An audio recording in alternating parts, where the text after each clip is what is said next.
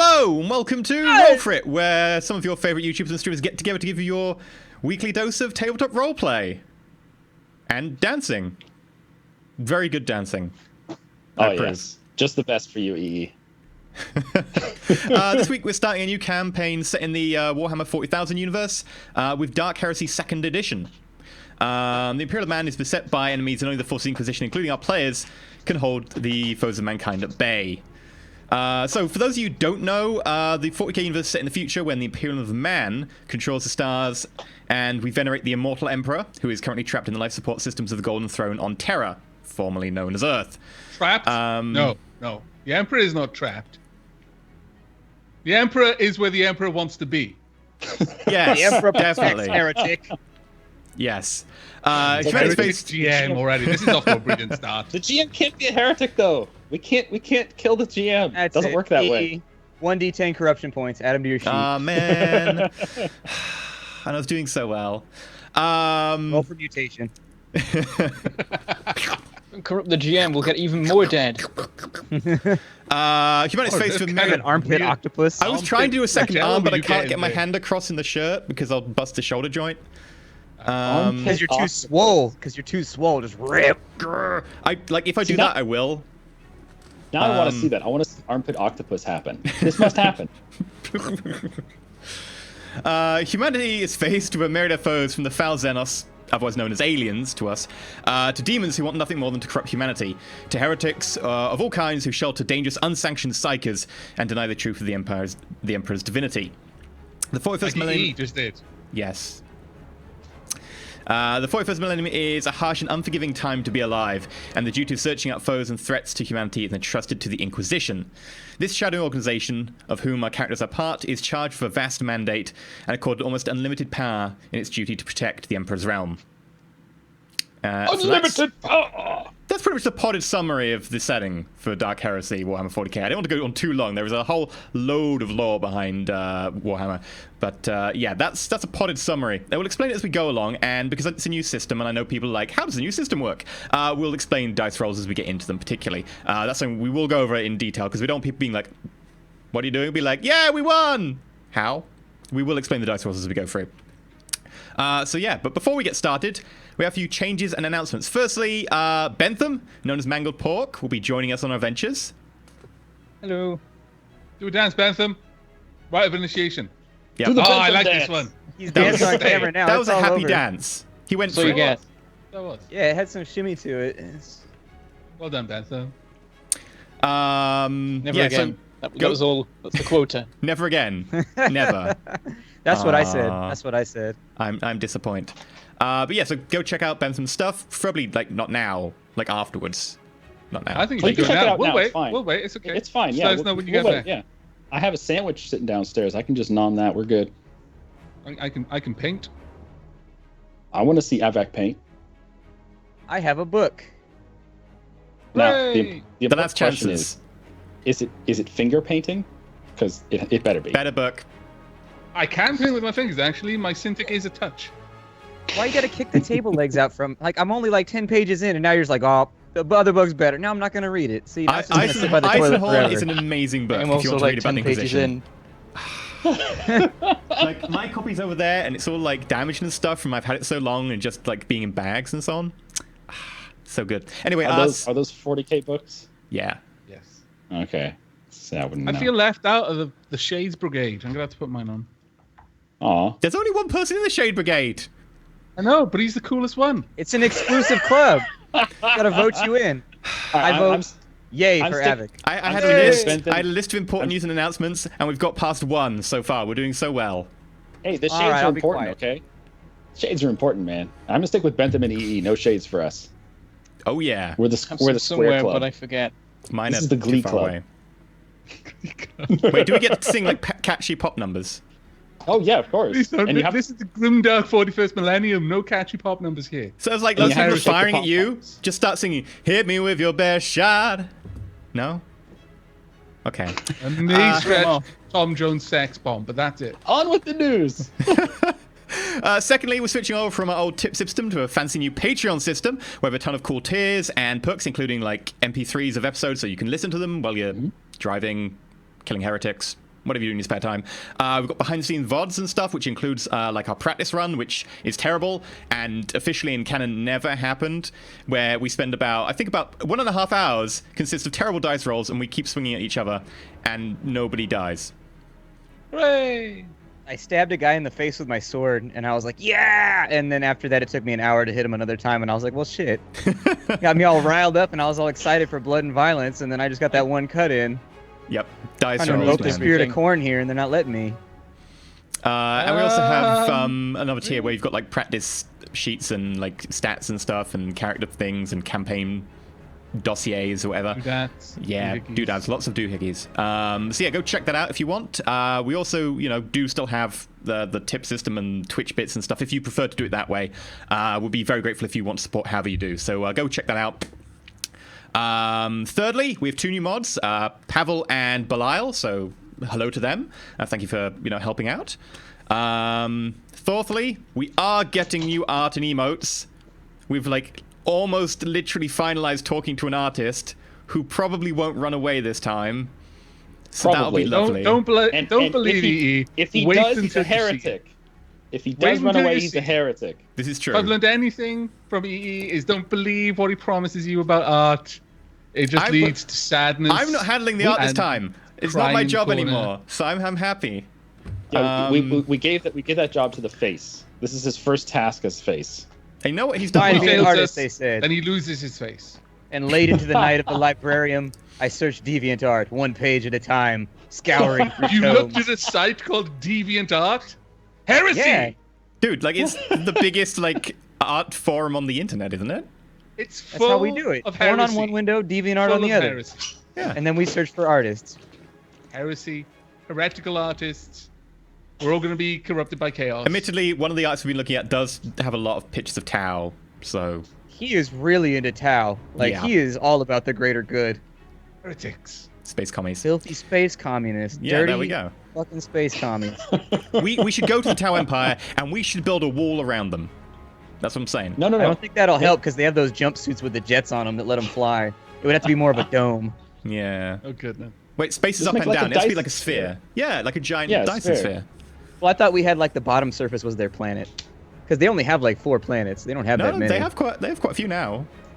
I thought they were still new. They only had 4 or 5 as of 5th edition or whatever. They had 4 or 5 systems when we first encountered them, and then we were like, send a fleet! And by the time we sent a fleet, they had a dozen and a bit, and now they have a crazy... Chaos Dispenser just tipped $500. Thank you, Chaos. Thank you, Chaos Dispenser. That is one way to start a new series. Thank you very much. I was trying to tempt you. Who's the evil god of money? Who's that guy? He's trying Evil to god corrupt of money. I'd say that was Slanesh, Yeah, because that's got to be Slanesh, yeah. I'm down with All Slanesh. Nurgle because of Sexual favors and greed. limousines. And I've seen that roll everything 34. Me every like time you Everything say says Slanesh. hedonism, like sexual favors and limousines. Every time you I've say yet to find Slanesh, all I hear is hedonism bot. That's all I hear. It's That's about right. basically it. Yes. They just kidnap you to the dark realm and then sex you to death. Death by snoo snoo. Over and over and over again. Yep. So yeah, that's most of the art body covered. is willing, but the flesh is spongy and weak. No, spongy and bruised. And yeah, that was it for the announcements. So we are announcements out. So I think we're ready to go. We are Ready to indeed. heretic this up. We are All right, indeed I ready gotta to put go. on my serious RP face. Let's do this. It's time. Yes. So firstly, we're just going to go through each character. Everyone just explains very quickly what the character's called and what sort of who they are and what role they fill in the group very quickly, so people have an idea of who each of you are. So Avak, who are you playing and who are you? I am playing Carolinus Dracul, who is a tech priest, effectively. He's a member of the Adeptus Mechanicus, and he's responsible for saying praise and offering sacred oils of exactly the correct temperature to the machine spirits so that people's guns don't jam and explode on them, and to ritualistically turn the knobs and press the buttons. Technology in the 31st millennium is very complex. Very, very sacred affair. These other plebs, they don't know. They don't understand. I could see you doing that job right now to a lot of people who have computers who don't know how to use them properly. They call up I your was text over service. I was over my I'm neighbor's praying for you. earlier. I'm praying for you right now. Her laptop. Turn it off and on again. Yep. Let's see if it works. Have you She tried installed praying the on wrong it? Software. She installed the wrong software. I just had to ritualistically press the keys. It was a very, I had While scented chanting candles and everything. what was it? The litanies of rebooting. Yeah. The Bethan. ward against the blue screen of death. That's a very important one. Okay, my character is called Brander Thrail.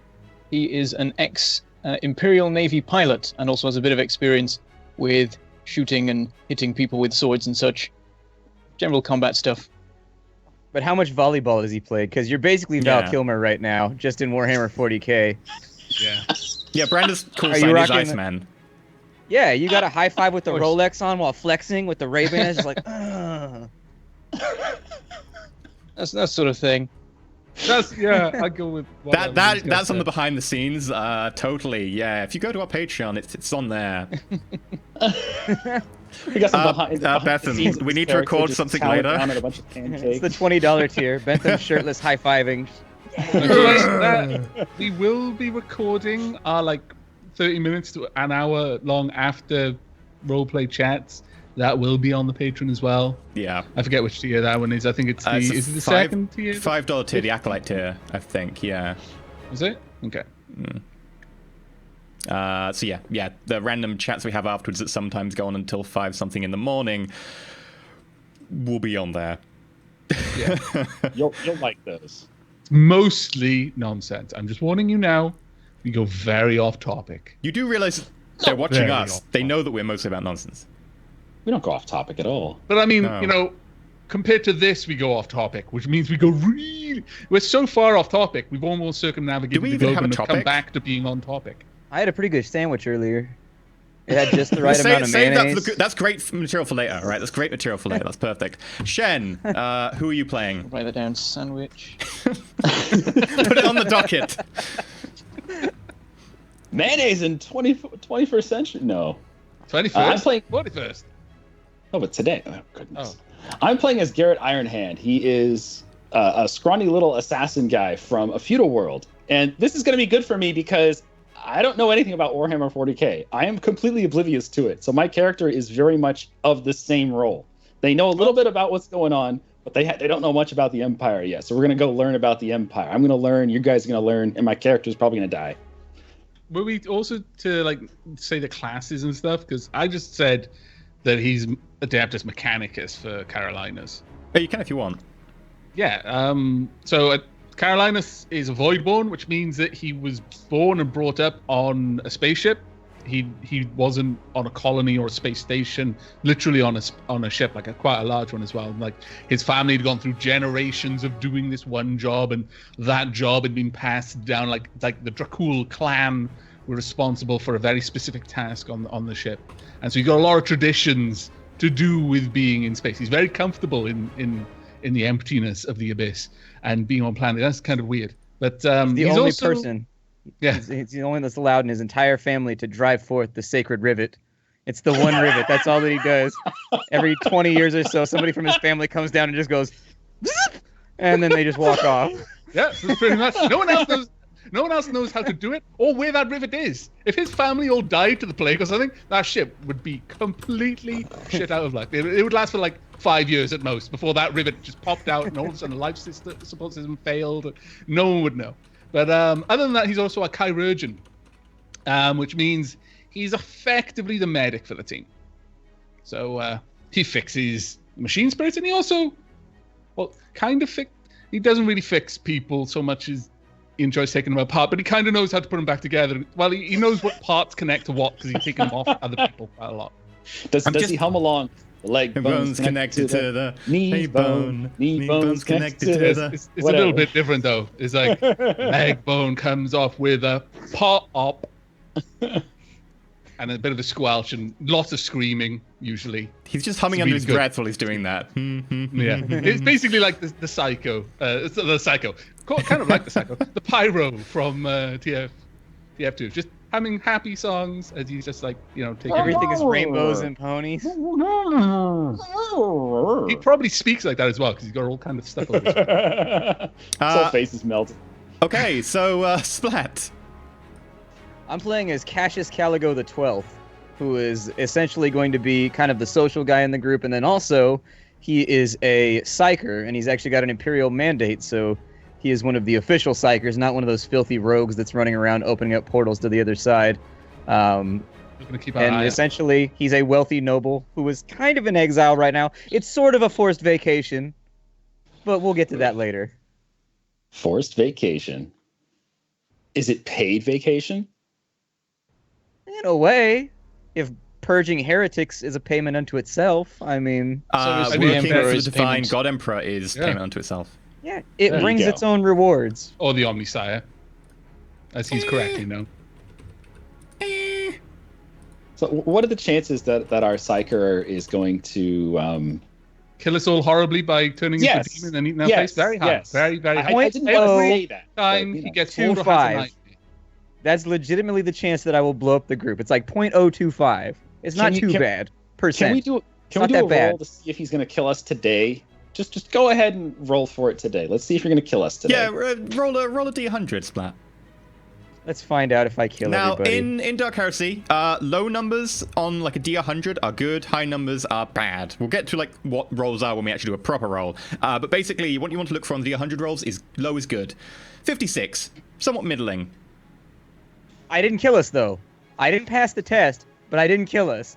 Like, I fizzled, but not everybody's not dead, so that's good. It's I okay. gotta roll over a 75 before anything even happens, and then I gotta roll over 75 again. It's not gonna happen. We'll It's be fine. One in But if 3 it psychers does- has this problem. It's fine. Yeah. We'll try If it again does, you later. just Fizzle turn every now and into again. a conduit into the warp and demons spew forth and eat us all. It'll be fine. At least that's one way to go. Right. So our story begins on a space station over in one of the smaller subsectors on the side of the Eximus sector. You've all known and been working for Inquisitor Revan for a short period of time. Most of your cases somewhere below roughly about a year or two. And you're all brought together to the same small conference room at exactly the same time on a little space station out in the middle of nowhere. Who would be the first one to turn up?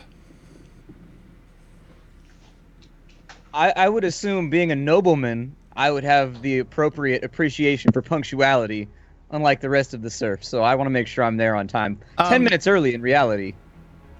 Okay, so Garrett, what time were you trying to get there? I've been there a couple hours before, Okay, Garrett, staking it out. you've been there about an hour and a half before. You got lost on the space station. You're not too used to space stations. You had to ask No. directions a few times, but It was embarrassing asking for directions, but we're learning. We're He learning. passed me 3 times.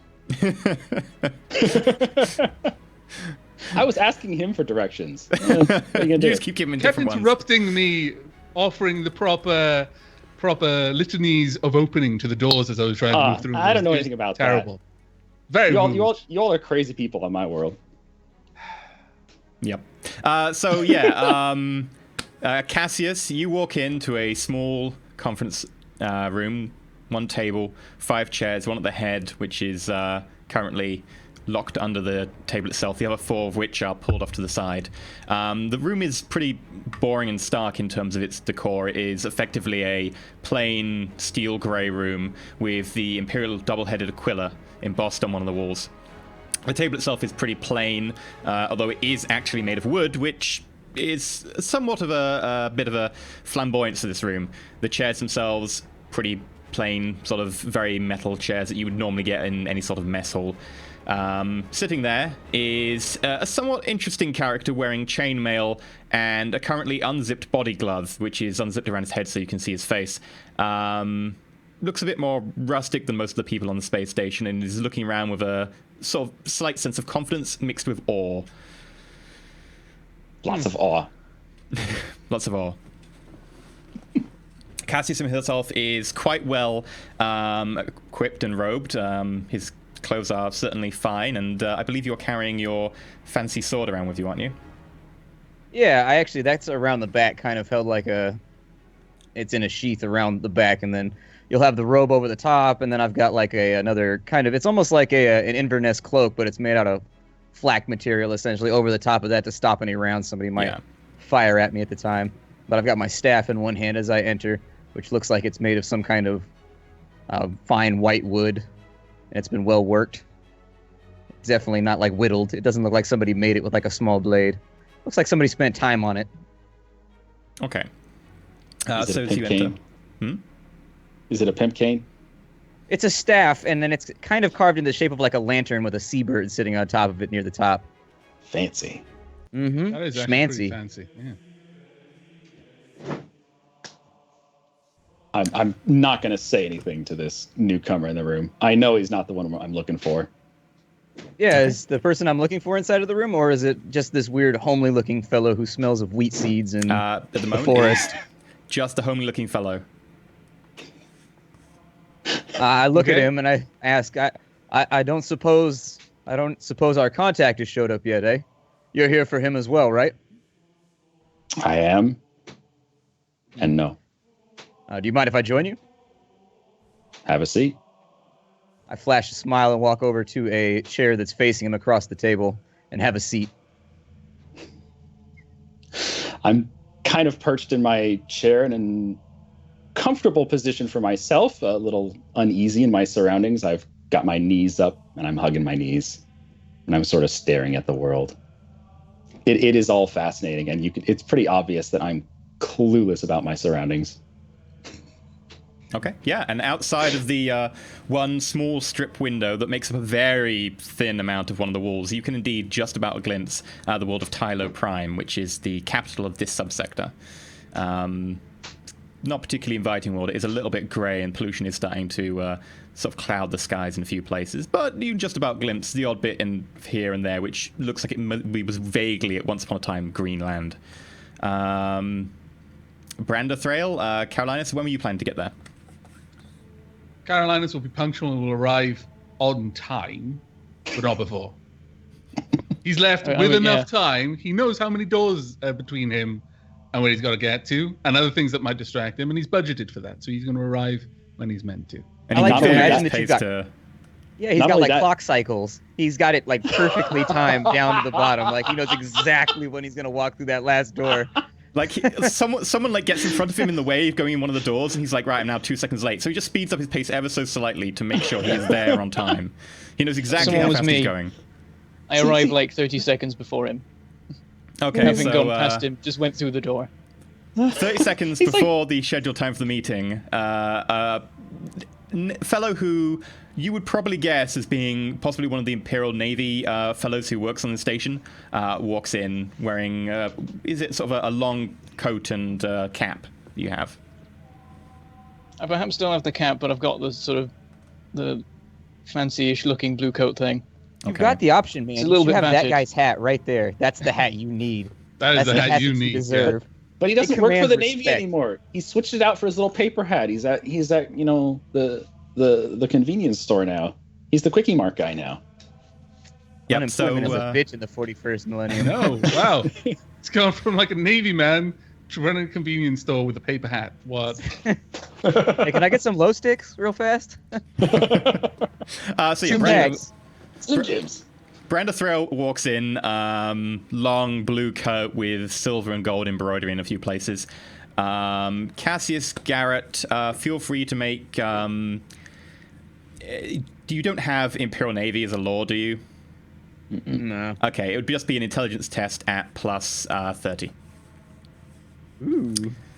So we can explain how a dice roll works here. So basically, everyone has certain skills, a special set of skills that might be useful getting back your daughter in another world. But in this one, you can get them at certain levels. You can get them at trained, known, and going up from there. There's about 4 different levels. If you don't have a skill, you'll be at minus 20. So for instance, right now, both of them do not have a skill pertaining to the Imperial Navy. So they're rolling a intelligence check, which is their intelligence, at minus 20 because they don't have the skill, but plus 30 because it's a fairly easy test. Which means that they are trying to get a 60 and a 55. Garrett. Wow. You Yeah, almost critted. Almost. that's just, Explain crits quickly. there's not quite a crit in the sense of that. There's a guaranteed hit, but there isn't really a crit. So we'll get to that when it happens. But for now, in terms of degrees of success, that's something else you might want to know.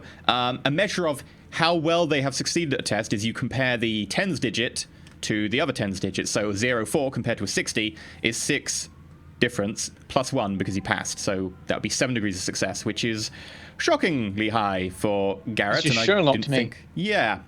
Yeah, Garrett. He has. He's an expert witness to you, specifically you right now. Brandon, You know I what it believe is? your previous rank was flight lieutenant. I think so. You Yes. know what it is? That's a long time ago. I blocked out those memories. The reason why I Alcohol. recognize him is because I was just talking to him earlier. I got here early. I was talking around where to go. I was asking him because it looks like he works here. Yeah, you specifically you recognize the rank and some of the insignia. His coat denotes having been in the Imperial Navy, having been a flight lieutenant, and having some of the badges for a fighter pilot and also a transport pilot. Cassius, you think that the coat is Imperial Navy. You've seen enough of them around the station, but you can't quite place the rank. You're not too sure. And it's about after you've just sort of done this. Oh. And Branda's starting to eye up which chair he wants, that Carolinus walks in and is just somewhat blocked by Branda as Branda's trying to find a place to sit down. Carolinus wearing the heavy red robes of the tech priest with white trimming around the edges and a strange Almost long... like the sort of the white trim has almost got like cog teeth along it. Yeah, like crenellations, yeah. And then just like the sort of like the I'm not sure when like a robe has a hood, but the hood is almost attached to another piece of fabric which kind of comes down over the shoulders. I forget what that's called. It might be a cowl. mantle. Yeah. Cowl, a mantle. yeah. Mantle, that works That's too. all white, and then the trim around his hood is white as well, and it's got this kind of teeth design, and then the back is red. But his robes themselves very, very rich kind of red, and they look like he's worn them for quite some time. He's had them for a while. They're not frayed or anything, but they're definitely they're not brand spanking new. Yeah, Are you they do spot threadbare the... at all? Yeah. Not quite threadbare, but you do spot some sort of stains of oil here and there. Generally taken care of, but certainly getting worn. You also notice that out the back, sort of curled around him at the moment, is a dark, sort of steelish type tube, which moves around Segmented him. along Yeah. and there's one that's actually kind of coiled around his chest, almost like it could almost be part of the robe, maybe like some sort of belt or even perhaps chest protection, just coiled a few times around.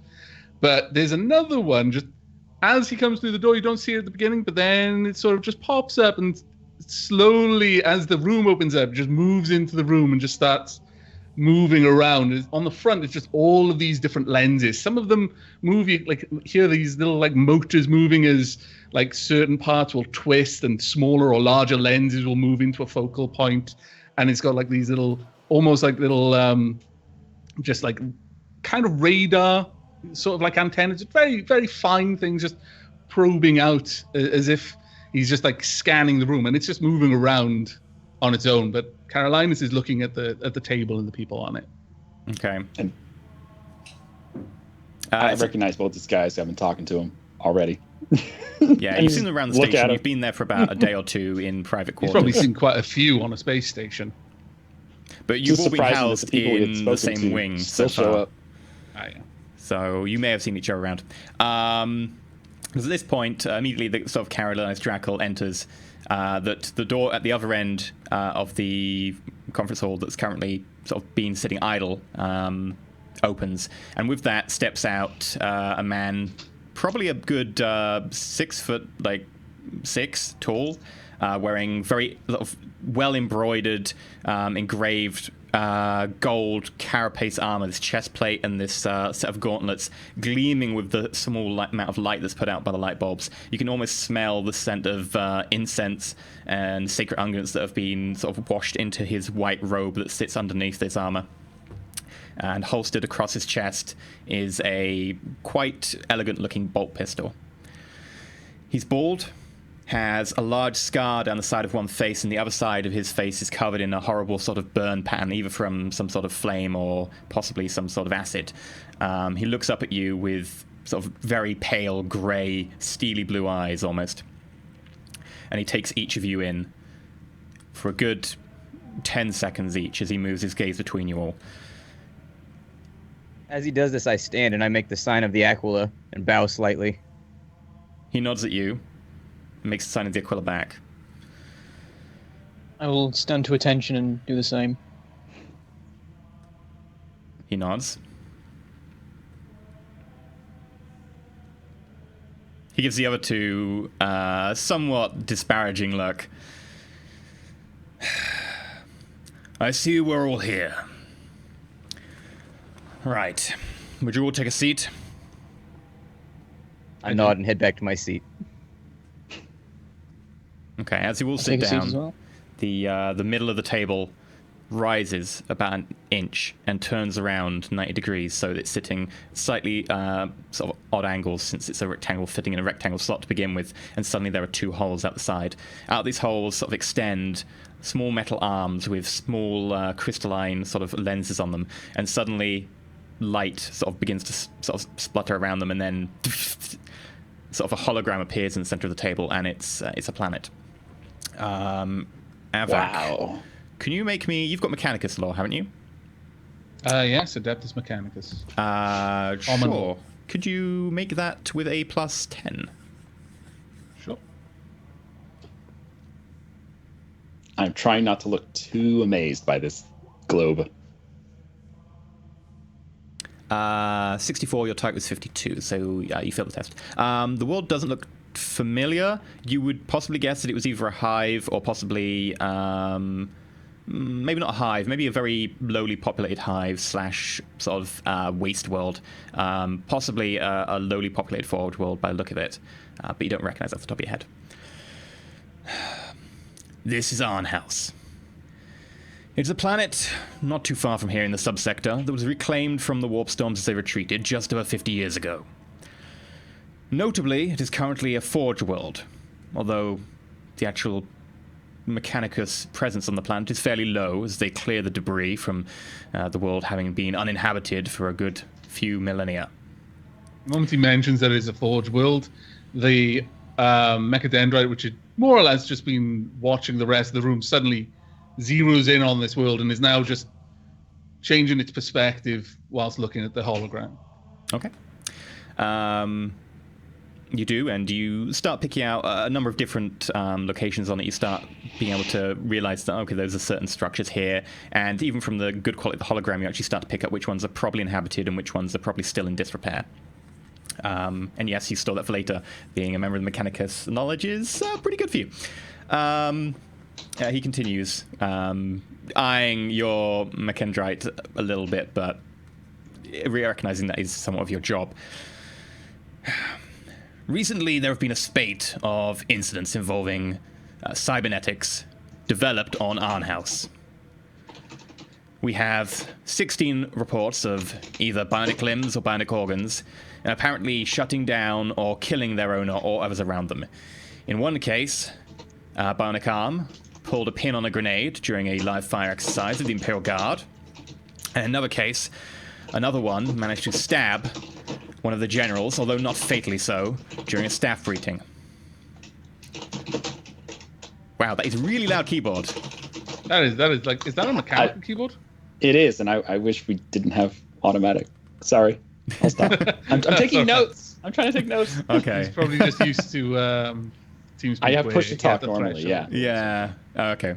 I was like, what? Oh, I don't remember that. That would be why. Everyone was probably trying to blame me, but no, not this time. Yeah, does push to talk even work on Skype? Like, is that even like an option? It is an option, but it's really complicated to set up. You can just push the mic button with your mouse. I don't have a. That's mic. true. There's Where? a mute your microphone button. Yeah. I'll forget to turn it off. He's in there just like, In other cases, we've seen at least 52 suspect deaths after people have been implanted with bionics, notably cybernetic organs that came from ARNHAUS. In these cases, we cannot trace the deaths directly to actions of the organs themselves, although they do seem to be suspiciously timed. We would like you to go and look into this. I will be your point of contact. My name is Interrogator Titus Khan. This is going to be annoying because I don't want to like clickety-clack all the time like I did in Shadowrun, but let me find something to write this down. I'll just try and keep it to only the really important stuff, like names, because that's going to be really bad if I forget the name of my bloody It's okay. We'll spend like the break. We'll go through and find the push to talk button. Just I'm forgive taking us it for old the school. clickety-clack for now. Yeah. Got the notepad. See, man, that's what I do as well. I was going to have it the wrong way round. Hands? And then... Got a special red pen. Your camera keeps auto-zooming on the pad. I know. It's terrible. It gets the limelight. Tedescam pauses and then continues. Inquisitor Ravan has sectioned you to my command.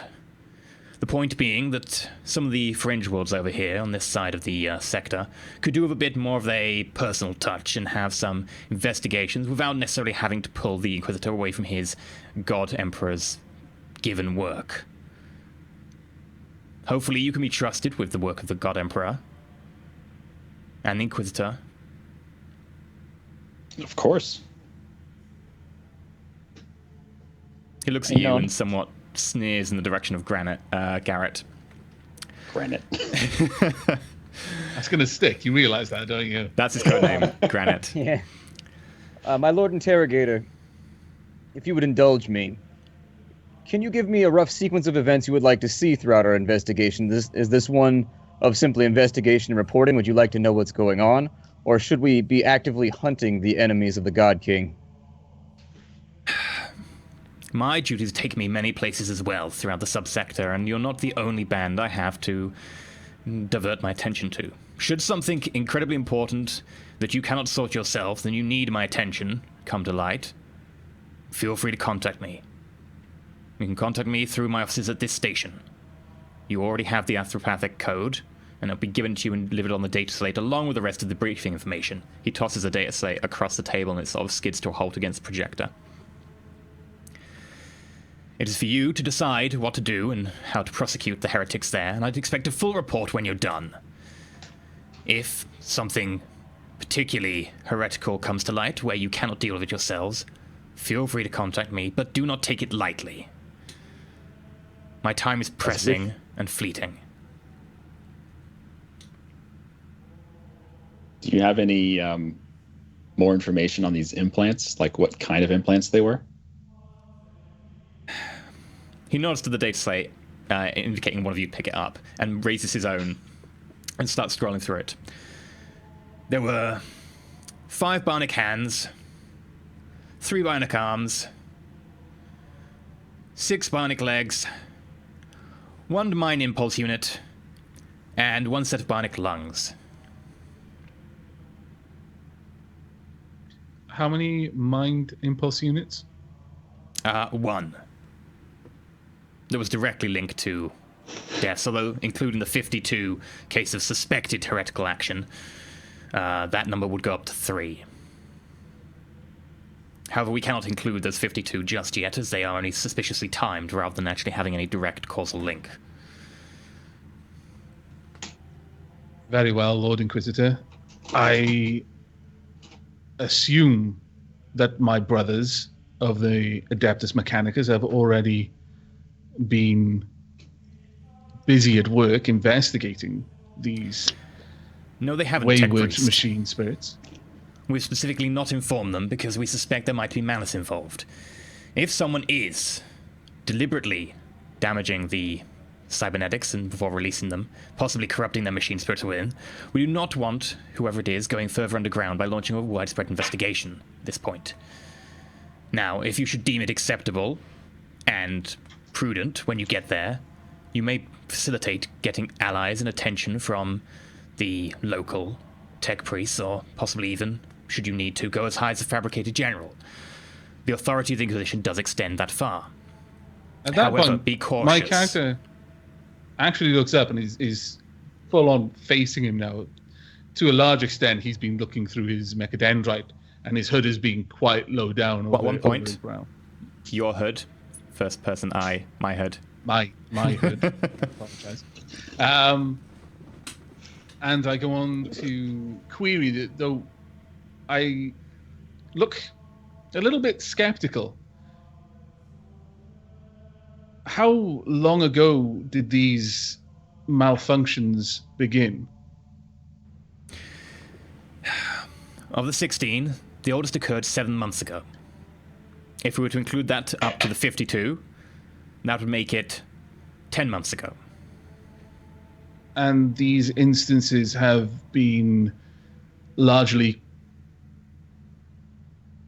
kept secret from any of my brothers on the planet. It's clear that it's not that he's doubting what the interrogator says, but he's finding it hard to understand how that could have happened. The produce of this Forge World go throughout the sector. It only came to our attention after one of my adepts correlated the data after some mysterious incidents and managed to find out that there was definitely a link back to this Forge World. Now, the history of this Forge World is very important. This Forge World sits on the edge of the warp storm in the sector, the one that has been retreating for the past several centuries. It was lost 2 millennia ago, and was quite an important manufacturing hub for bionics. Unlike some of the other Forge Worlds, which facilitated construction of battleships or tanks, these bionics were just as important as they were to any other war effort, and in fact were exported far beyond this sector. Now, getting this world back, having thankfully been reclaimed from the warp just over 50 years ago, is going to do a great deal of good for our war effort. But unfortunately, should these all be tainted, should it be the entire planet that is tainted, that would be a very definite blow to the Mechanicus in the sector. Should we be able to find that it is merely one traitorous devil poisoning the entire pot, hopefully you can facilitate the removal of that. The issue is, if we make it a more widespread known issue, the Mechanicus might be more loath to give up from the planet that they've recently been given back. Reminded that the Forge World title not only bequeaths the planet entirely to the Mechanicus, but also makes it their sovereign domain. They would not be as willing to give up a planet as, say, we would, should we find the stench of the demon there. They would insist on looking into them themselves, and it would be a long, protracted, drawn-out affair. Now, we can override that if we want. We are the Inquisition. We do have authority to do so. But to do so would be to sour relations with the tech priests. And we do not want to sour relations with the tech hood unless we have to. Now, you have the right to... Is there a logical place... My lord, is there a logical place you would like us to start with our investigation? Are there any leads, or is there anything indicative about the case? All of the cybernetics that were defective were manufactured from the Lazarus Forge on the northern side of the planet. You can feel free to ask questions, interrogate people as you will. Just be very cautious about how you apply your power. This is the tech priests we're dealing with, and not some mere Imperial hive city. That said, should you deem it prudent, feel free to enlist allies and notify any of the authorities of your investigation should you deem it so. But be cautious about who you bring into the fold. Now, before you leave here, we will be perfectly happy to give you whatever cover you want and give you credentials, should you wish to carry out your method and your investigation in a clandestine manner. I should think it would be wise for all of us to be certified with the Adeptus Mechanicus. Our brother over here, what was your name? I turn to Cassius and nod to him to begin with. Carolinus Dracul. Very good. Our brother Carolinus is the only one who's going to be accepted when we go to the Lazarus Forge. The rest of us will more than likely be put on hold, and then we'll have to supply some form of credential to prove that we should be there. If we could be set up with credentials to certify us as assistants of the Mechanicus or something along those lines, it would greatly move this along without us having to bring improper heat down upon the Inquisition without having to show our hand too early.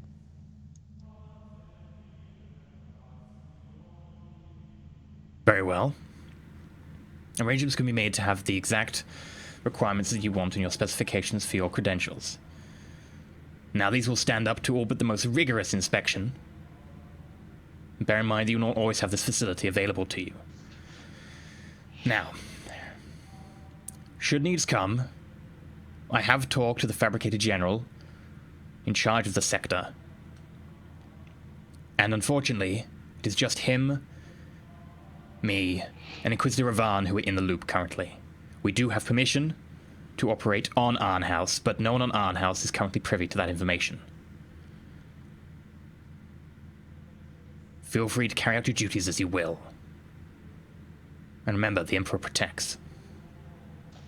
Indeed he does. Lord of the God King. And I show the sign of the Aquila again and bow slightly. He makes the sign of the Aquila, nods to you. Any more questions? I look around the table expectantly for anyone else to ask anything. How did you make that globe thing? At that question, I turn my head and just a brow arched. And then I look away and I reach for the data slate that has been left. Am I right in thinking no one has picked that up yet?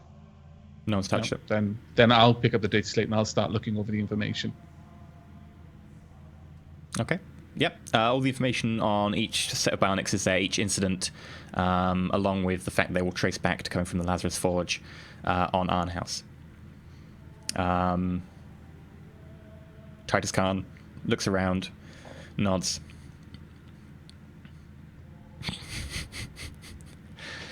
No one can take Cassius seriously because there's some sort of cat demon thing prancing around behind him on the chair. It's just Cassius is familiar.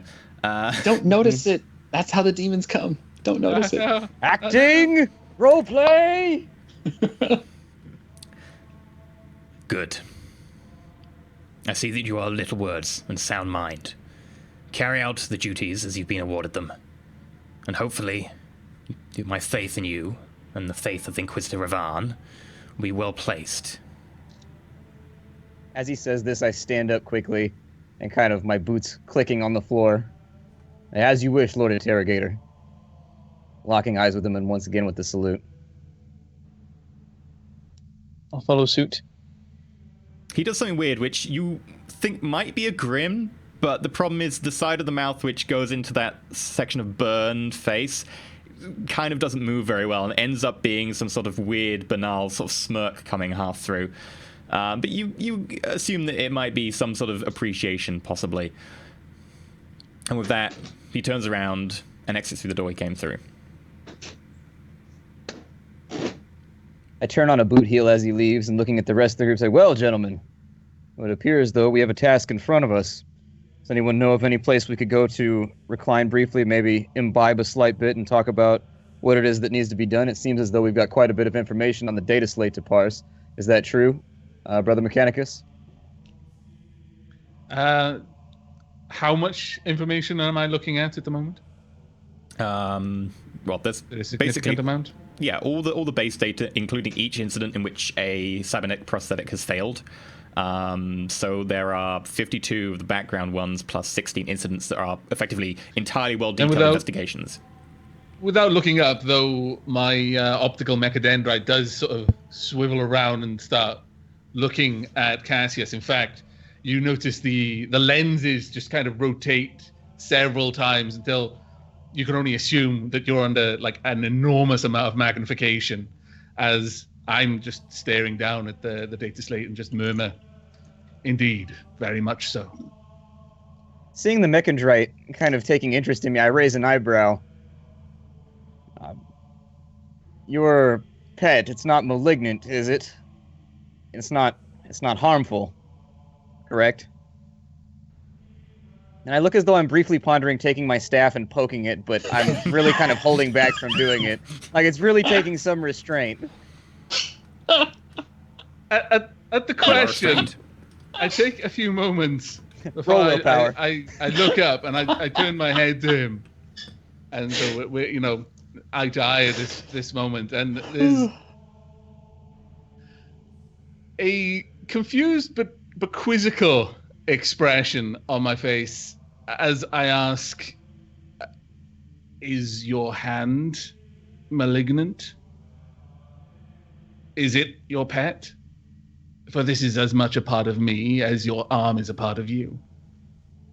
Pardon my ignorance, brother. I meant no offense. I found it to be quizzical in some ways. Curious. A curiosity is all. Is it My expression betrays that this is not the first time someone's asked that question. Is it alive? Does it think on its own, or do you control it directly? At that point, I look up again. Whilst this line of questioning may bear some relevance to our current objective, I think we may be wasting time asking about me, whilst we should instead be finding somewhere to retire so that we can discuss our immediate objectives. And I look straight at our naval friend here. I assume he knows exactly where we should be. Would I know where we should go?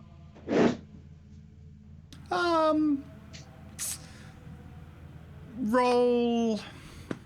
It would be roll Imperial Navy, because I guess you have served around here.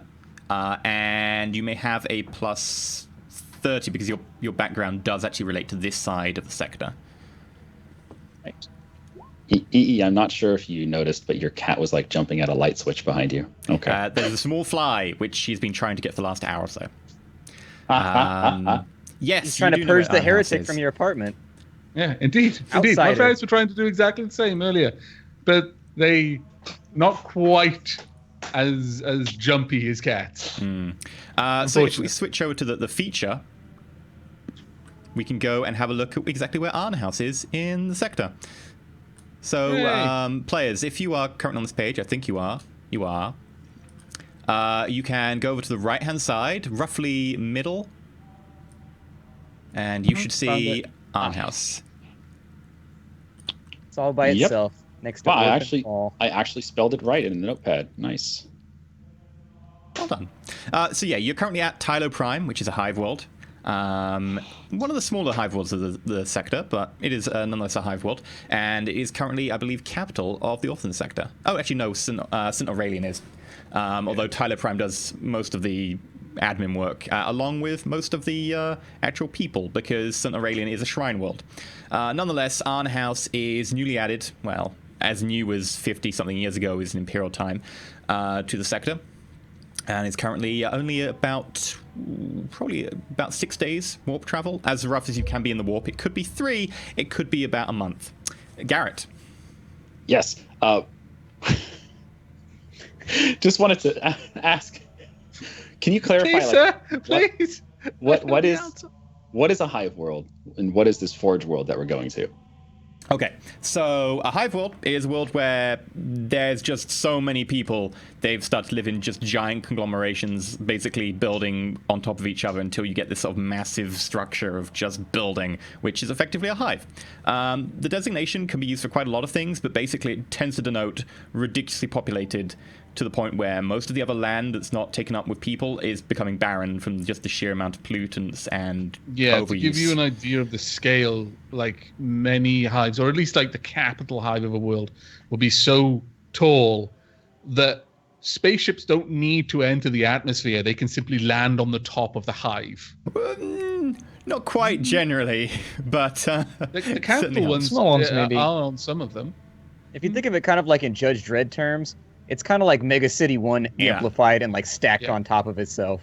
Yeah, like the a biggest normal ones hive have world been will for have... so long that the bottom like chambers, they just fell into disrepair ages ago, but no one bothered fixing them because there was already so much weight on top of the tower. They just kept building upwards instead. So there's like hundreds upon hundreds of floors worth of just, cracked domes and stuff at the bottom, and full of like septic lakes. So people who live inside can often never see the sky and things like that. Yeah, the sky is typically like very expensive because it's not crappy and it tends to be newer. So you've got to be one of my people if you want to look on a luxury like that. I've seen my fair share of skies. I don't know what you're talking about. I saw the sky once. It's really cloudy.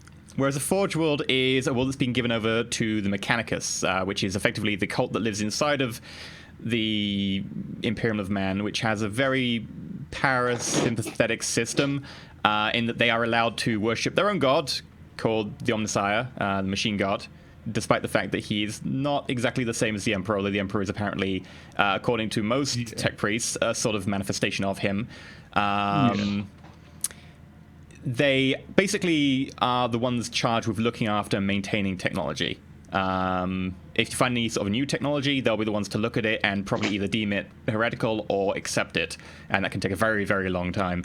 They're very much more protectionist of the current technology than they are tinkery. They don't tend to improve on things very much, although it does sometimes happen, but it's very limited. They don't really do research as such, as we would call it today.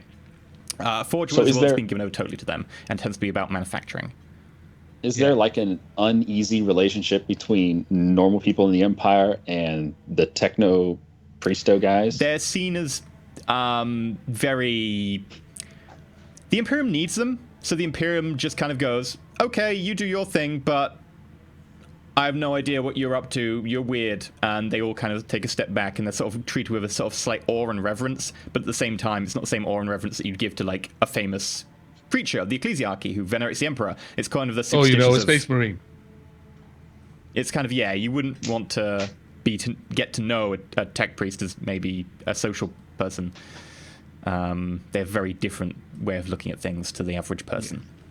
Technology in the 41st millennium is... Best way of imagining it is if you can imagine a very technologically advanced civilization, which also happens simultaneously to be in a very, very grim Dark Ages part of its like life cycle. That is what technology is. It's all very mysterious voodoo to like most people. They have no idea. Even the Mechanicus don't really. Mostly, they just know if they chant the right litany and, do the ritual of turning the knobs just so, and then, pour the sacred oils that have been heated to exactly the right temperature, just in this knob there, and then press the button. It works! Oh, it's a miracle. They don't know how it works. They don't Praise the Omnissiah! The Omnissiah provides. That is literally how technology is. Yep. For them. They do kind of look at some things, but generally because of the kind of insular nature, the xenophobia of the Imperium, they don't do like much research, especially not of like superior xenotechnology, because there are some. Heresy. You better slow your roll. So we're standing right here. This can turn into a battle real quick. Wow. Heresy. It's session one. The Xenos tend to, well, except for the Orcs, which just believe it works, which is actually not that far different. But like, for example, some of the other races, they actually perceive technology like we do right now. It's a machine. I know how it works. I build it this way. The circuitry is working this way. There's certain things going on. If I press these buttons, I'm sending it commands. The Imperium no longer thinks of technology like that. They believe there's a spirit inside the machine. Well, in many cases, that is actually it is actually. But we're getting true. way too deep into the lore for the. So effectively, it is a world given over to the Mechanicus. Tends to be about production and so on. Very specifically, the Forge World designation means that they have sway over it. They have control over it. There isn't a normal imperial system there. Okay, and are the Techno Mechanus people? Are they humans that are just altered? Yeah, they're originally humans. They tend to be recruited from humans, and then they tend to have a lot of bionics and cyber implants and so on because they believe it elevates them and gets them closer to their machine god. Cool. I clear my throat. So were we going off to confer here? I'm sure our naval friend has figured out where we can stop by. Is there an officer's lounge or some sort of cafeteria or mess hall around here we can speak in? I think there's somewhere that could suit our purposes. And then Lead the way. Then I lead them off to wherever that is. Okay, you head off to... There's a little officer's lounge that you could go to. Alternatively, you have a perfectly good room here with a holographic projector if you want to talk here. I guess we're on the way to the officers' lounge now, so...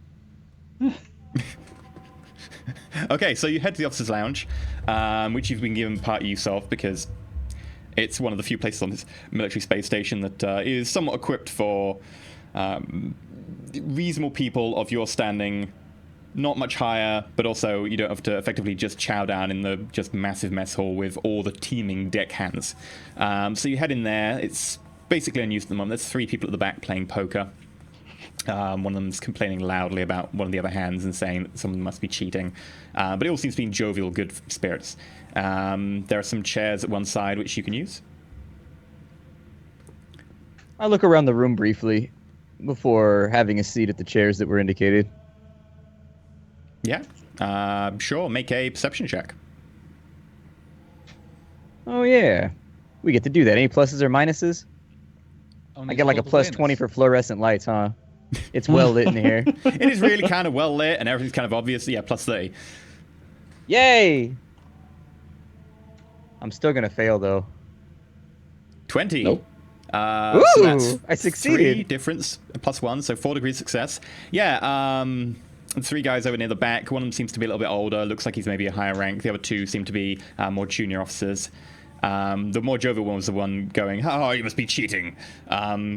It seems like he was saying it jovially. The other 2, however, got pretty nervous when he said that because he's a superior officer, and then were sort of that kind of like, "Oh, yeah," relieved when he sort of let on that he was joking. But yeah, other than that, it seems to be pretty fine. There was a spirit cabinet over at one end, a little bit away from where they're playing cards, and there's a number of chairs near you that seem to be suitable for your purposes, a couple of wingbacks, and a little bit of a small ottoman, and then a tiny little side table.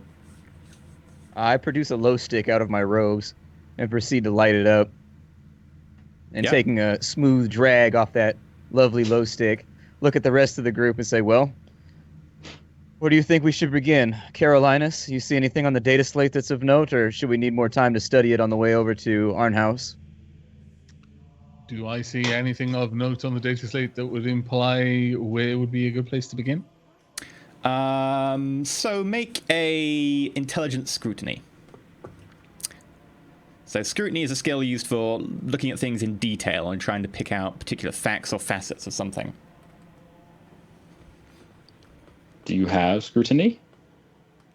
Intelligence scrutiny, did you say? Yeah, can you roll scrutiny of intelligence? No, it's perception or fellowship. Yeah. You should be able to roll it with that, but we'd have to... Logic? I don't know. Yeah, just Isn't roll it a straight... scrutiny for... Yeah, but What was it, scrutiny, sorry? it's kind of you're looking through like a load of data at the same time. I guess it would just be perception scrutiny. Okay. That would be...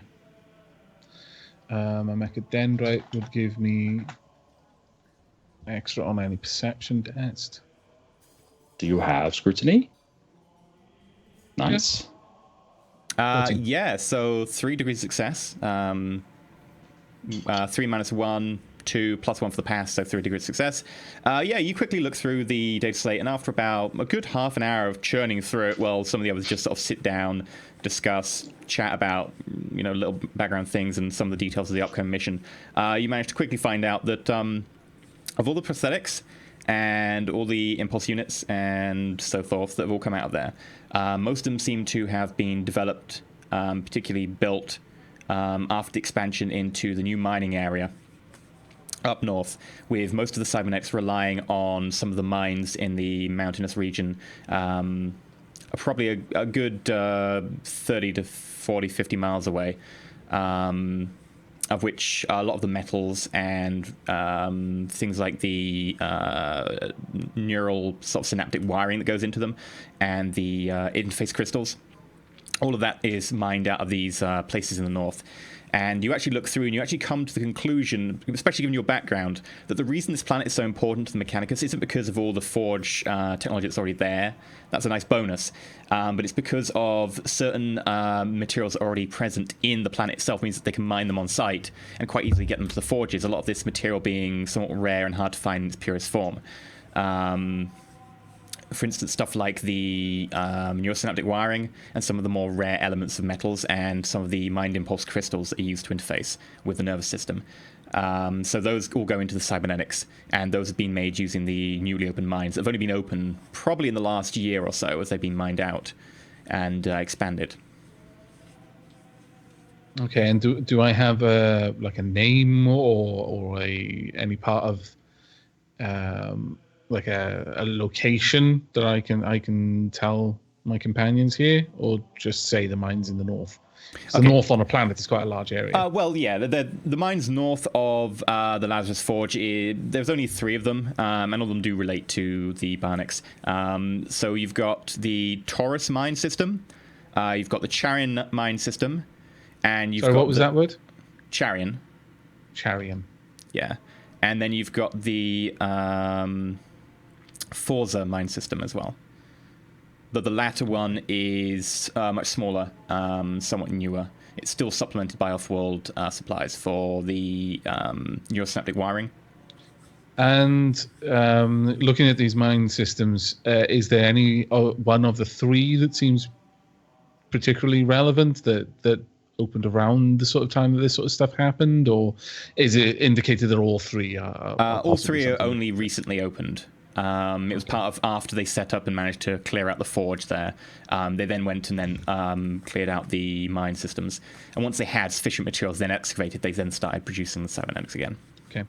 Well, I'll disseminate this information, pass it on to my companions, discussing the pattern that seems to be present in that it's only since these mines were opened that this sort of thing started to happen, and these mines are all in the north. And I'll list the names Taurus, Charian, and Forza as likely places that we could start looking into this. Very well. It's a good eye you've got. Apart from that, did the interrogator mention how we were going to get those certifications and all of those qualifications to be your companions on this, so that we would be assumed to be Mechanicus without any problems? He merely stated that it would be provided, not how or when. I'll just assume that it'll be so then. He doesn't seem like the sort of man to forget things like that. My guess is that maybe it'll be waiting for us on the transport. Do we have any idea when our transport leaves? Effectively, it's on the data slate. Effectively, there will be a transport leaving in 2 days' time. So you can make any arrangements you need to do. Okay. We have 2 days. Well then, I think we should partition our time and use it well. With the Emperor watching, we definitely don't want to waste it. How should we spend the next 2 days? Should we continue to just make plans and go over this and come up with a game plan for what we want to do when we make it to ARNHAUS? On just a part 1, part 2, part 3? Basically just come up with steps that we want to go through? Or do we just want to wing it when we get down to the planet? Go with whatever takes us? How much planning can we achieve from space? Well, we know that there are mines that we should start at, and I assume that if we know there are mines, and that's all on the data slate, perhaps we can find more on each one. If it turns out that there is no more legwork to be done up here, then unfortunately we'll just have to wait our time out in the warp, and when we get to the planet, we'll go on site at each place, posing as members of the Mechanicus. I assume... Which of do you the know three what kind of mining systems and was open the oldest? Which one is the oldest? The oldest. Sorry, that was a terrible way of explaining. So Taurus was open first, but is it the largest? Yes, it is also the largest, but it wasn't actually fully operational, at least in any sort of real term, until much more recently. Okay. Charian was opened shortly afterwards and was cleared very quickly. Mm-hmm. Cleared as in completely excavated, or? Well, as in made operational again fully. Right. Okay. Or at least up to the amount that the forge could currently process. But yeah, so Charian, while not the oldest, is the one that got completed first, or at least back to production schedule, whereas the others lagged a little bit behind.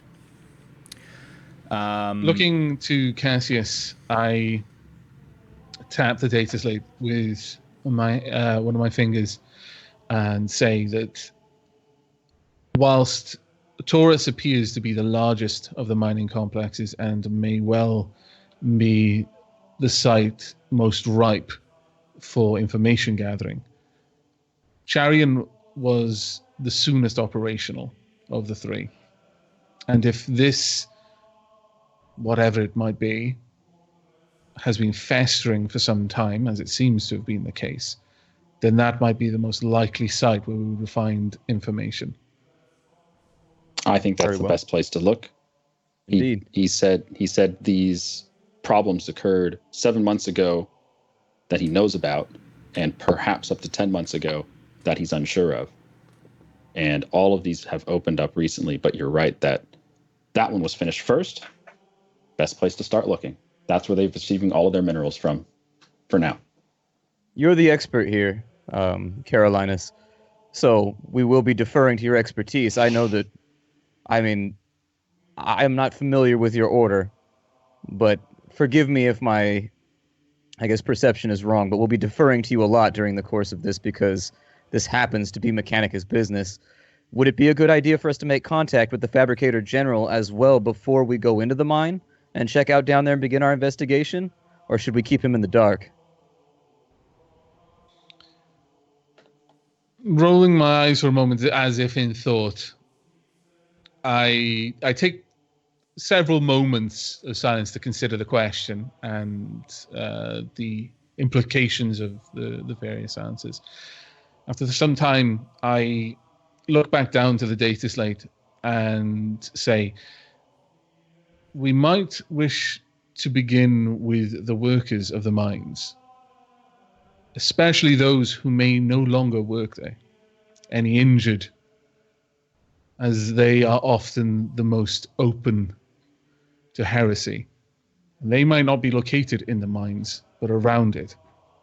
We may not need to enter the mine as yet, and such I recommend we do not cause any ripples in the pond that we do not need to. Would the Fabricator General have access to any tablets or any information that would let us know who might have been fired from the mine or those who have been laid off for injuries or anything along those lines? Anything that stands out in particular? Or would we rather go to a foreman for that? Either way, I can talk to just about anyone. My skill sets and my contributions to this group, I can virtually assure you, will not be those in combat.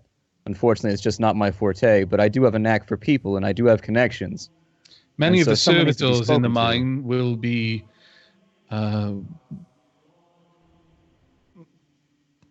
watched over by my order, but the miners themselves, we likely would wish to speak to a foreman.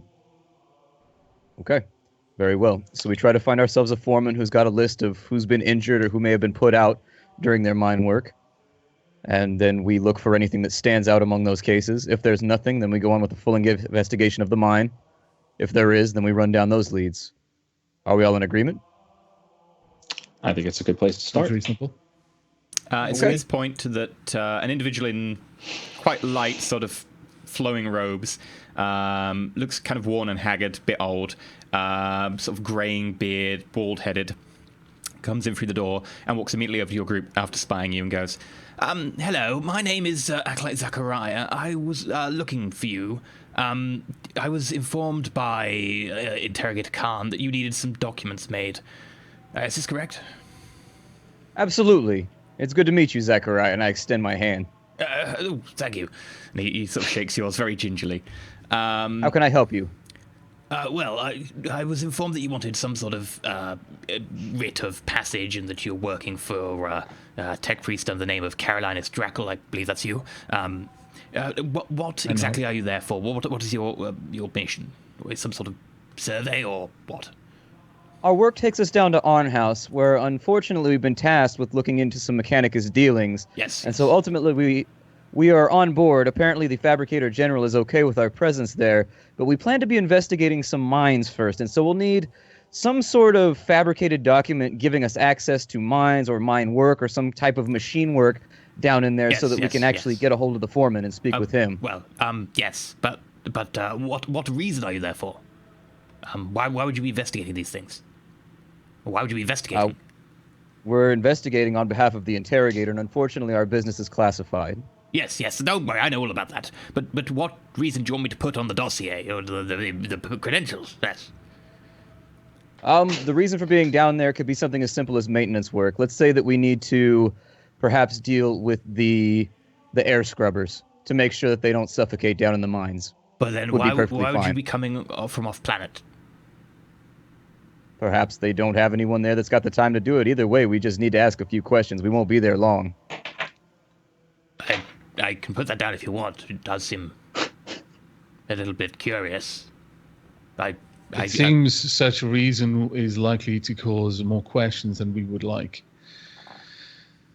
Put down that we are there to investigate the servitors. Looking across to Cassius, I ask, would it be uncomfortable for the interrogator if we implied that there was some malfunction, some report of errant behavior amongst the servitors? Not at all. I can't see how that would cause us any problems. Might- As always, I defer to your expertise in this regard. I was just trying to come up with something simple, but if you've got something that actually rings true, by all means, speak your mind. I can put you down as you're a random testing branch from the Fabricator General of the subsector, with permission to go and do random spot checks on servitors to check the integrity of their machine spirits. Seems reasonable. Considering that the planet has only just come out of a warp storm and is currently getting up to strength again, it would be prudent to... Yes, I can do this. Just bear in mind that if we do get found out, it would definitely sour relations to have forged Mechanicus documents, but it should be fine. I will arrange these to be sent to your belongings in your rooms. Thank you very much. I appreciate it, Zacharias. Yes. It was lovely to During meet this- you. May the God Emperor protect, agents. Of course. He bows and does the same to Quilla and starts hobbling away.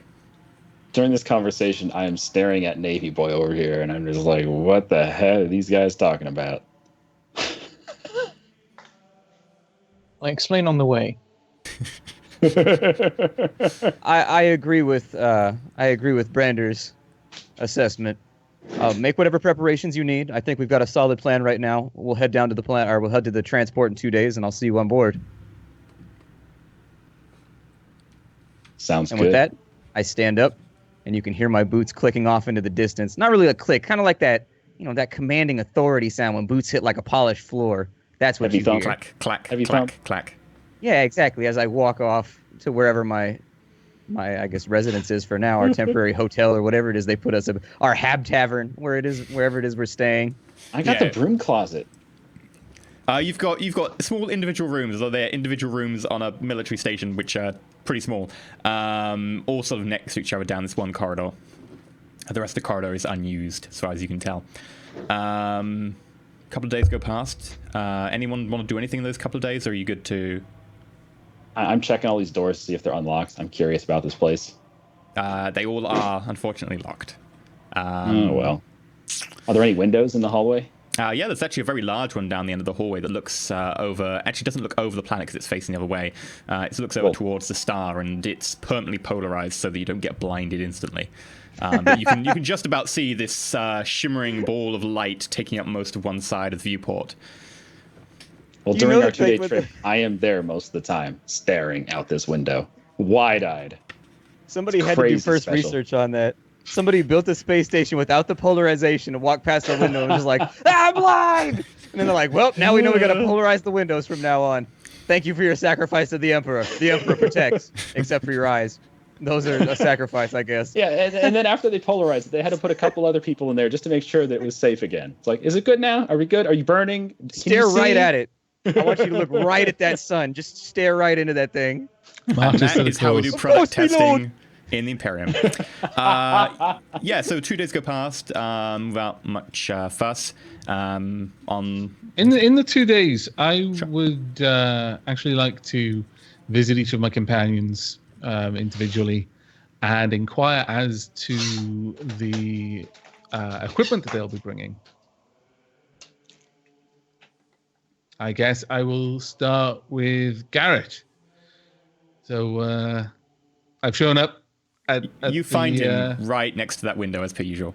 right at he's basically not moved. No. Like I've passed him several times doing my various things, and there's one time I stop and I talk to him. So I pause and I wait, and I wait, and I wait. I'm waiting for him to notice me, but he just never takes his eyes off the window. So Senpai eventually does I notice go, you, but he doesn't take his eyes off. I notice him, and eventually I go, Carolinus? Can I help you? As it happens, yes, you can. I wish to inquire as to what equipment and resources you will be bringing with yourself down to the planet. Are you looking for weapons? Armor? I am asking after Electronics? any mechanical equipment you might be bringing, though it would be of use for me to know what equipment you might bring, that if someone should ask a question while we're there, such as why is one of your retinue armed with whatever you might be armed with, I will have an answer prepared. Okay. That sounds reasonable enough. I have myself a pistol. I'll show him the las pistol. We can all go to our quarters, and I guess I can just pull stuff out and show him. Yeah, I would be happy to accompany you to your quarters to look at your las pistol. So you go Okay. to his Let me go quarters show you my pistol. to play. I show you yours, you show me mine as you get your weapons. Oh, no, I'm not showing it mine. No, you Doesn't have need to. to You know have to. about Tit mine. for tat. I'm gonna Alright. be poking your Oculus tentacle every Yep, time it's you tit for don't tat. show me. He's giving up a lot of tat. He's been giving up a lot of tat. So where's it at? So damn it, Splat. so I show him my pistol, my las pistol. I show him the battery pack. And I turn it on, turn the safety off, just so he sees how it works. You've seen a las pistol before, haven't you? Of course I have. I show him a las gun, same concept, energy pack. Mm-hmm. Turn it on. I go, I like this one. Sounds pretty. And I show him a chain sword, just in case anybody gets too close for comfort. You turn it on. Okay. No. That might draw some suspicion inside a naval base like this. And that's everything I plan on bringing. I've got I may have an injector for dosing someone. Maybe.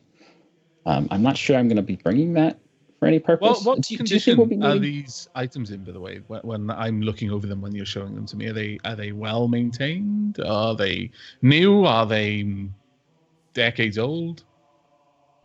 They are extremely well maintained. I have been fascinated and obsessive over everything that's come ever since my ascension into In that the case, stars. as I'm looking over these items, as you take them out and show them to me, I make appropriate, sort of slightly surprised, but in a pleasant way, noises at the general well repair of your equipment. This is why I wanted to know how that globe worked and how I'm gonna be pestering Carolina so much over the course of this. Just asking him how everything works because I want to know. I want to know. What's everything. The that? answer I will touch it? almost What always does be that the button same. How does that work? By the omniscience will. How does that work? By the omniscience will. How does that work? By the omniscience will. How does that work? That's Over a fork. and over again. Yeah.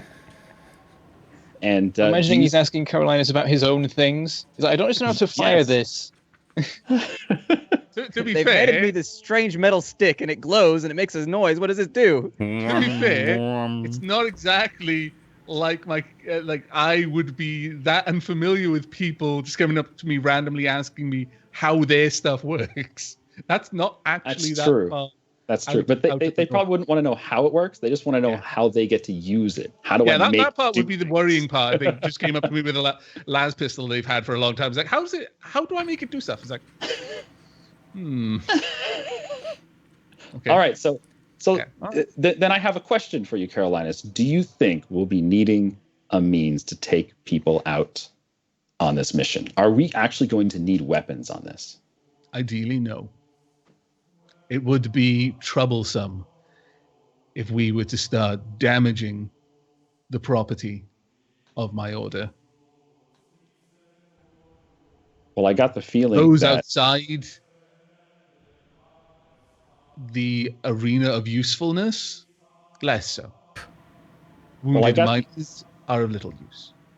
I got the feeling Interrogator Khan didn't want to upset your people in any way. Wisely. Well, would a non-lethal option be better for this mission? Non-lethal options are always better. A corpse cannot talk, and if it does, it's heresy. I can't argue with that logic. Thank you very much for your time. I would recommend bringing the sidearm. It would not do to be undefended, perhaps even the sword, though the lasgun would be difficult to conceal and even more difficult to explain, given our reason for being here. Well, so long as we are allowed storage on this facility, I can leave any number of things behind. Oh, I'm certain we'll have somewhere that we'll be able to stay planet-side. As long as you can bring it with you, but don't... I recommend you don't carry it around with you openly. Yeah, someone might try to take it. Yes, the Arbites, for example. There aren't TR-bytes on the Forge world. Yeah, it's... Oh, aren't there It's Arbites? lawless. Grand Theft Auto out here. We could do whatever we want. Yeah, the No, Empire no, doesn't the really have Skitari will that. probably No. murder you. Okay, sorry. What is the enforcing? It would be the Adeptus Mechanicus' Skitari divisions. It would be the Skitari. Yeah. They Okay, don't really need law yeah. enforcement, they just have military. They sound like aliens from a Marvel comic. The Skitari. Sounds like Actually somebody do, don't they? Captain do. America would be fighting. Okay, with that, then I make my excuses and I leave, and I go to visit Brander. I check the obvious place, which is a bar. I mean, he's a Navy man. You find Branda and Cassius talking together in a bar, getting to know each other. Also, they happen to bump into each other in the same bar and just had an awkward silence when they were like, well, we're sitting next to each other, so... Well, we might die together, so we may as well drink together. Let's get this over with, socializing and all that. Amen to that. I walk up to the table they're at as they say this and say, gentlemen, I'm glad to have found you together. I have Carolinas. some theories. Join us. I look at the drinks that they've got in front of them. What drinks have they got? So what would you be I drinking? guess Amasek? Amasek? That's the like standard. Shenrid Okay, dying. I booze. just want to check. Is he okay? Some kind of stout if they have it available. If not, I'm drinking brandy. The classiest of drinks. I don't think they would have a stout in the officers' quarters. However, both of you do have then a fine quality Amasek. Or at least the finest one that's available in the officers' quarters. And not take in a it. lock and key. Okay. At the offer, I look as if I'm considering refusal. My hand is partially lifted as if to wave off. And then I lower it and rethink my option and then take the seat. Very well. I smile. There he is. So how can we help you? What's up? I wish to inquire as to what equipment and resources you might be bringing down to the planet, both of you, that I be better familiar with what I might have to explain to my brothers, should they inquire. Absolutely. I slide a long, straight sword out of a sheath that's behind my back, basically I guess parallel to my belt line, and it's just a long, straight blade. And I say, this one, easily enough, is my main weapon. This is what I've trained with for most of my life. You can explain it as a cultural thing. On my planet, a man is never seen anywhere without a blade. It's just not done. It's simply not acceptable. It's a Versepian custom. And sliding the blade back in, and then I produce a las pistol from inside my cloak. And aside from that, this is all that I've got. Wasn't really planning on fighting, to be honest. Wonderful. I'm glad to hear it. But at that point, I draw my attention to his staff, though I am maintaining eye contact with Cassius, whereas my optical mech and dendrite is just slithering around and then just kind of homes in on it. And again, the lenses start rotating, and slowly the lens starts at a big lens, and then a smaller lens rotates into position, and then another one kind of brass, trims around them. Noticing this, Just I start focusing for a on the moment like, oh staff. yes, my walking staff. That's actually, I would never use that as a weapon. It was a gift from my father before I left, and so it's got sentimental value, so I bring it with me everywhere. Somewhat of a good luck charm, if you will. I like to think it carries the Emperor's blessing. Indeed. I'm glad you mentioned it, as you do not seem frail enough to require walking staff, but a memento from your family is easily enough explained. That's all that I carry with me, though. I nod. Good. Easily enough. Oops. Easy enough to explain, should my brothers inquire. A sidearm and a blade. Hardly out of the ordinary. And then I turn to Brander. Has Brander got his chainsword with him? Has he got it like strapped to his hip? Yep. I tip my head to the side and I look down at the chainsword and then look up at Brander and you. Well, I see that you look and I say I have this and gesture to it. It's not looking so great in terms of condition. It looks like it was once quite nice looking and had a bit of sort of decoration to it, but it's quite worn and scratched and so on. Though it is still well polished and such. It's like it's well maintained as much as it can be. Right. I gesture to it and say that I always carry it with me. I realize it may be somewhat unsubtle, but if possible, I would like to keep it with me. It's taken me through some tough battles. I shouldn't imagine it would be too difficult to explain. Are you going to be bringing any other weapons? I pull out a stub automatic pistol and gesture to it. Perhaps I don't know what tech priests think of projectile weapons. They might prefer las, but yeah, I will guess that they don't. Well, actually, you wouldn't notice, but or perhaps when Carolina sat down, perhaps the seam on his robes would have parted slightly, and you'd notice that he does actually have what looks like the handle of a handgun strapped about his waist, but it's that's all you can see of it. It's just like, in a holster. But it's clearly not a las pistol. I'll draw and show it and say, I imagine you're familiar with such weapons. Also in my quarters I have a combat shotgun, but perhaps that is not suitable for this sort of mission. I'll tell you the same I told Garrett, and that is that you're welcome to bring it, but we would likely be best served with subtlety rather than aggression, at least until we can isolate the source of this heresy. Indeed. I finish off my drink and standing up. Well, gentlemen, I'm going to excuse myself. Carolinus, if you could come by my quarters a little bit later, we need to speak in private.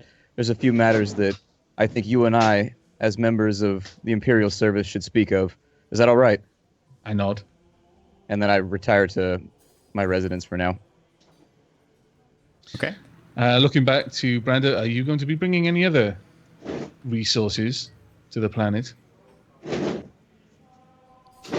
I do possess a rebreather. Perhaps that could come in useful if the mines are in not good condition. Apart from that, nothing of note. Perhaps. Apart from some armor. And the armor is? I have a flak coat and a flak helmet. Standard Imperial issue. Guard issue, I guess. Nothing out of the ordinary again, though it might seem a little suspect should we be seen walking around the mines. What's all the banging? I was wondering the same thing. I think it might be on Shen's side. It might be my chair. I'll stop. Perhaps we should avoid wearing armor unless we suspect that we'll need it. But to a certain degree, it might be expected of a man of your particular qualities. I look over the Imperial Navy uniform he's wearing. I could pass as a bodyguard. Indeed. These are dark times. But that should be adequate. Thank you very much for your time. And I rise to leave, unless he stops me. Oh man, I'm just imagining Carolinus as a character going around doing all these little interrogations on people, just investigating his new mates, and he's got this tentacle with his eyeball and all these swirling lenses and shit, and one of them has to be a little monocle lens right in front. Has to be. Is that what you've been laughing at this whole time? Yes. Why didn't you just share that? We could have laughed with you instead of being like, what the hell dear. is wrong with Shen? Is he? Oh, dear. Is he He's is lost there it. some weird gas in there? It's falling apart. Okay, so later, Carolinus, you head over to Cassius's. Yes. In Sure. fact, soon after. Yeah. So yeah. As you enter, you find me kind of standing looking out of a port window with a glow stick burning in my mouth. I see you come in. Carolinus, good. Could you close the door behind you when you come in? I turn to close the door. And then turn back to face Cassius. But as I do, I nod to the glow stick and murmur, be careful which part of the station you wander whilst partaking of that particular brand. The machine spirits are sensitive. I grin, the glow stick hanging slightly off at an angle out of my mouth. Like, don't worry, I don't plan on setting us all on fire in the depths of space right now. I'm glad that you came. There's something important that you and I need to discuss that I wasn't Yes. quite sure if it would be privy to release to the rest of the group just yet. But there's a reason I was selected for this mission to be along with all of you, and one that I think will put me at a bit of odds with our more primitive friend out there. He seems quite confused by space, and so I'm assuming he's never been out here before. Do you know much of our friend? I know nothing. This is our first meeting. I've never met any of you before this. I assume, and I trust in the interrogator's will to have properly assembled the group, and so if he wills it, he wills it. However, I've been selected because I am a sanctioned psyker from the Astra Telepathica.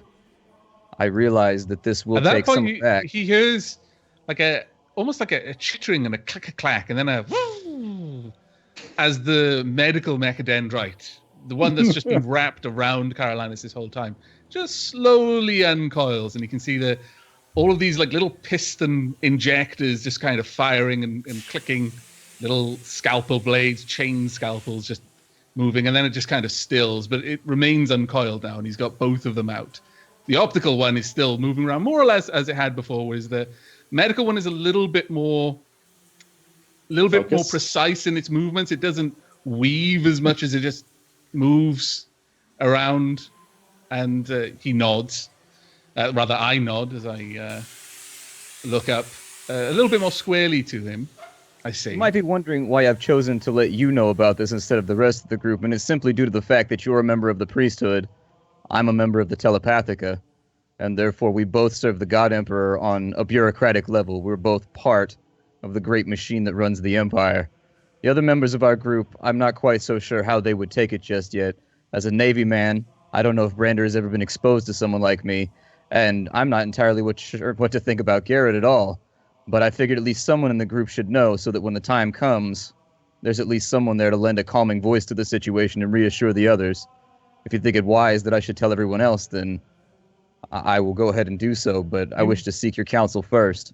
Called Garrett primitive, I take it that isn't simply an idle observation. I have noted the way he seems fascinated by matters quite mundane. Well, I mean, the man's wearing chainmail. I mean, certainly we don't need to discuss that too much further, but it seems like the sort of thing that an Underhive ganger would wear, or someone from a planet where they can't put together exquisite protections like the ones you and I bear. That being said, he does also have that sophisticated suit on, so he's a bit of an oddity. You hear a knock at the door. Yes, who is it? Turn and step hello. away from the door a bit. Yes. Sorry, it's me, Zachariah again. I just wanted to let you know that here are your identifications. Oh, hello, Caroline. There you go. There's yours too. As I take the documents, I ask, Zacharias, how long were you outside the door? Had 4 minutes, 22 seconds, and 216 milliseconds.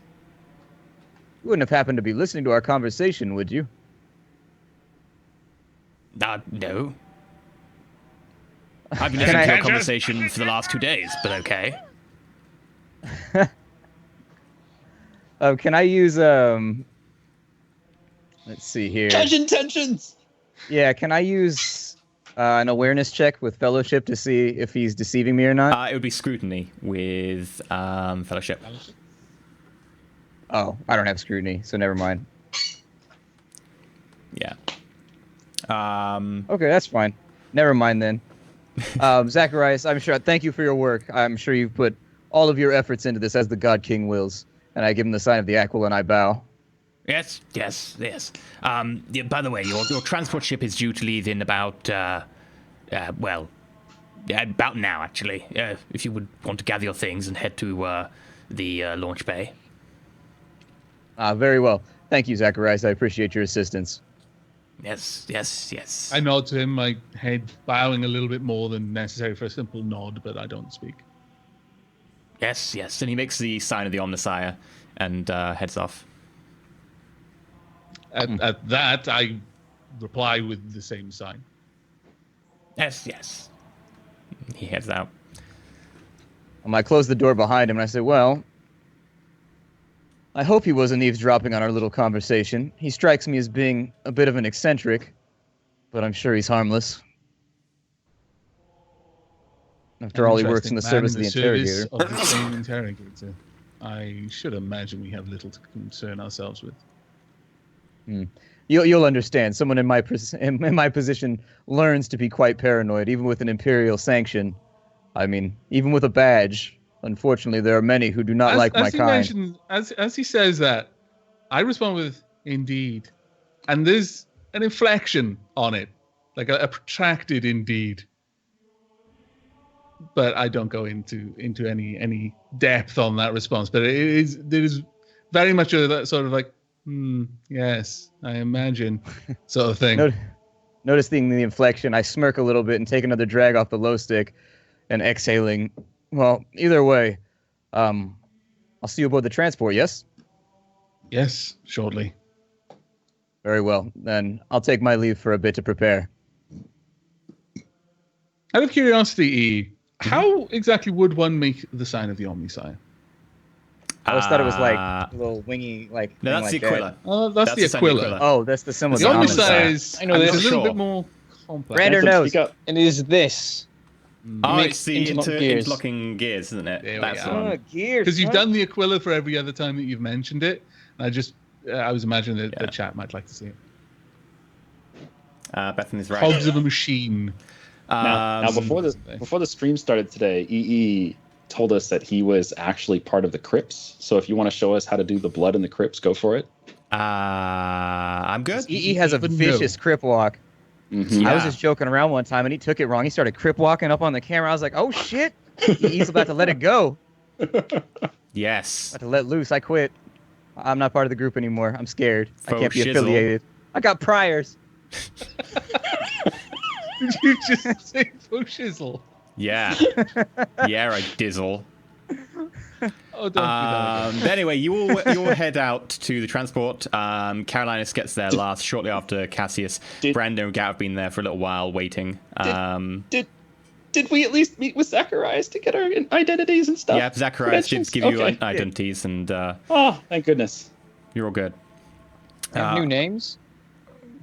The information includes all your first names, but your last names have been changed. Carolinus is now Carolinus Dragula. Brander is now Brander Thrasis. Garrett is now Garrett Steeljaw. He's no longer Brander Thrail, he's Brander Fail.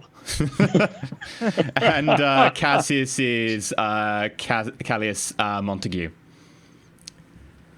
So yeah, you head out on the transport ship. It takes you a very short journey over to a waiting nearby Imperial frigate, which is currently going on patrol around towards ARNHAUS and will be dropping off in system when it gets there. The journey itself is pretty uneventful. Garrett, however, is locked to every window possible, even when it enters the Immaterium and the ship shudders and blast doors come down and seal off the views to the outside so you're not maddened by looking directly into the warp. Garrett is very disappointed he cannot see. The few days journey goes pretty uneventfully. And I find Garrett while we're in the warp while he's staring at a window. oh dear. A shuttered Okay. window. It's curious, isn't it, Garrett? Don't you ever wonder what's out there? Well, that's what's curious about it. Were we to look outside of this window right now, our minds would be driven to all forms of heresy that you couldn't even speak of. I find it curious that a thin plate of steel separates us from such a fate. Does it not How interest does you? how does it protect us?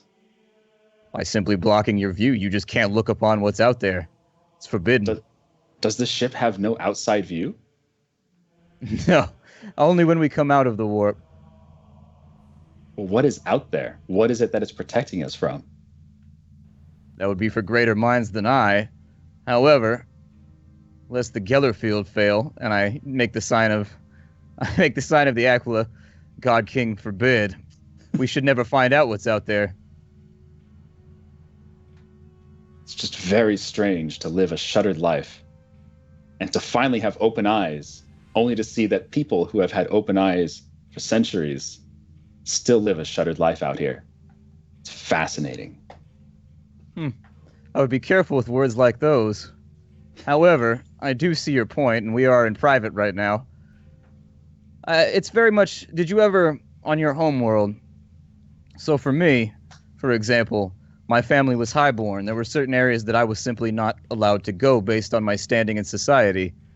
Space is much like that. There are places you are still not meant to go or at the bare minimum look upon. There are forbidden areas. Was there anything like that for you when you were growing up or when you were a child? Very much so. My world had unspeakable forbidden things everywhere imaginable. And yet here I am, out in space, someplace that was not strictly forbidden, but so unlikely that it might as well have been. So I'm wondering what else in this vast space, this vast universe, this galaxy, what else is there beyond what we see right now? More than we could even speak on, my friend. And I slap him on the shoulder and excuse myself. Okay. And Garrett does wonder what is out there and what more he can see for the next week until the ship suddenly shudders and enters back into real space over the blasted form of ARNHAUS. It's a fair journey in the system. It takes about just over a day to get from the edge of the system into ARNHAUS, which orbits a quite a large red star, which is slowly beginning to cool. We will have been in transport for a little while. I imagine there would have been plenty of instances where I would have seen my companions and noted how comfortable they seemed on the journey.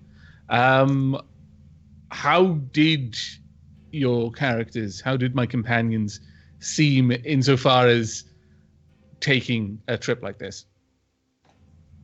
I was right at home because it's a Navy vessel, isn't it? That would have been expected, yeah. I was What well about- at home as well, giving off all the decorum of someone who has experienced long-term space travel and who has done a considerable bit of movement around the sector. And Garrett? I am absolutely fascinated by everything. It's really hard to contain both excitement and wonder when all I'm doing is staring outside the windows, staring at everything inside this ship as if it's just Was he utterly comfortable, though? amazing. Not just in terms of how... That's going to be a perception roll because he's trying to play it cool. He's just not the best at it. No, not he. You. I. First person. Yeah, I'm trying to play it cool. I'm trying to be as calm and cool as a cucumber. Just not that And it would be bad at it. scrutiny, What do I not need to roll perception. on It would this? be scrutiny, fellowship. Scrutiny Fellowship. Any mitigating factors? Not really. It's hard to tell because he's very interested in everything. Okay.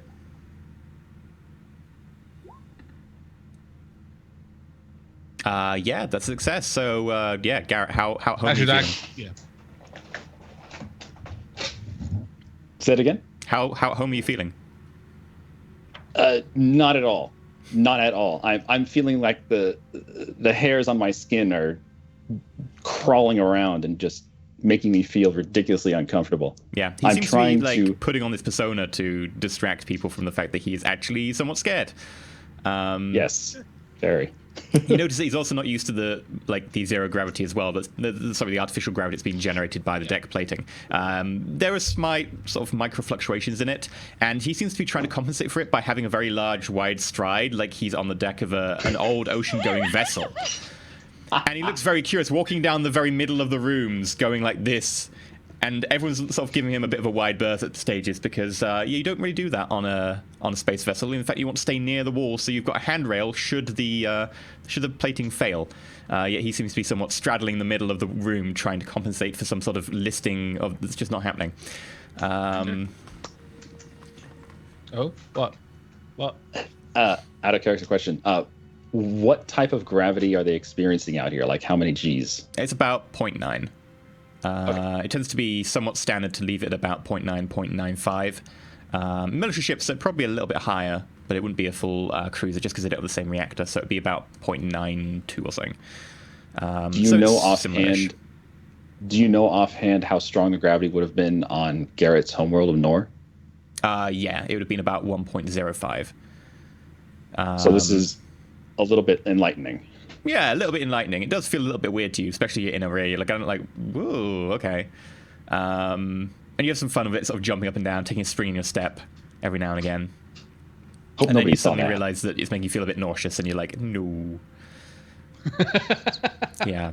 But anyway, you get back to ARNHAUS, make transit into the system, and eventually you're in a small transport heading down to the surface, along with a few bits and pieces of guard and navy equipment that need to be looked at and analysed, along with 3 servators.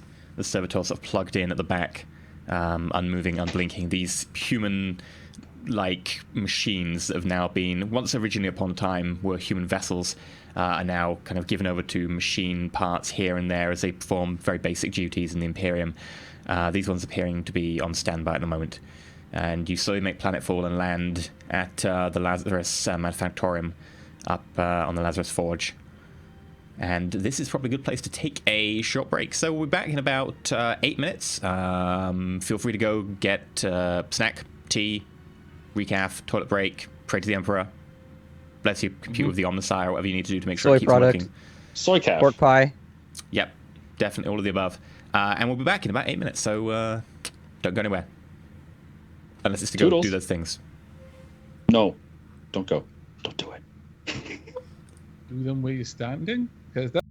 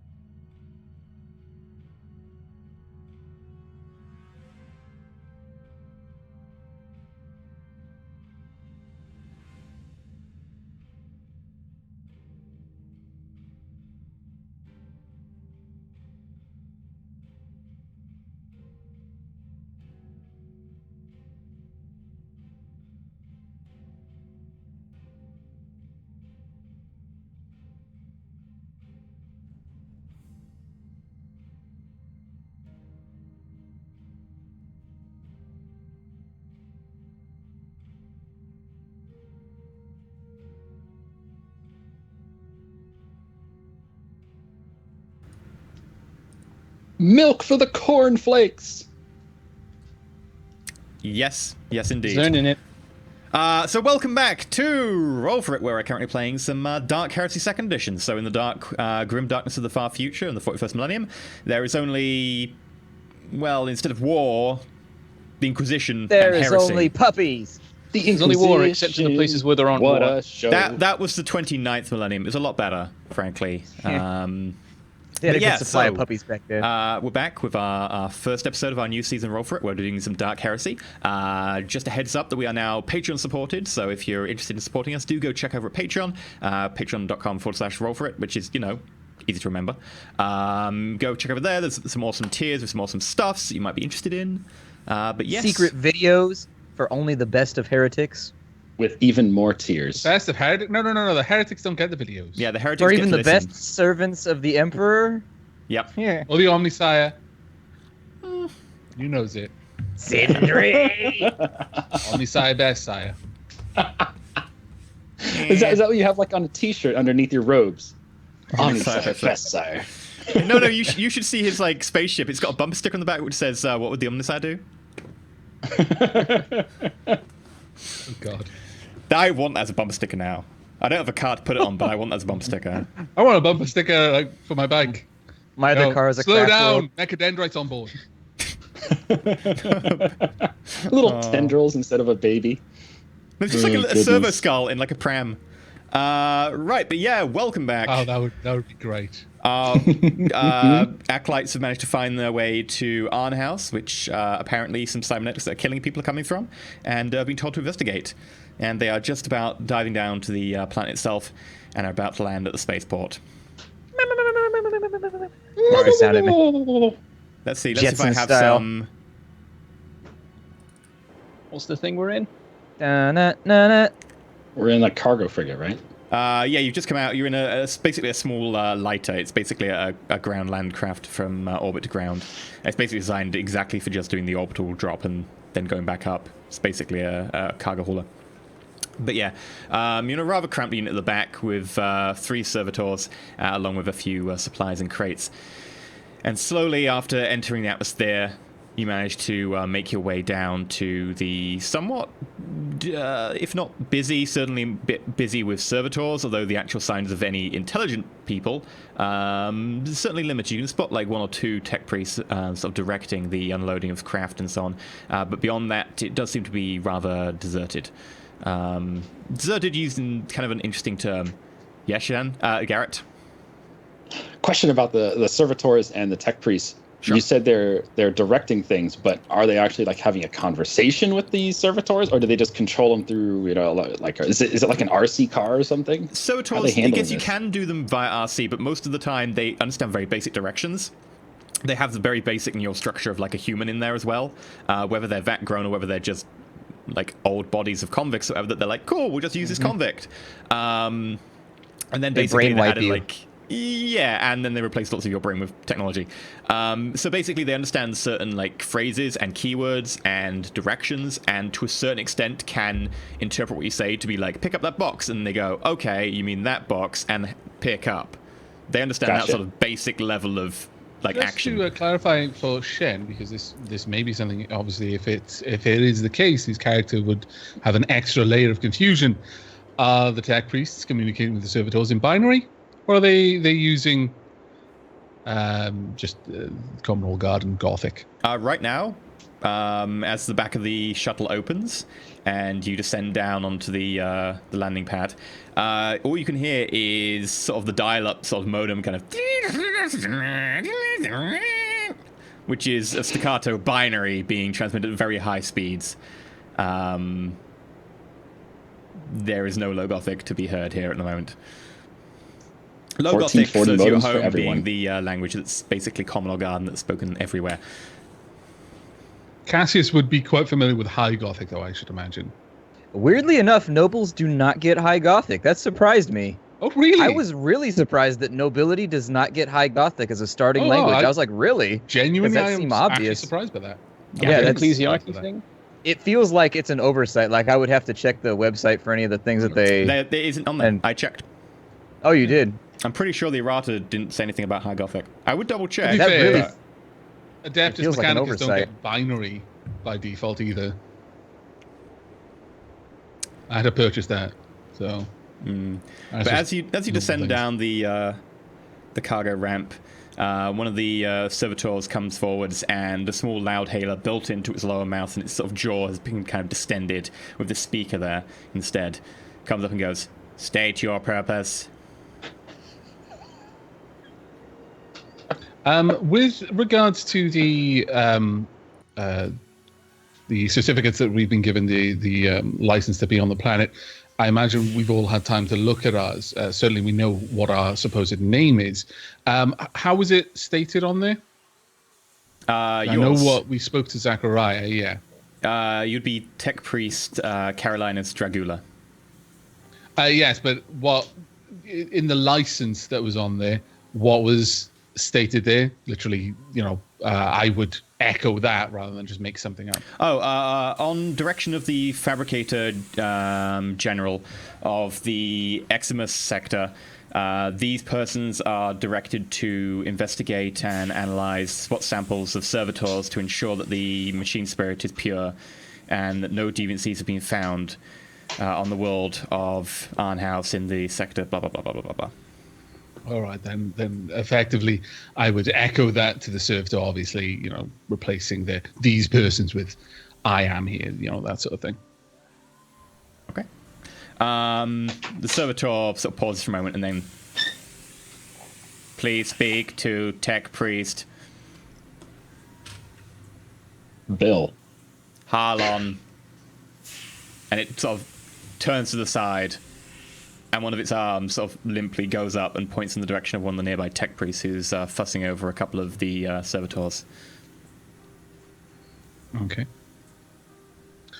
At that point, I nod to the servitor, though it's probably quite an empty gesture, and start striding confidently in that direction, pausing only to look back at my companions and just call them to me. Come. I go back. My mechadendrites at the moment are both just coiled around me. The coil is fairly tall across my whole ribcage because, although I hadn't actually mentioned it previously, the mechadendrite is about 2 meters long, and the optical mechadendrite is about 3 meters long. So I've effectively got 5 meters worth of thick, kind of metallic cabling just coiled around my torso. Okay, so you head over to the tech priest who's fussing over the two servitors, and you can see that he's currently got his combi tool out and he's fiddling with one of the chest plates on one of them, while the other one sort of assists him by pointing a lamp in the right direction. Blasted thing. If I just shift that around and this bit here and who are you? I pause and. Initially, I nod to him, I bow my head, I make the sign of the Omnisire, and I say, "Greetings, Brother Harlon. I am Brother Carolinus, and I am here." And then I, reel off the purpose of my visit again, once more, and I gesture back to my companions, and these are my assistants. Assistants? You an interesting lot. Give me your papers. I hand over my papers. You give him the data slate, and he looks over it, pulls out a connector, and just plugs directly into the bottom.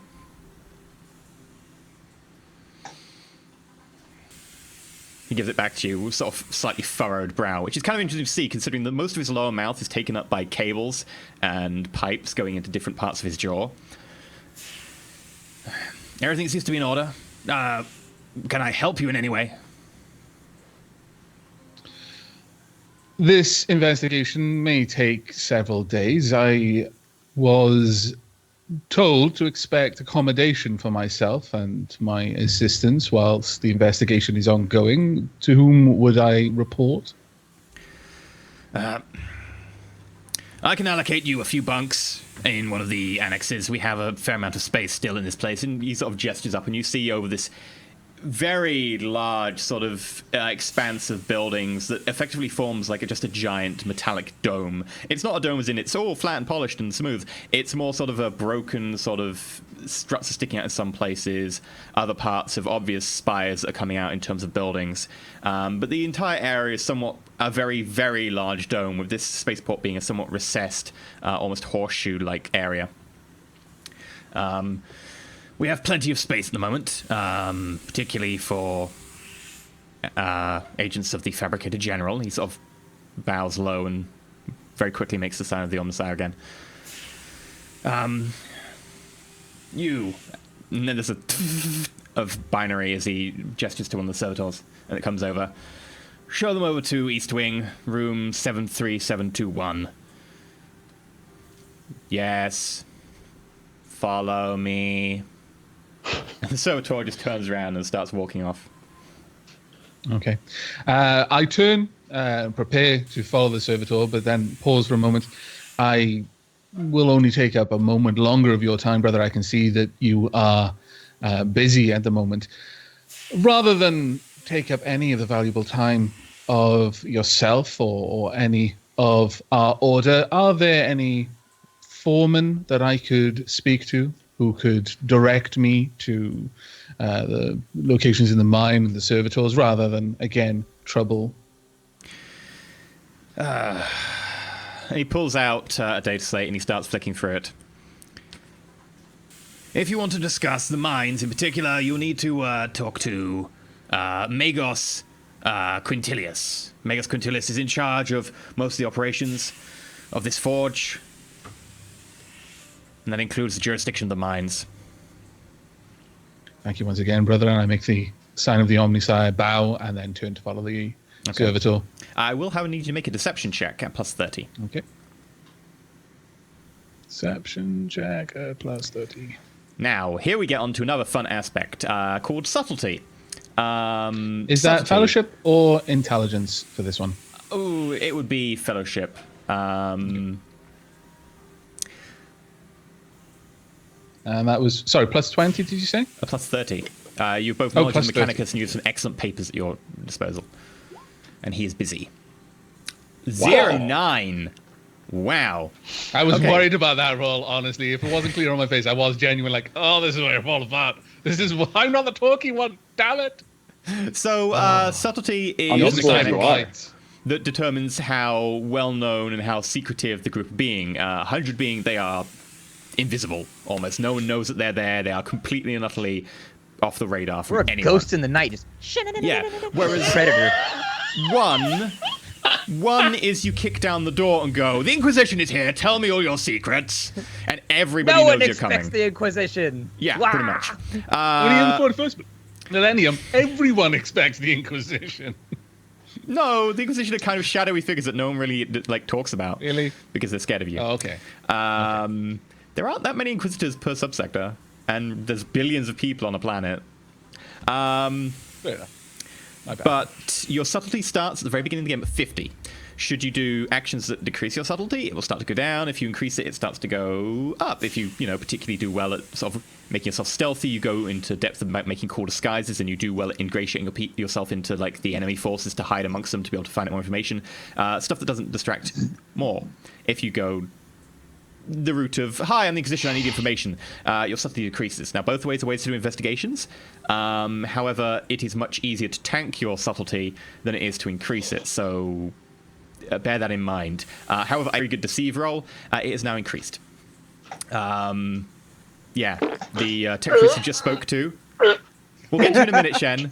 The tech priest you just spoke to completely and utterly believes your story so far. What is it, Garrett? I just wanted to know, at 50 subtlety, what are people thinking about us? Are they actually thinking those guys might with the Inquisition? You currently don't have a reputation, so you're generally okay. However, it's possible that someone could track, the way your sort of your shuttle path, or possibly the way your credentials are forged, or whatever, and that sort of stuff can lead back to you. In addition, some might know Carolinus from somewhere as being a place with a load of Mechanicus. It's possible that they could trace that back. Gotcha. But yeah, you head along, you follow the servitor towards a set of rooms. These rooms look like they were at one point belonged to a medium-ranked tech priest and possibly a small retinue. There are actually a few adjoining rooms that at one point possibly looked a little bit better, but have been repurposed to be acceptable. No longer is there any sort of inlaid, encrusted enamel in some of the walls, and any wood furnishings have long since passed. But the bare bones of the metal table, metal chairs, certain bed frames, which admittedly don't have any spring in them. I don't think I want to stay in a hotel room that's encrusted.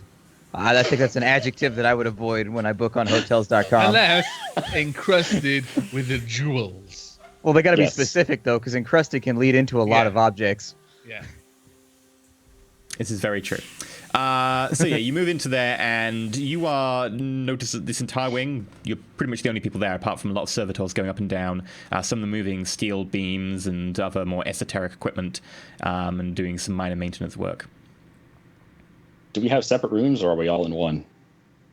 You've got a little suite of rooms, so effectively most of you would be in the same room, although there is a second separate bedroom, which is slightly better looking, outside of the main living area, which has got some cots and stuff in it as well. Okay. Well, once we're there, I turn to my companions. Very well, get yourselves situated. Stow any belongings that you do not wish to have to explain. And we will prepare to head out and meet with foeman, was it Magos Quintilis? Yes. Magos Quintilis. Magos, sorry, I apologize. Magos Quintilis. Looking around, I also say, it seems we may be alone here, save for the servitors, but that is a blessing.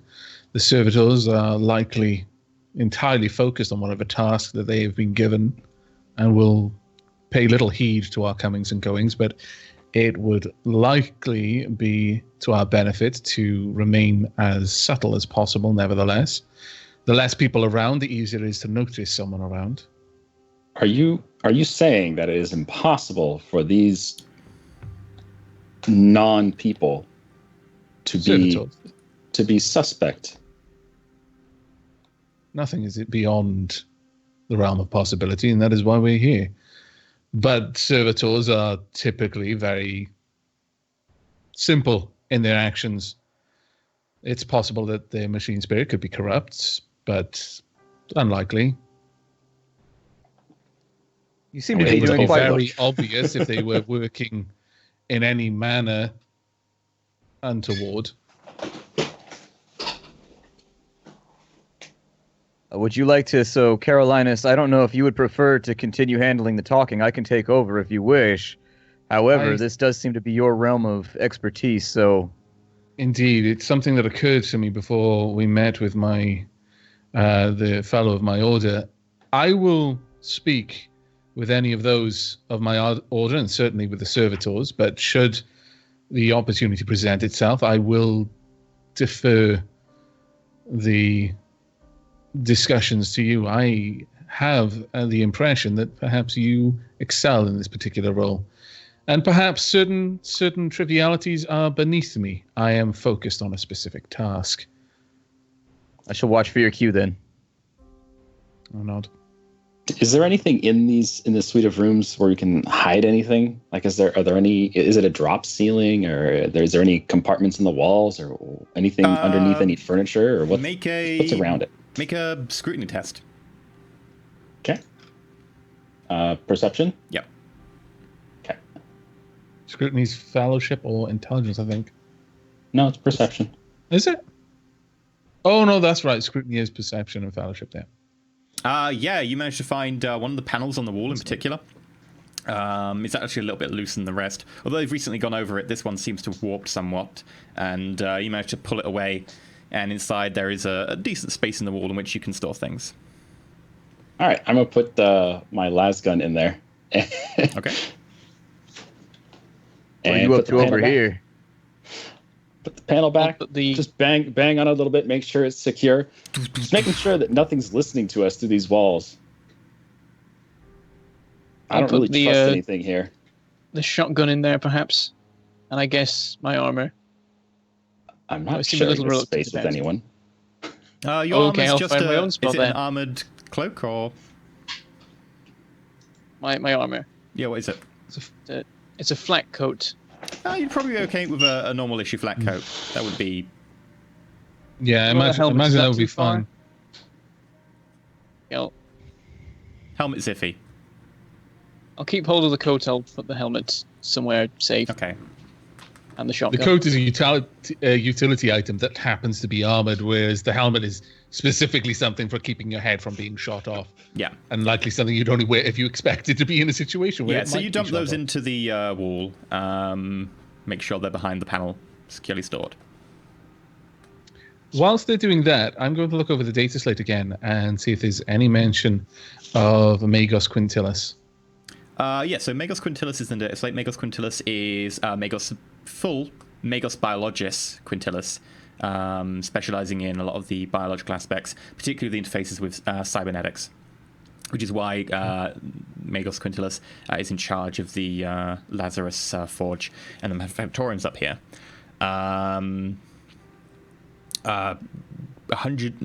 251 years old, heavily cyberized, specializes in that, and is probably one of the leading experts on bionics in the subsector. It's in the entire sector. Okay. Any other information specifically like where he might be? Well, sure. Quintilis actually runs the entire hive, so you'd quite easily look either in... Well, actually, you could probably contact them if you just asked any of the nearby tech priests to just phone in, because they all have implanted comms around here. Other than that, you could wander around and have a look, although it's possible that he might be looking over some of the manufactorums or doing site repairs, or in fact might be in one of the workshops. So it's a busy job being in charge of a entire forge complex. Okay. Right. I'll turn to my companions then. We can set off immediately to speak with Magos Quintilis, or we can investigate the area.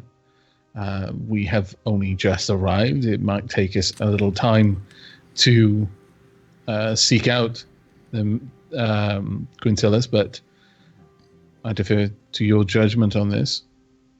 I'd suggest we go to the mine first.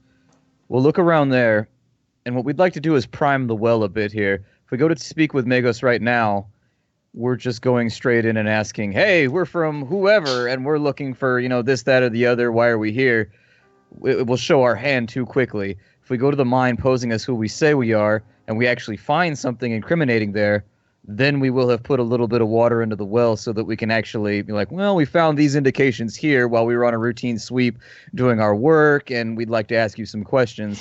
That way we don't give ourselves away too quickly. I concur. That seems reasonable. Garrett? Branda? I think that makes a lot of sense. The problem I see is anyone who's involved in the mining operation is suspect. Anyone, even the headman. So if the No one is Magos beyond suspicion, brother. if the Magos is someone we can speak to, then fantastic. But I think it should be done in minimal capacity.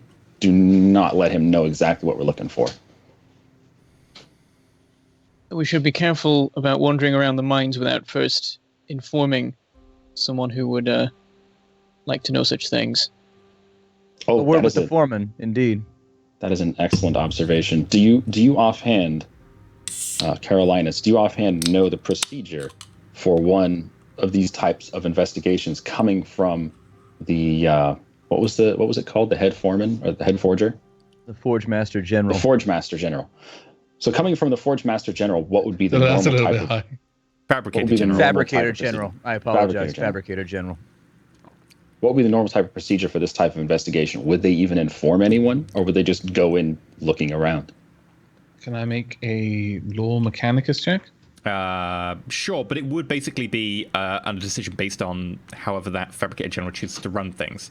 They do have a pretty sort of hodgepodge mix of how they run things in different areas of the Imperium. Yeah. Well, I'll just communicate that there is no set procedure. It depends on the situation and for whom you're, whom's running the investigation. Might I suggest we go to the fabricator then, since he already knows who we're working with. He might be able to set us up with even further credentials or procedures, as would be expected on this world. Certainly. Would that be possible, or is he someone of a stature who would be difficult to get a hold of? I would assume he'd be quite difficult, considering he runs the entire Forge world. If it would be possible to get a hold of him, it would take time. And in those sorts of situations, starting the inquiry sooner will mean that it'll be finished sooner. Then I suppose we put in the inquiry while we go to the mines and try to find a foreman with at least a work roster. Very well. Okay. I think the sooner the better. Think if anyone asks questions, we're there for a purpose, and they will. It would also take time for them to challenge our purpose there.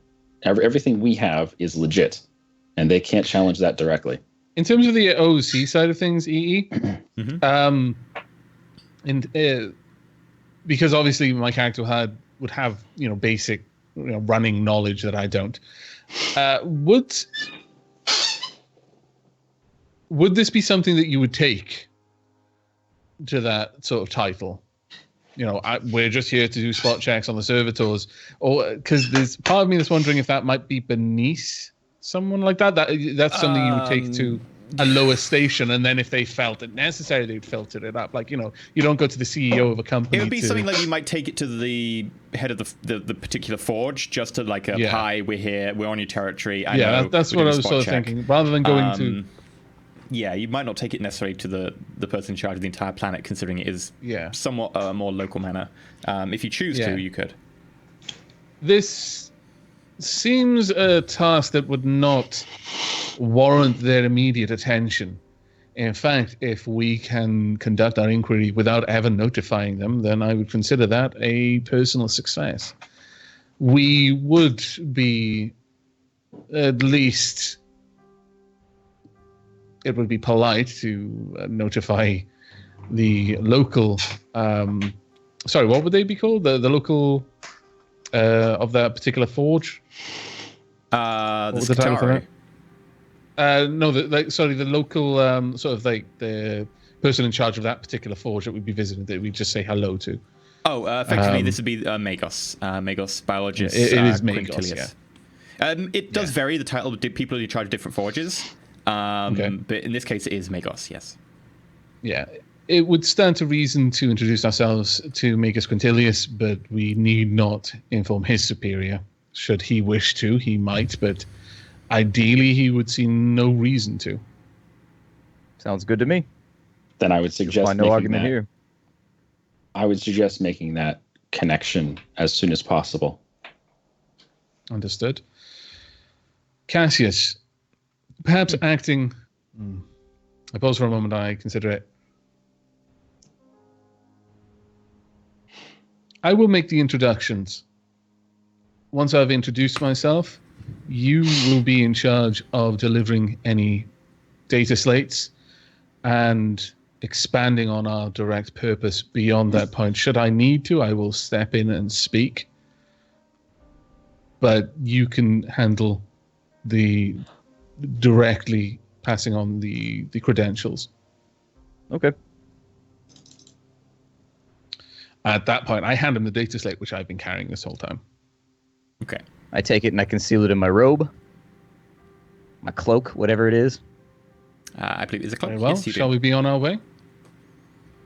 Of course. Let's go. I might leave my last pistol behind. I see no reason to be bringing firearms to something like this. Sure. Okay. On that point, I will actually leave my hand cannon behind for the same reason. Okay. I'm on a forge world. I'm effectively in my element. I should see no reason to be concerned for my well-being. Okay. So do you go and ask around? I keep my stub-automatic hidden, though. Okay. It's only a pistol. It sounds like it isn't, though. Can I use my, let's see here, my inquiry skill to just generically ask around for like an hour Yeah, that's what I was going to with say. If you people want to who- do an inquiry, you can do that. Okay. And are there any pluses and minuses? Yeah, you can plus 30. It's fairly easy. Okay. I try that too. You don't need to. Cassius walks up to like the first tech priest in this area and just inquires, and the tech priest just pauses for a moment, unfocuses his eyes, and then focuses back in and says, I believe that the Magos is currently in a meeting with the Fabricator General, but if you would like to talk to them afterwards, I'm sure you can discuss with them. If you go in that direction, in fact, I will get one of the servitors to show you the way. And you follow a servitor down several hallways. You get to a small rail car. The servitor gets in. You go down the rail car for a good, probably about 10, 15 minutes before the servitor gets off at another station. Traverses again through many more hallways. These ones, even in better condition, they're starting to look like they're almost to a normal standard. Every fitting and fixture has been put on. There aren't any missing light bulbs. All the coverings and so on them are on. Gleaming strands of fiber optic cable here and there are sort of still being tucked into, wall slots. But other than that, the entire place is pretty much spick and span. And Carolina recognizes it a little bit. It might not be, a void ship, but at some point you did spend some time on some Forge Worlds at some point in your training, and this does look very familiar. Everywhere around you, people are busy at work, going to and fro. And as you get closer towards where you think the Magos is based, you notice that the number of servitors, the number of menial workers that you see around, starts to decrease, and the number of just tech priest people garbed in the red flowing robes with the white trim of the Mechanicus seem to increase. It's also here that you start to glimpse your first Scutari. Warriors wearing the same robes, but with long, elongated guns standing to attention in some places, guarding certain hallways. Heavily augmented. You can't even really see any flesh left on their face as you see bionic eyes, certain lenses glowing blue with a sort of baleful presence, watching, making sure that everything goes according to plan and that the Omnissiah's will is carried out. So eventually you get to a door where the servitor stops and says, "The Magos has been notified of your presence. Please wait." I look at Carolinas and I say, these things give me the willies. I kind of give it a disdainful look, almost pitying though. Is there any seating? There was no seating. All right, I'm gonna sit on the floor. Garrett sort of gets down and sits on the I don't sit. I metal simply floor. stand. That's fine. I glance down and roll my eyes. What? It could be a while. We're about to meet some of the most powerful men on the planet. My suggestion would be that we show the appropriate amount of decorum. Well, let me know when he's coming and I'll stand up. Should you like me to stand at the corner and whistle? Or shall I just stay right here? Whatever you prefer. I simply stand still. I'm content to wait. I clasp my hands together, and the sort of heavy sleeves of my robe kind of meet in the middle, such that my hands can no longer be visible, but you can see that I brought them together in front of me, and I simply stand there, my head partially bowed.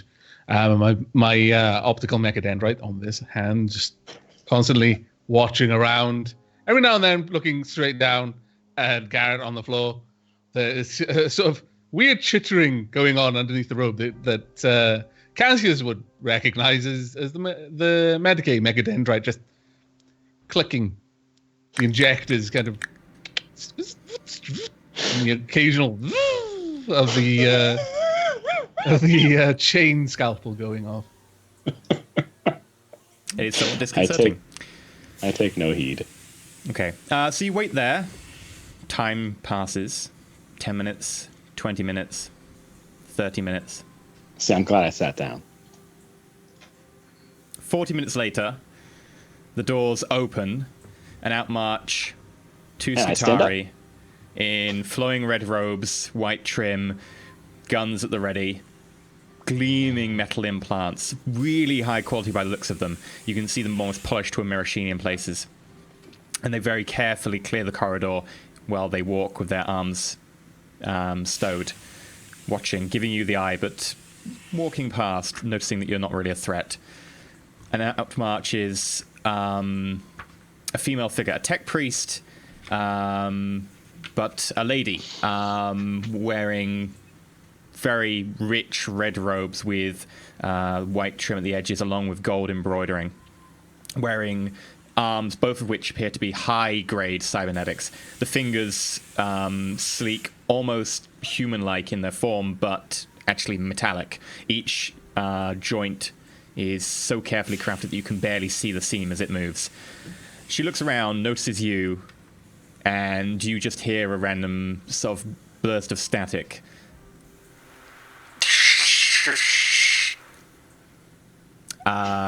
Carolinus, please make a linguistics roll for your binary. Okay.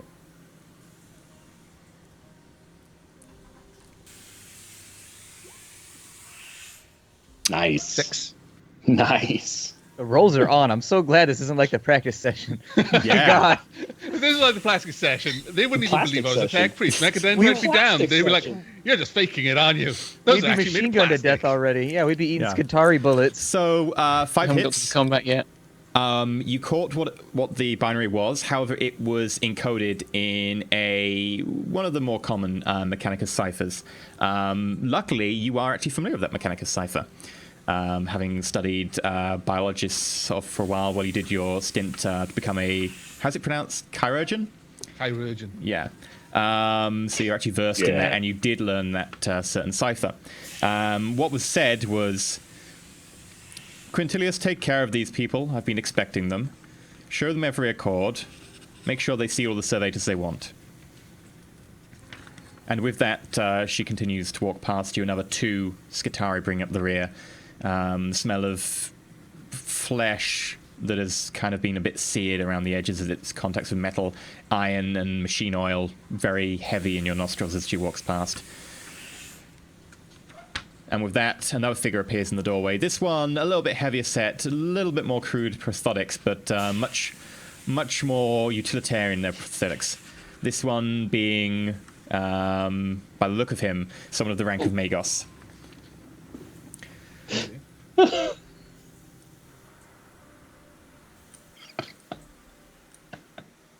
Can I help you? As he approaches, I lift my arms and the sleeves roll back a little bit to show that I've got my hands together again. The sign of the Omnicide, and I bow to him slightly. Magos Quintilius, I presume? Yes. I nudged Garrett to tell him to get up. I presume I'm you would already be. up. Oh, okay. So I what was presume that? you would be Tech Priest Dragula. That is correct. I've been directed here to begin my investigation with a list of servitors and also, Come in. Let us not do business in the hallway. as you will, The I Omnissiah. gesture to my retinue to follow me as I follow them. The Omnissiah protects and serves us all well as we toil in this great service, but preferably let's not do this in the hallway where we can get in the way of those others toiling in the Omnissiah's great service. Of course. Please forgive my eagerness to begin the investigation. I just keep making the Omnisire thing. I'm doing the best I can. I don't know what's going on. Okay. He's sitting over in the corner. He's not even facing you. You're just like He's like, in the background. yeah, he walks in, and you notice that as you say that, Carolinus, he sort of nods, but the way he nods is very distinct. It's almost like his head isn't really connected using the same muscles that are in his shoulders. When people nod, you kind of expect the sort of the sympathetic motion in their shoulders. You don't get that with this guy. Okay. Fantastic. But he enters the room. You notice that the room is very heavily covered in all sort of bits and bobs of technology. In fact, to a certain extent, there are small plinths with mechanical arms and legs, and even in one case, a mechanical heart that have been opened, and you can see some of the internal wiring and some of the circuits and certain parts of the pumps and so on. All have been left open to display. Some held in sort of very ancient but well-working grab suspensors held in the air. Others opened on a sort of a very gentle velvet table just to be inspected. You get the feeling that this person is a Magos that takes his work seriously and is very good at it. Okay. I can't help staring at all these things. Hearts, arms, legs. I too, having never seen anything like this, do seem kind of interested in it as well, carefully studying while we're walking by. It's definitely caught my eye. I'm trying my best to ignore it. You've seen too much, man. I've seen some shit in Space Nom. No, not the PTSD. Okay, as you get in, the door closes behind you. Seemingly out of nowhere, until you notice that the walls themselves have two arms that are currently hanging limp as they've just pushed the door closed behind you. Each one just about a foot in from the hinges. Wow. Fantastic. Carolinus doesn't... I mean, he takes a lot of this in with his optical mechadendrite, just kind of moving around, but it isn't super focused like it's been on things when it's clear that it has his quite a large portion of his attention. He's looking around himself, but if he is surprised by any of it, he's suppressing it. It's more likely that he's used to it. Certainly, he doesn't even really pay a second glance to the cybernetics and that sort of thing. Yeah. As he just follows along Quintilius. And how is Quintilius moving? Has he stopped? Has he sat down? He stopped. Has he turned to face him? There isn't actually a chair in this room as far as you can tell. He's now standing very rigidly, like all his joints in his legs and pelvis seem to have pretty much locked in place, and he seems very still from the waist down. He turns around to you, now notices you're all inside, and continues talking. What is it I can do for you? I nod my head and then turn to Cassius and wave my hand as to beckon him forward. I have licenses and... now you're going to have to humor me here, I'm afraid. I've forgotten the English word for a writ that says you... We've used the word earlier. I'm sorry, it's getting late. My Welsh brain is turning on. But directions, instructions, rather. So our paperwork seems a faster way of explaining the situation. And Cassius is reading that this Magos would prefer not to talk when he can simply see the information. It's a little bit more efficient, and he's trying to appeal to that side of it. Very well. I step forward just in case. If you'll give this here, Cassius, is it? Indeed.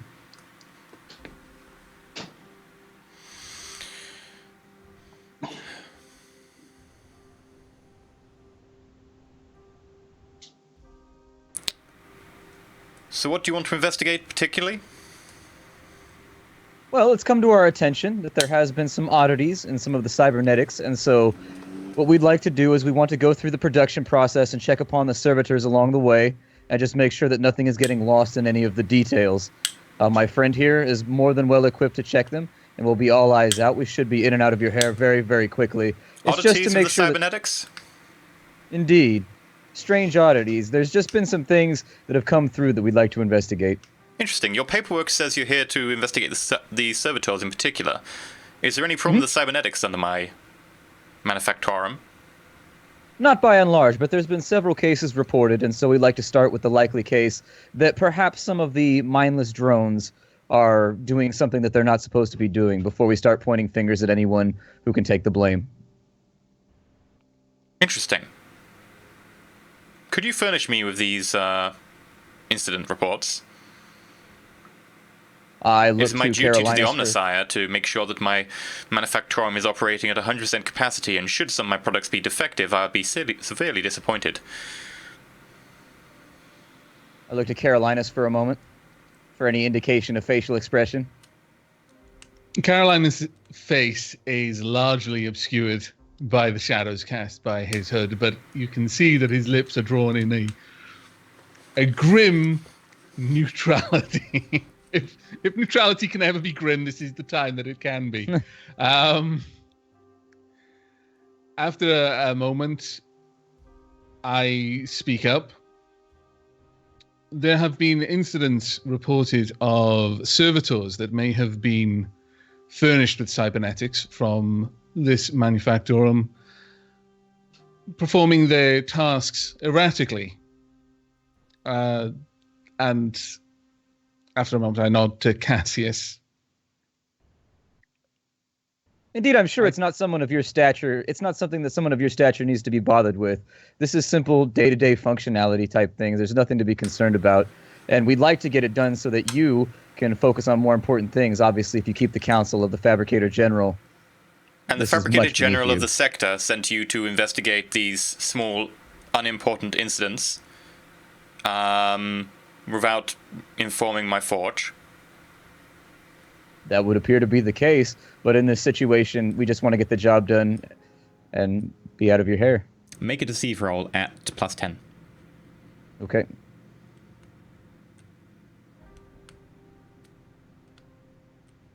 Can I interject just briefly, or is it too late now? It's kind of too late. I've taken the conversation as it has been up until now. Yeah. Nice roll. Right. Yeah. That'll increase your subtlety. When improvisation fails, make with the good dice rolls. Hey! Very well. Far be it from me to question the will of the Omnisire through its divine conduit to the Fabricator General. I heard Omnisire. I very much appreciate your cooperation. It's nice, to be honest. Yes. Nice indeed. How may I help you with your investigation? Simply, we'll need some type of writ that gives us access to the mine. Which mine was it that we needed to take a look at, Carolinus? After a moment, I mentioned Charion. Charion. Just some writ that gives us access to the mine and also the ability to speak with the foreman and take a look at the servitors without being bothered. And that would be about all we need from you for right now. Interesting. I do not believe we've exported many servitors from that mine particularly recently, but we will be happy to give you access. That said, let me just try and pronounce this properly. Reykjavik? Reclamator Glish is a bit of a nomad. He is not particularly fond of visitors, but feel free to present him with the writs I will give you.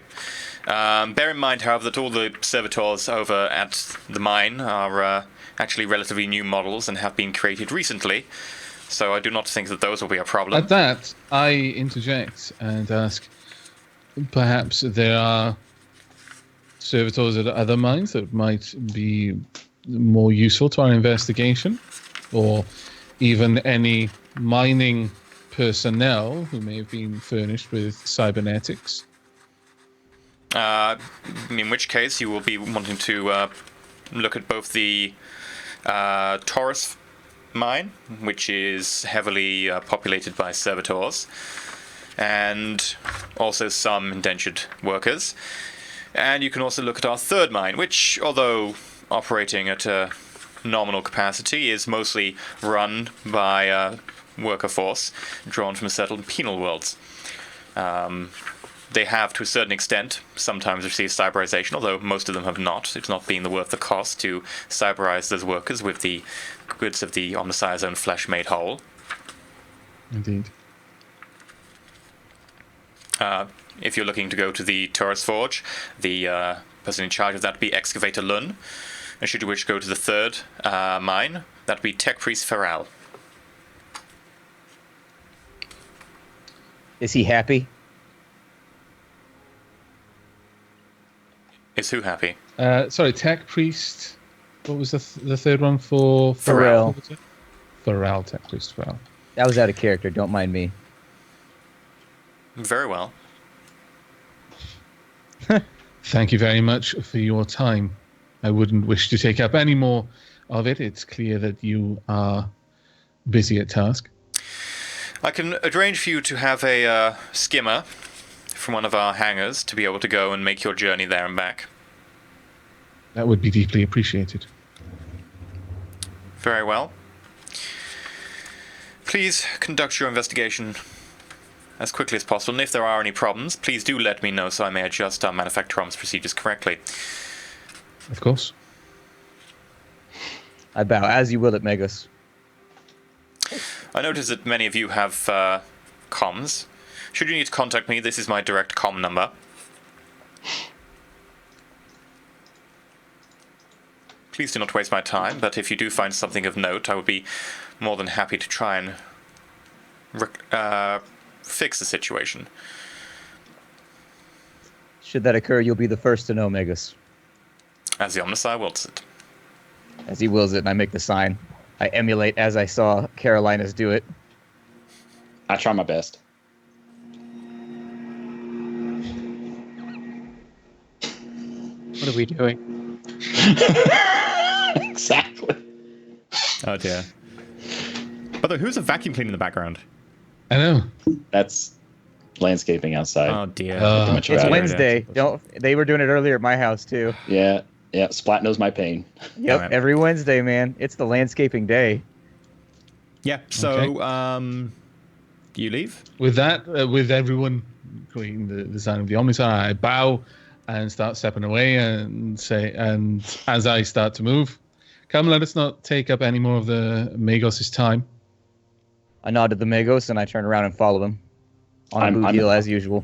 I'm already at the door. I'm waiting for those giant arms to open it up. I'm like trying to stop myself from reaching out to grab the handle. I just want to see if it'll do it on its own again. That was amazing. Yeah. The door opens.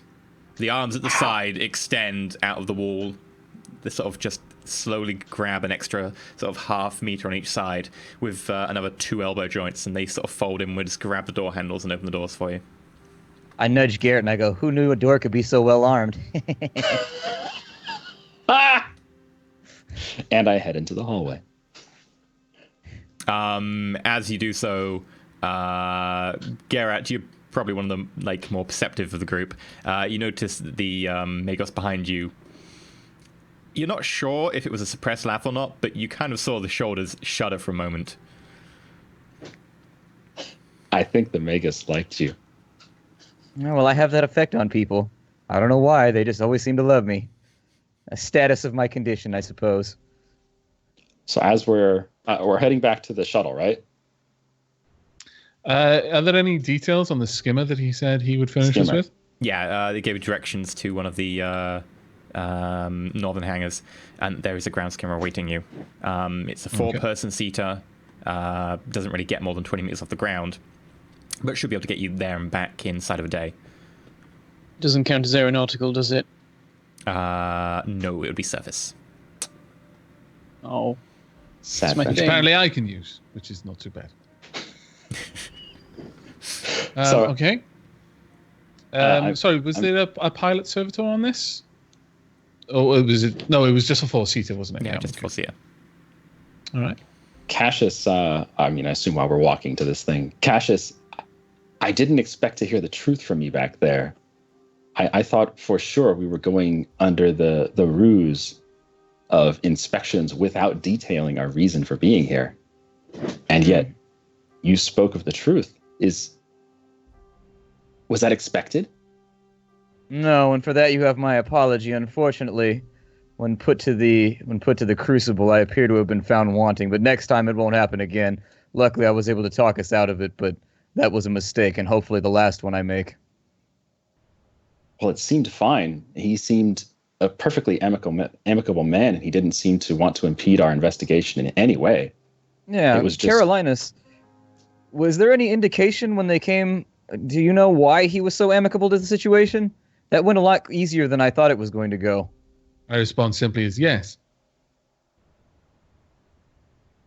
After a few moments of what I suspect is a silence forming, where it's clear that, there was more information desired, I speak up.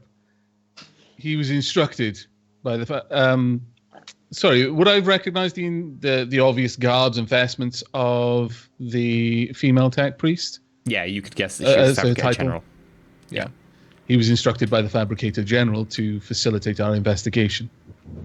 Ah, well, in that situation, that explains why he was giving us so much leeway during the negotiation. We have been given a skimmer flies by. fortunate... Indeed. The industrial work going on here is pretty potent. Either that or it was a really, really janky loud hailer on a server that's going bonkers. But either way, it seems we've been afforded a pass for the unfortunate mistake. Mistakes do, of course, happen, though in the employ of the Omnisire, we should aim to minimize them. Indeed, the God King protects. That's all I can say about that situation. Shall we go to the mine? As we stand by the skimmer, I assume we've arrived now. I pause, furrow my brow, and then look up at each of my companions. There are 3 destinations, 3 individuals with whom we can discuss our investigation, and 3 mines. Which do you think we should go to?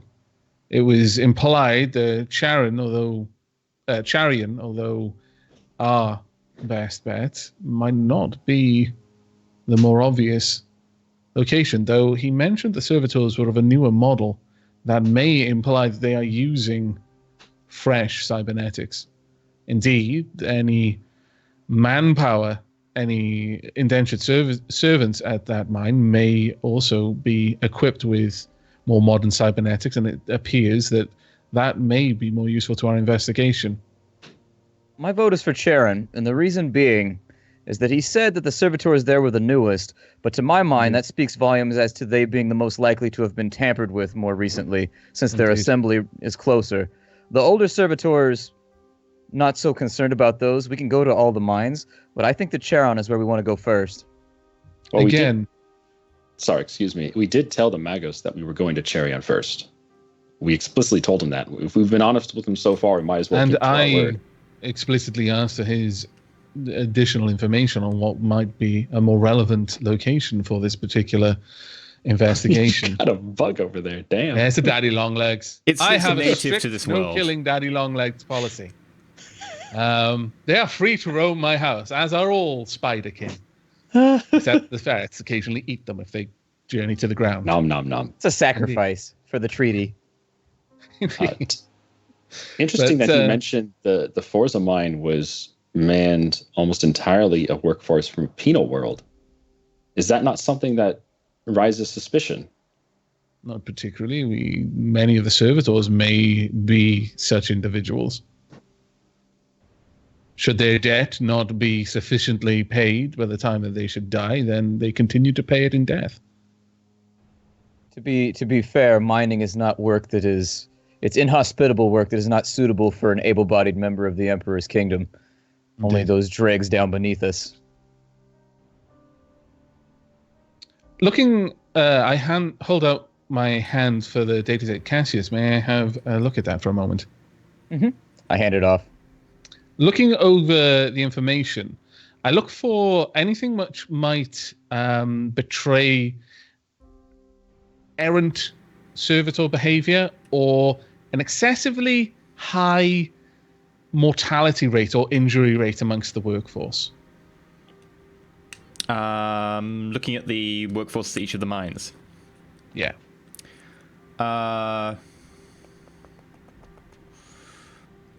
third mine of the penal force did suffer a few cave-ins, which damaged their manpower reserves and somewhat slowed down the actual reconstruction of many of the tunnels down there, which is why it's running behind time. Charion, the tech priest in charge, decided to redo most of the models of servitors, saying they were simply not good enough for the task intended and that he can improve efficiency, and apparently has done so, having completed faster despite starting later. As for at Taurus, nothing particularly of note. There was one accident with a servitor where it accidentally impaled one of the indentured workers who stumbled in front of it in the darkness of one of the abandoned tunnels where they'd got lost. The indentured worker did survive. Other than that, nothing really stands out. Is there information on the destinations of the cargo from these mines? Like, for example, does the cargo from Taurus primarily go to a part of the manufactorum which is dealing with cybernetic legs? that sort So of all of them to information. a certain extent. Now, Taurus exports basically the raw allies needed to do certain sections of the bionics, particularly a lot of stuff like certain titaniums, and also several conductive things like silver, because it's very hard for the body to reject something like titanium. It's very biocompatible, so it's often used to graft it onto bone.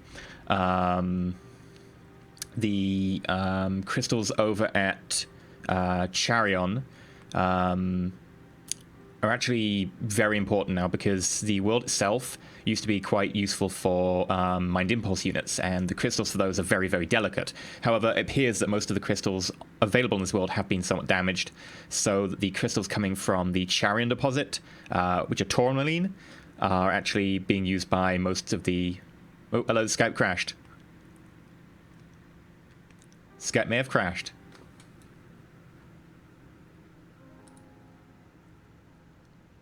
Skype has crashed. Whoops. Back in a second.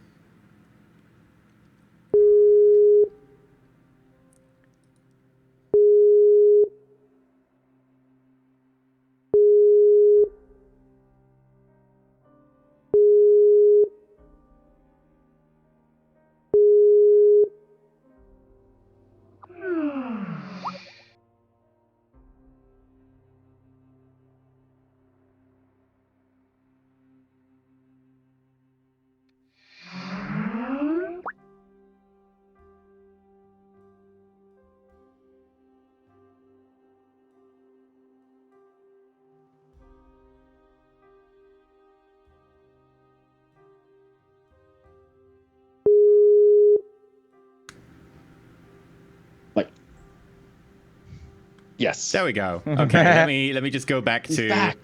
There we go. I think we are live. Let me just launch. Did your Yeah, we're internet good. die? No, But the stream went down. no idea what happened. I wasn't hosting the call this time around, was I? Though I was hosting it. you were hosting it. Did the call continue or did it die? Yeah, it was fine. Okay, Yeah, it it was just just you. dropped down my end. Eventually, your camera just froze, and What's Yeah. weird is when you said Skype crashed, we were still seeing your camera just fine, and we could hear you just fine, and it kept going and kept going until you closed the program. we were listening to you until you left. Wow. You could have just kept going. It probably would have been fine.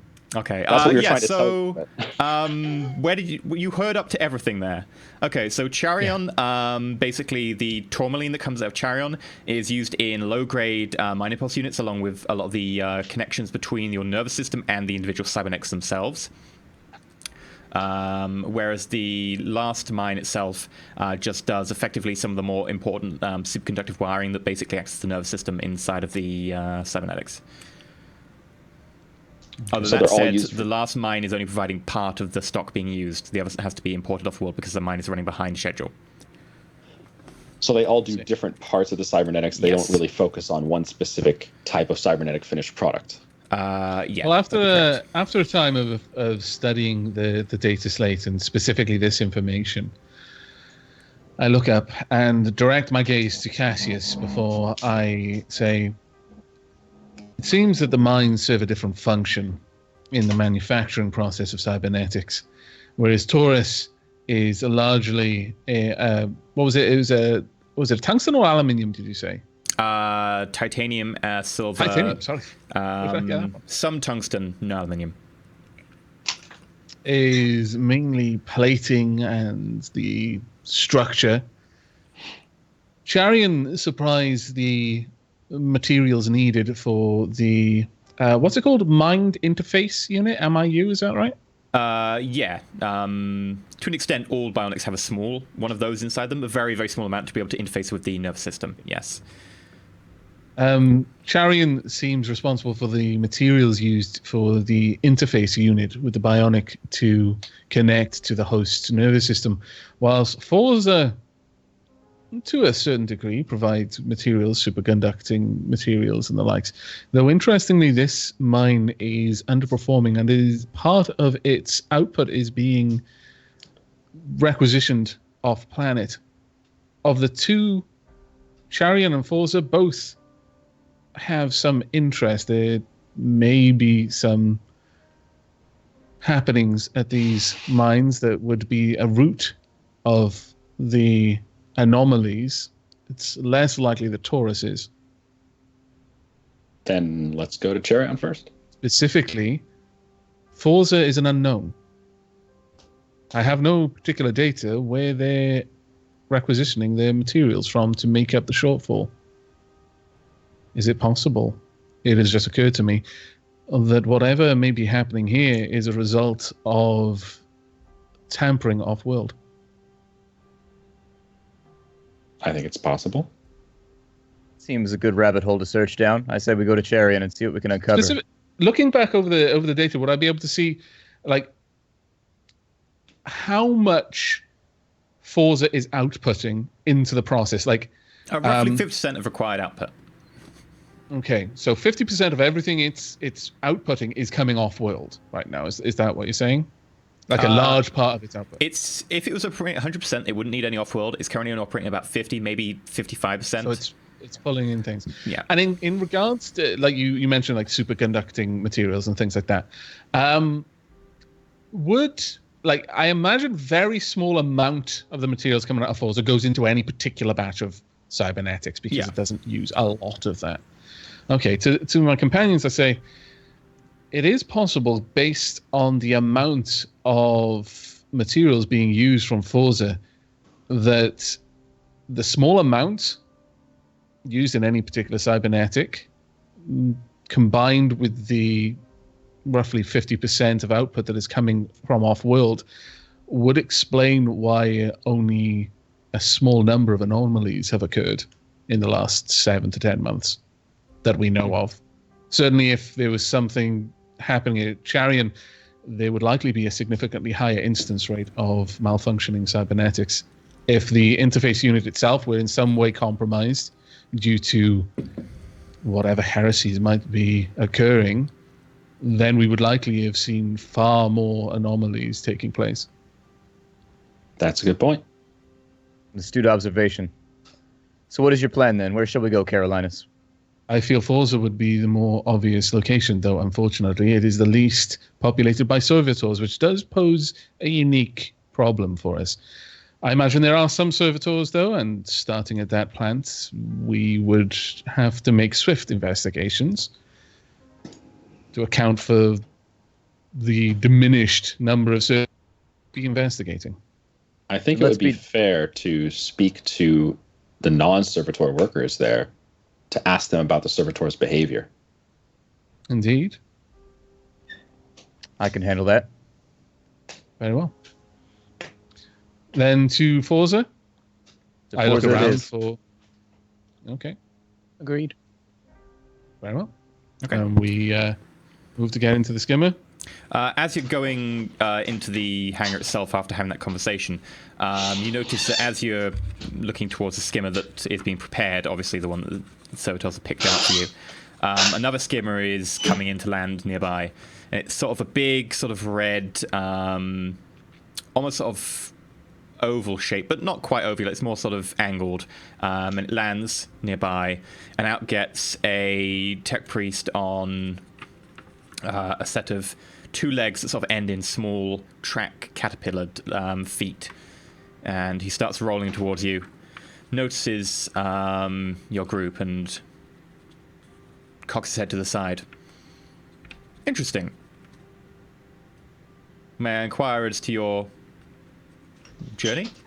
I have not seen a group of non-adepts of the machine god in quite a while. I look to Carolinus. I nod to him. Cassius, explain our business here. We seek transport to mine Forza. Is that possible?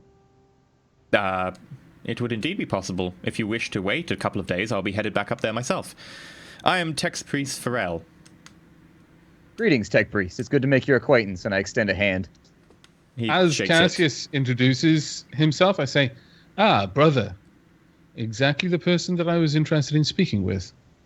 How fortuitous the Omnisire must will our meeting at this moment. I release his hand quickly and step aside so that they're both facing each other now and I'm not in the way. Yes, it is indeed must be the will of the Omnissiah. I was called in by the Magos himself only yesterday. Oh, am I interrupting a meeting? Of course, we can speak afterwards if need be. I'm not due to meet him for another 2 hours. 16 minutes and Wonderful. 30 seconds. I have time. Perhaps then we could retire to somewhere not quite so obviously in the way of passing traffic. I look around at any servitors that might be moving around the hangar.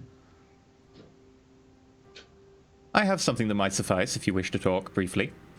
And one of his service skulls that's been trailing him, he's got about 4 of the little things, just skulls that are fit with grav units and then some sort of technology, each of them serving a certain function, floating around.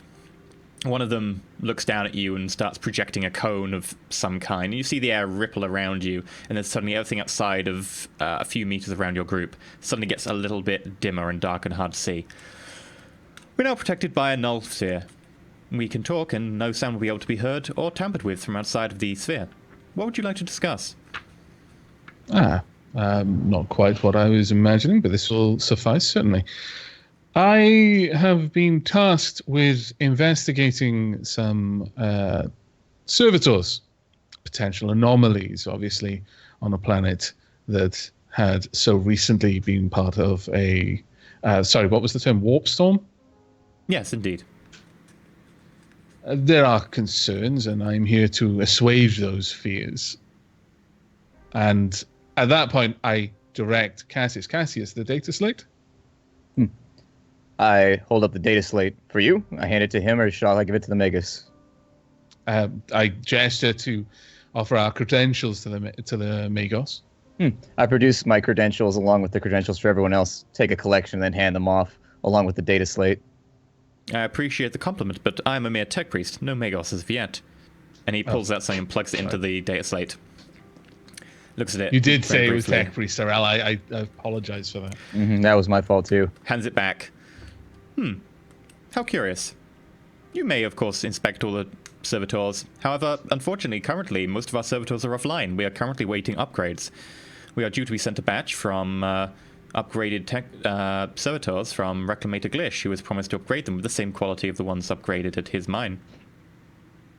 I see. It appears that Reclamator Glish has made significant improvements to the servitors at... 4.3% increase in efficiency.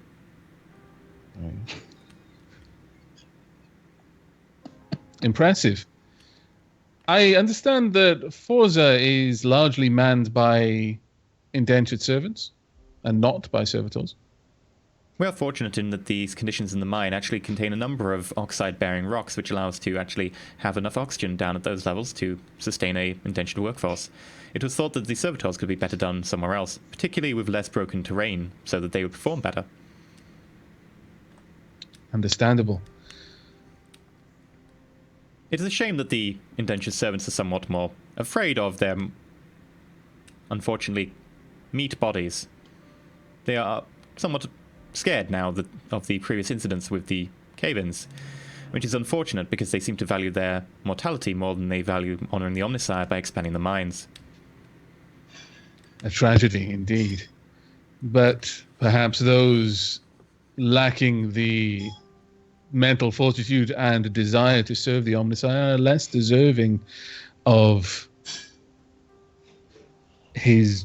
I'm struggling with this one due to my lack of knowledge. Basically, metal bodies instead of flesh ones. I can't even think of how to put that phrase together, I'm afraid. Less deserving is of the Omnissiah's blessings. Yes, quite. It's fortunate we do not So sorry about that. use most of our prosthetics on them and cybernetics. It'd be quite a waste to use them on some mere penal lesions. You do not have a largely cybernetic workforce then? No, it would be a waste. Only in very rare circumstances do we fit any of them with any sort of cybernetics. I see. Given that, what kind of percentage of your workforce are you looking to upgrade to servitors? once we are currently through the current attrition rate, my estimates are we will be needing to replace the entire workforce within 6.7 standard months. Preferably if we could replace the entire workforce with servitors by then, that'd be advantageous. And the current workers, how would their manpower be redistributed? At the current attrition rate, we will have none of them left in 6.7 months. Tell me, Tech Priest Pharrell, what is the current population of your workforce at Forza Mine? 12,326.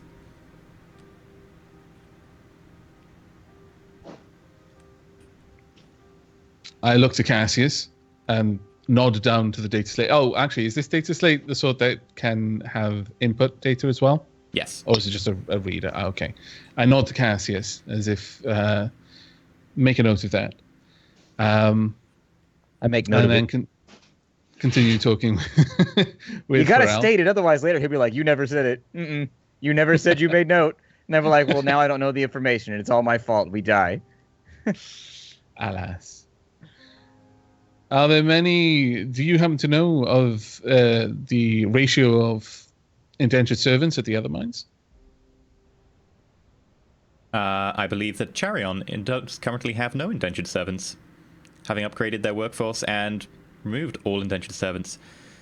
Luckily, that gave me an extra boost to the manpower at my mine. As for I see. Taurus, I believe they have some workers, disciples of the Machine God, but unlike the Penal Legion, they are not to be used so much with so little care for their safety. They are worth far more. Understandable. Well, thank you very much for the information. Before I move on with my investigation, I would like to ask your permission to speak with some of the indentured servants at your mine, given that the servitors are currently offline. There may be information that they can provide on their observations, though I suspect it will be of little use. It would be remiss of me to fail to make note of it. You may, of course. However, I do question why you would want to talk to such convicts.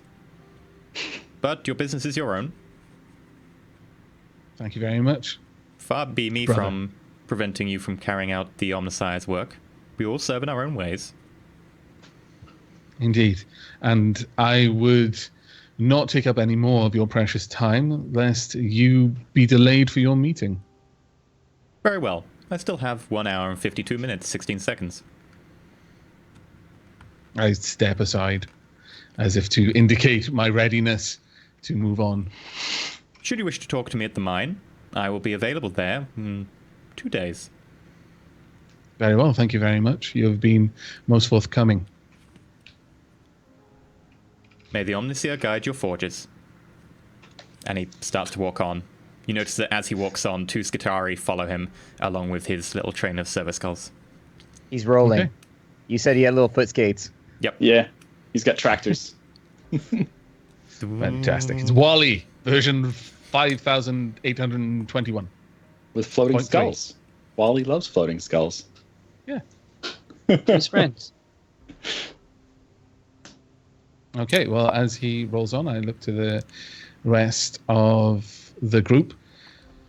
It is likely that our investigation at Feroza will be quite short, but we have made our intentions of visiting the mine clear. We should follow up on that, though perhaps we will find less there than I had hoped. Still, there is a possibility that the fugitives, the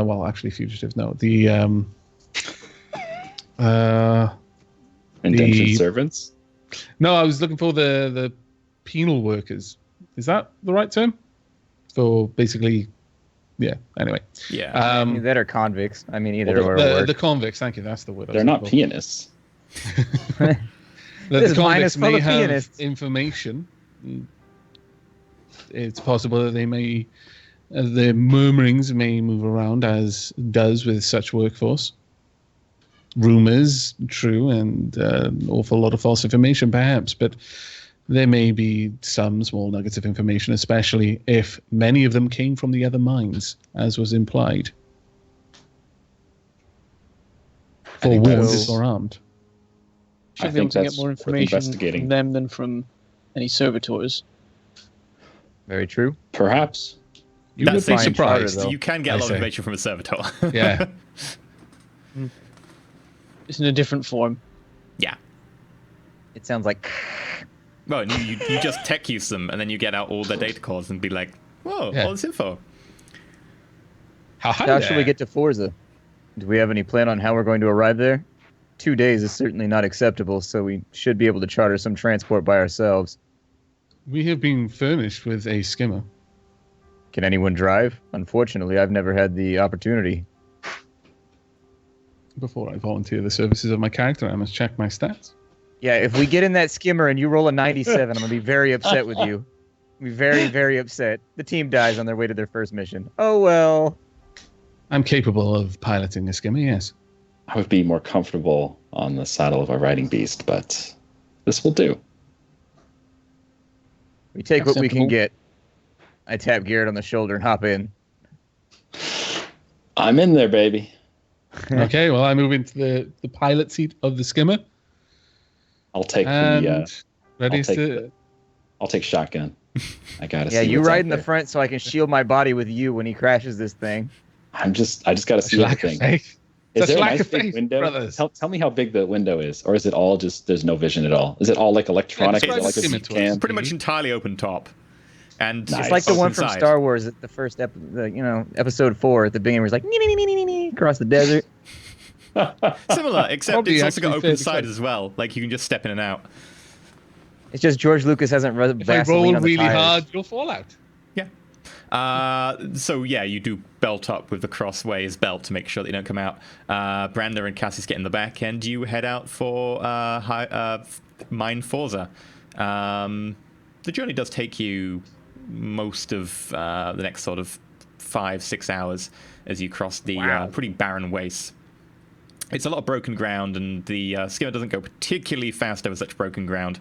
Its grav unit having difficulty getting traction on the surface. But you eventually do make it, and Carolinus is getting the feel for the skimmer and the ground, thinking that maybe you could push it a little bit faster next time. Now you've got the grips of it. You pull up to what is effectively an open mine. This one is pretty much an open pit. Going down further, and as you see near the bottom there is in fact a mine shaft with a descending lift. And you notice that around it are camped out in a number of pop-up habs here and there, pretty much a large town of people. Okay. Can I use Inquiry to go about the town and just make general inquiries as to any weird happenings taking place? So yeah, that's effectively a good thing about inquiring about this game is that it does just go, sure, you want to ask around? Make an inquiry test. So yeah, you make an inquiry test if you want. Any pluses or minuses? Plus, I feel I need to speak up here as a good player. I'm just checking that as the GM, you deemed the role for using the skimmer there was so mundane. There's no way I could realistically play it. You don't need to roll to just drive a skimmer that you To don't have just to drive. drive No. Yeah, It's not one of those just campaigns. You just like double check. I'd need to use it if I was trying to use it in some way that is not what. We don't need to roll to wash our hands. Okay. Yeah. But I was checking how those sorts of roles work. Is that more something that if something happened, like if you there were was going something over that I could terrain at it all wasn't meant think for? was tough, you would test for it. Okay. But if it's not, then you're fine. But because I'm just regularly driving. Okay. Yeah, you're just going from point A to B. Like, it's not hard. So yeah, you're fine. So yeah, if you want to make an inquiry test with a plus 20 because there's quite a few people around here, and you can just go, okay, I'm going to go to another person. I could try this too. Unless... I'm going to go ahead and I'm going to fate that. Yep, okay. Are you fating it with your magical ability, or are you just fating it with your reroll? Yeah, I'm just doing the reroll. Okay. Haven't you got a magical ability that would auto succeed it? There you That's go. true. But that's only with Charm, Interrogate, and something else. It's not Inquiry. Okay. Yeah, Brandon, if you want to do an inquiry with plus 20. I have to find it. There it is. So 1 degree of success for me. Okay. Fellowship. Kind of a rough roll. Yes. Any modifiers? Plus 20. That's funny.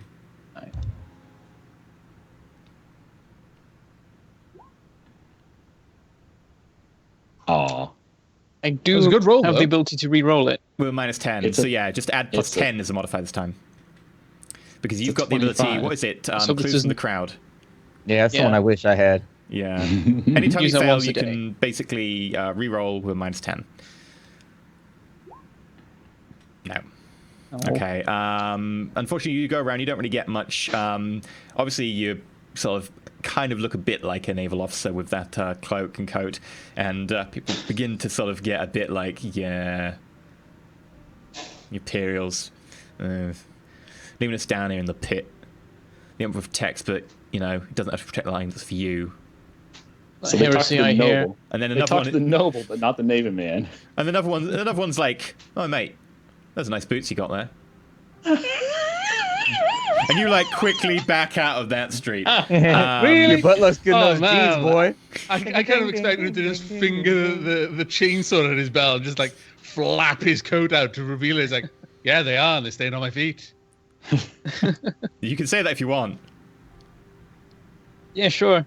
Okay, at which goodness. point about another dozen guys all join the first one. You notice that you are currently in roughly a town of penal convicts. just killed one. Over 12,000 of them. I will turn around and walk away. As you walk back towards your comrades, noticing one of them is a tech priest, quite obviously. And they let you be. Cassius, on the other hand, you managed to... concerned that we may have just killed Brander. I was- Oh my lord! I First was episode, waiting. Brander beat to death by Scrub Squad. Out in the middle of the desert. Ah! He is buried in space without his boots.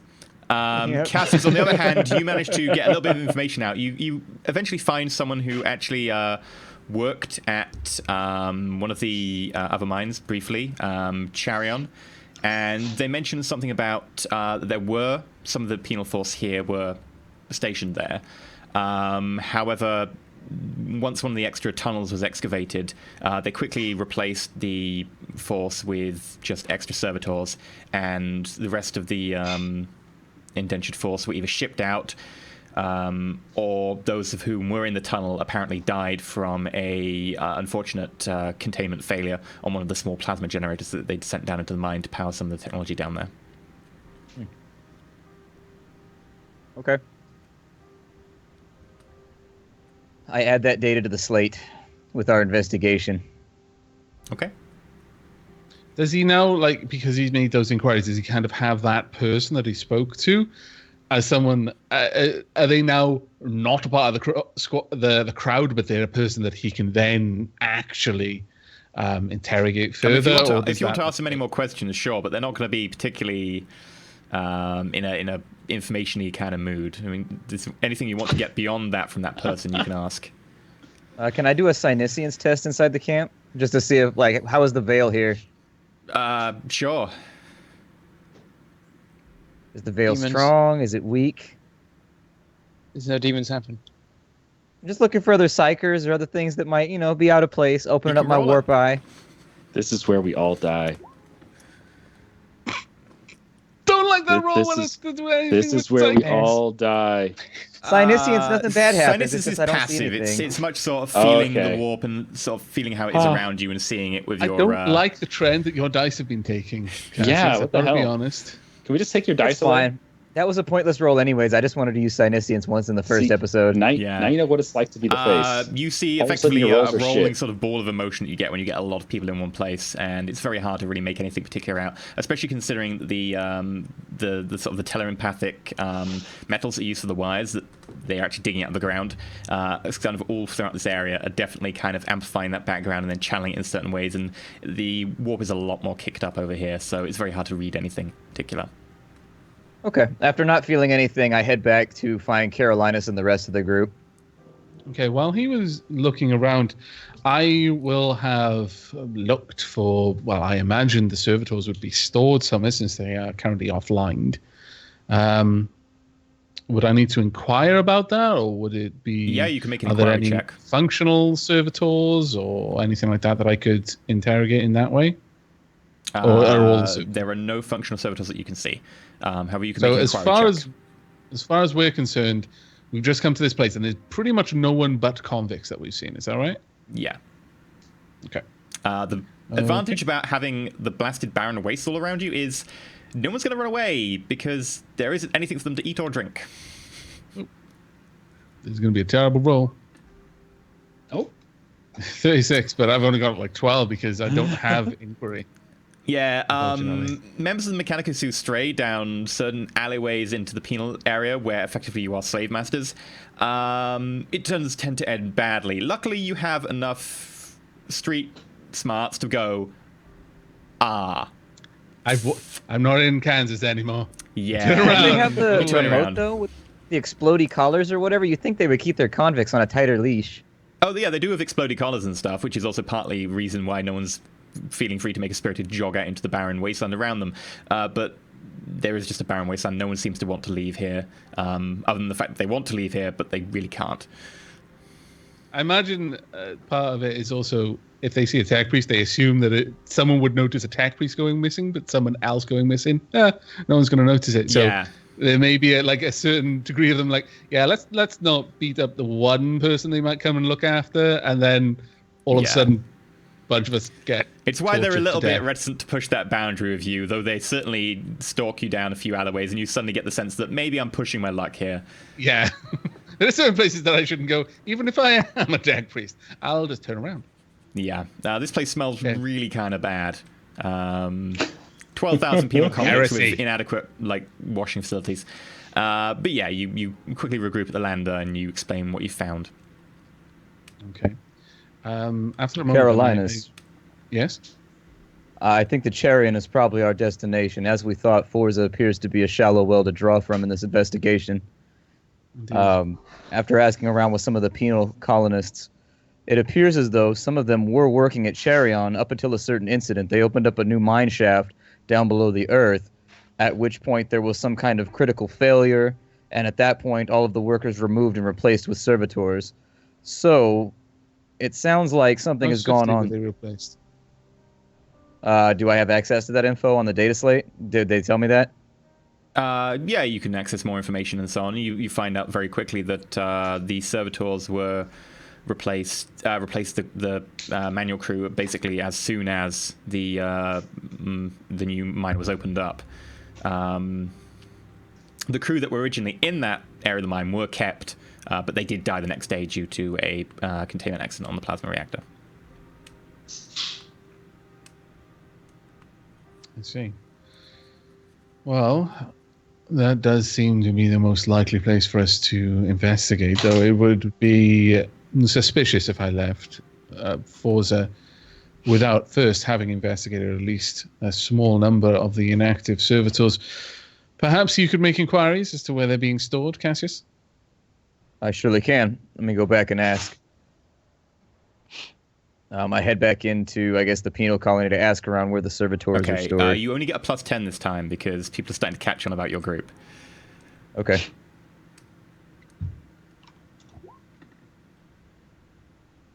Oh. You are soundly rebuffed as people start giving you a stony wall of silence. Let me go ahead and re-roll that one with fate. Okay. Come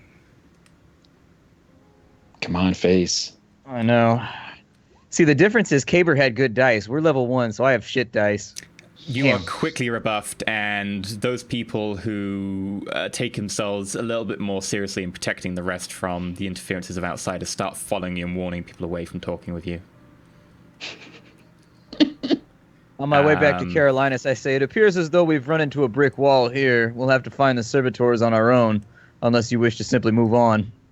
You note that you are now being watched by several of the colonists, the convicts, who are now sitting near the edge of the landing pad.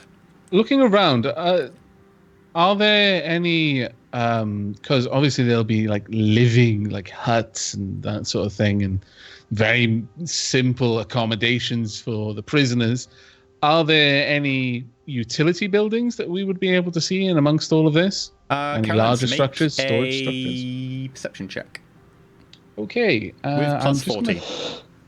I'm also going to check. No, I'll poop. My You'll poop. PDF has crashed because I haven't accessed it since the stream started. So I just need to bring up the core rule book again. So I'm just going to check my auger implants. I need to know what bonus I can get from that. Plus 20? The important thing for the audience Plus to 10. remember right now is that in Shadowrun, we came in as very experienced Shadowrunners with like good karma who could actually do jobs. In this game, we're like level 1 people in D&D. Like, we really, really have terrible stats right now. And so calling anybody any sort of specific job is kind of a rough stretch at the moment. Give us a couple more sessions to level up, and it'll be a little bit smoother where we all actually have jobs that we do. Okay, Yeah. can everyone else make a perception check for me? Well, it's awareness. Awareness is a skill. Plus 40. Okay. Plus 40. I was going to say, think of a Star Trek red shirt, and that's essentially what we are. Man. There we go. Okay, so other than Garrett, Carolinus is like banging his auger array on his Mechanidrake, trying to get it to work. And Brando and Cassius both look over behind them, and effectively there is a big tent sort of structure that's kind of made of sort of preformed plastic, only about 20 meters away. And you both sort of look back at the tech priest and go, Yeah, it's just there. Right, okay. Well, for future reference, I'll remember the modifier that I meant to use. In fact, it's meant to be 10 higher than that as well. So it's actually very easy if I really want to look for something. yeah, you ping your auger array, and your auger array sort of indicates that there is some sort of technology, possibly servo skulls or possibly servitors, currently recharging and offline in the hab unit behind you. Okay. Well, at that point, I turn around and I head in there. Okay, you head in there and you notice that there are 3 servitors currently charging. Okay. Right, so is it a case of just running tech use to try and gather information from the servitors, like their memory banks, that sort of thing? Their entire memory banks? Well, specifically, these are servitors, like they're a small number of servitors. Like looking at the data slate, and from what Tech Priest Pharrell mentioned, they had a very small number of servitors here, and they've basically decommissioned them for upgrades. Is that right? Yeah, looking at this unit, there are like a lot more bursts for charging servitors and a lot more room for being able to work on them. However, there's only 3 currently in the charging banks. The rest of them you haven't seen. Okay. Well, given that, then I would probably just make a cursory sweep of them effectively. I mean, I'll gather what information I can, but mostly I'm just doing this to look like I've investigated the servitors. Sure. But make a tech use test. Okay. If he critically fails, are they going to blow up like little subhuman grenades and kill us We're all? all doomed. We're all You doomed. accidentally convert the servitor into a crack grenade. No! I failed on that one. As far as you can determine, there is nothing wrong with these servitors. Their memory banks have been wiped clean, ready for some sort of upgrade, possibly. As far as you can tell, they're pretty much in charging. That's fine. It literally, Carolinus is only trying to make, just do the rounds for anyone who might be watching, for all intents and purposes. And should this sort of thing be logged in the servitors in some way, then there will be a log that he's done it. Yeah. I'm not sure if that sort of thing is actually Not kept with while they're servitors. offline, and probably not where they're going to be upgraded. But possibly. You can't be too sure exactly what stage these servitors are at in the upgrade. They're certainly missing a few parts here and there. Okay, well, I would take time to just look around them, and that's pretty much it. And then once I've done that, which would involve no small amount of chanting, and there would be a lot of religious. You check whether they're plugged in. They are. Yeah. You do literally Dancing with a rain in, stick, just shaking it. and you head up back towards the skimmer. Yeah. Given I'm just- that, I'm whispering to Brandon, this guy is just so weird. Have you seen people like this before, or is this guy just strange figure. Oh, this is normal. Really? Man. Okay. Meanwhile, he's moonwalking in the background with like a smoke decanter. He's trying to make shit work. Like, come on. I don't look at all surprised. This is just normal for me. You're like, Moving this back is how in our that. fleet works. We head back to the skimmer. Very well. Are we heading to Charion then? That would be my suggestion, yes. Very well. I look to the rest of the group. You have the communication for the Magos. However, we have no other communication codes. Is that correct? Not at all. Yes. Well, we should make it a priority to notify Excavator Lun that we have arrived as soon as we do, given that. Make them aware of our investigation. Sure. Are we sure it was Excavator Lun and not Reclaimer Glish? Reclamator I'm sorry. Glish.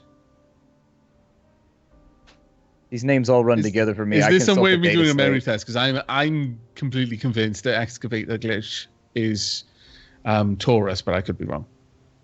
We could just check the slate. We got it all written down for That's the true. investigation. I wrote down, this is OC. I wrote down Reclamator Glish was the guy doing the upgrades. And he had just finished upgrading everything at Cherry on Mine. Now he's going to upgrade the stuff at Forza Mine. Ah, right. Okay. Is that what we have on the data slate then? going to If assume Garrett so. wrote that down on the data slate, then that is on the data slate. Very well, then we'll speak with Reclamator Glish. I apologize for my mistake. Back to the skimmer we And- go. Indeed. Okay. So you head out towards Charion Mine. By this stage, it's starting to get darker and colder, but you do manage to make it there about 3 hours later as the sun starts to set behind you. As you get there, you notice that this facility is mostly underground. There is an entrance passage which seems to be big enough to accept a speeder down it. And it ends in a big set of brass doors, one side embossed with one half of a black skull, the other half a white skull, together making a full skull, both in black and white, this being one of the symbols of Mechanicus. You park the speeder up in front of the brass doors. Getting out of the speeder, I tut my teeth a little bit and looked at Brander, and I said, this place is doing a number on these boots. I'm get a brand new pair by the time I get out of here. My boots aren't, like, as he looks down, he sees that mine are not clean. It's making no difference. So, clarify this for me, Thrail, but in the Navy, don't they force you to keep that stuff ship-shape? Well, I'm ex-Navy. It's been a while. So, old habits died quickly then. While they're talking, I look around for any signs of life above ground. Any State your personnel. business. Okay. Do I see where that came from? Best Mate. voice modulator ever. An awareness check. I'm just imagining the little green wizard head from the Wizard of Oz. That's what I was thinking too. When you see Wicked the big head.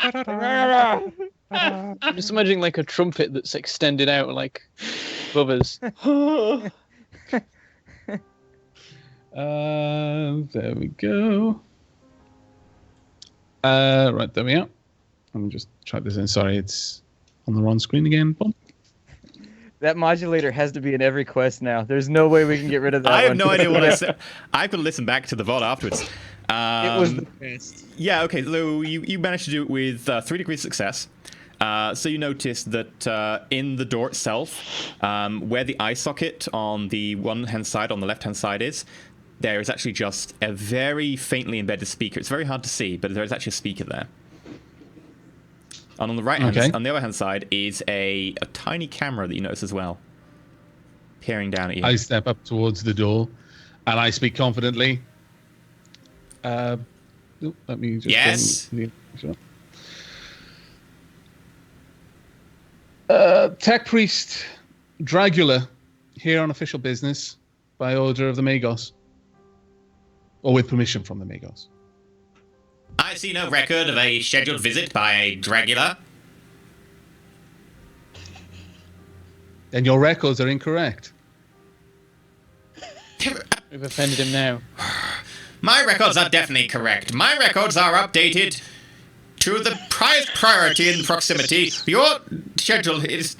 No! I step up to the door, and I say, perhaps I should go back all the way several hours to the Magos and get him to send the order in again. Would that be to your liking? And there's definitely kind of a threatening inflection there. And then I'm going to use my fate to auto-pass.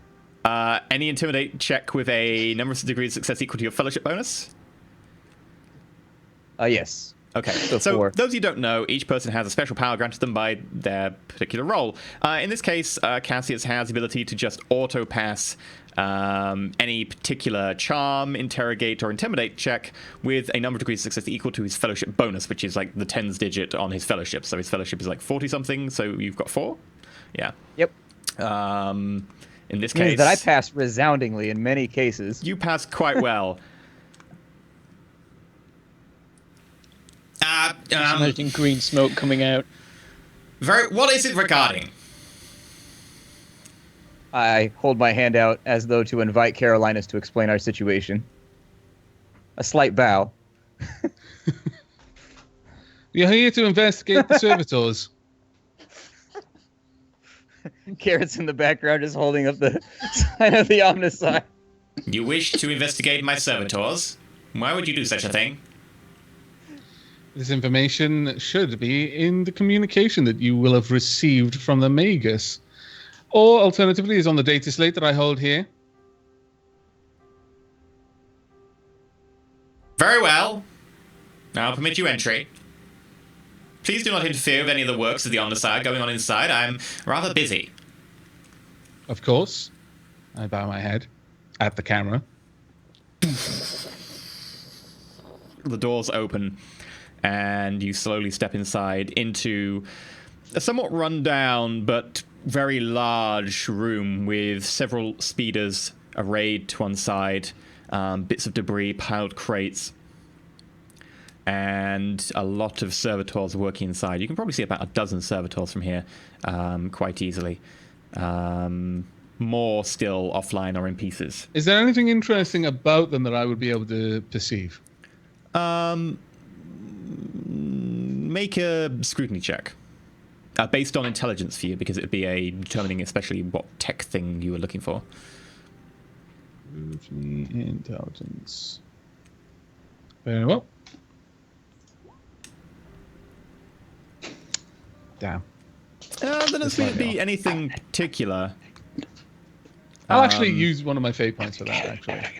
I'm going to do another roll. I want to roll that same thing. Garrett wants to get on the action here. He wants to observe and be actually, curious about things. Okay, you can Is there make anything a scrutiny. devious going on here? Oh, devious or like No, wrong technologically? Okay, yeah, make a scrutiny check. Yes.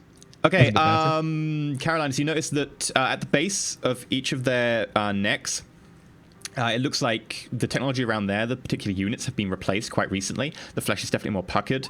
And if you look very close, it looks like certain, like maybe the crystal and the mind impulse unit that's used to interface between the cybernetics and their neural system has been replaced.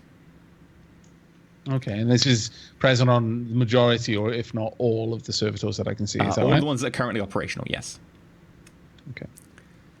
Other than that, they appear to be normally equipped, as far as I can tell. Nothing outwardly obvious about it. Yeah.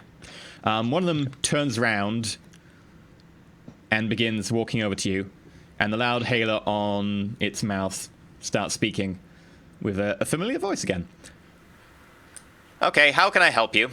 Let us make this quick. I turn to Cassius. Cassius, I direct him to proffer the data slate and begin talking. So I hand over the data slate with a slight bow. Mm-hmm. And I say, we've been sent here on behalf of the Magos to investigate some anomalies that have been reported on behalf of the servitors. We have full clearance in order to do so. You have only need contact the Magos if this paperwork does not suffice. This paperwork is acceptable. What are you investigating in particular? May I help you in any way? Carolinus, what behaviors were reported from the servitors? And I look to him. I step forward slightly. I nod to the servitor, as if greeting the person beyond it. General anomalous behavior. Tasks left unfinished. Errant directions. Servitors wandering off alone. Nothing that you need concern yourself with. This is just a routine investigation as we try to eliminate the obviously correctly functioning servitors that I've heard so much about at your facility.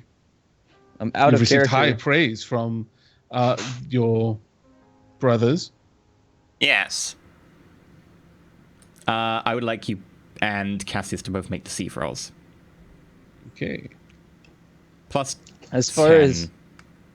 What was the name of the thing that broke down in the bottom of the mines? The plasma what? Plasma generator. Okay. Didn't so much break down as explode. Okay. Oh, that was bad. I will fate that one as well.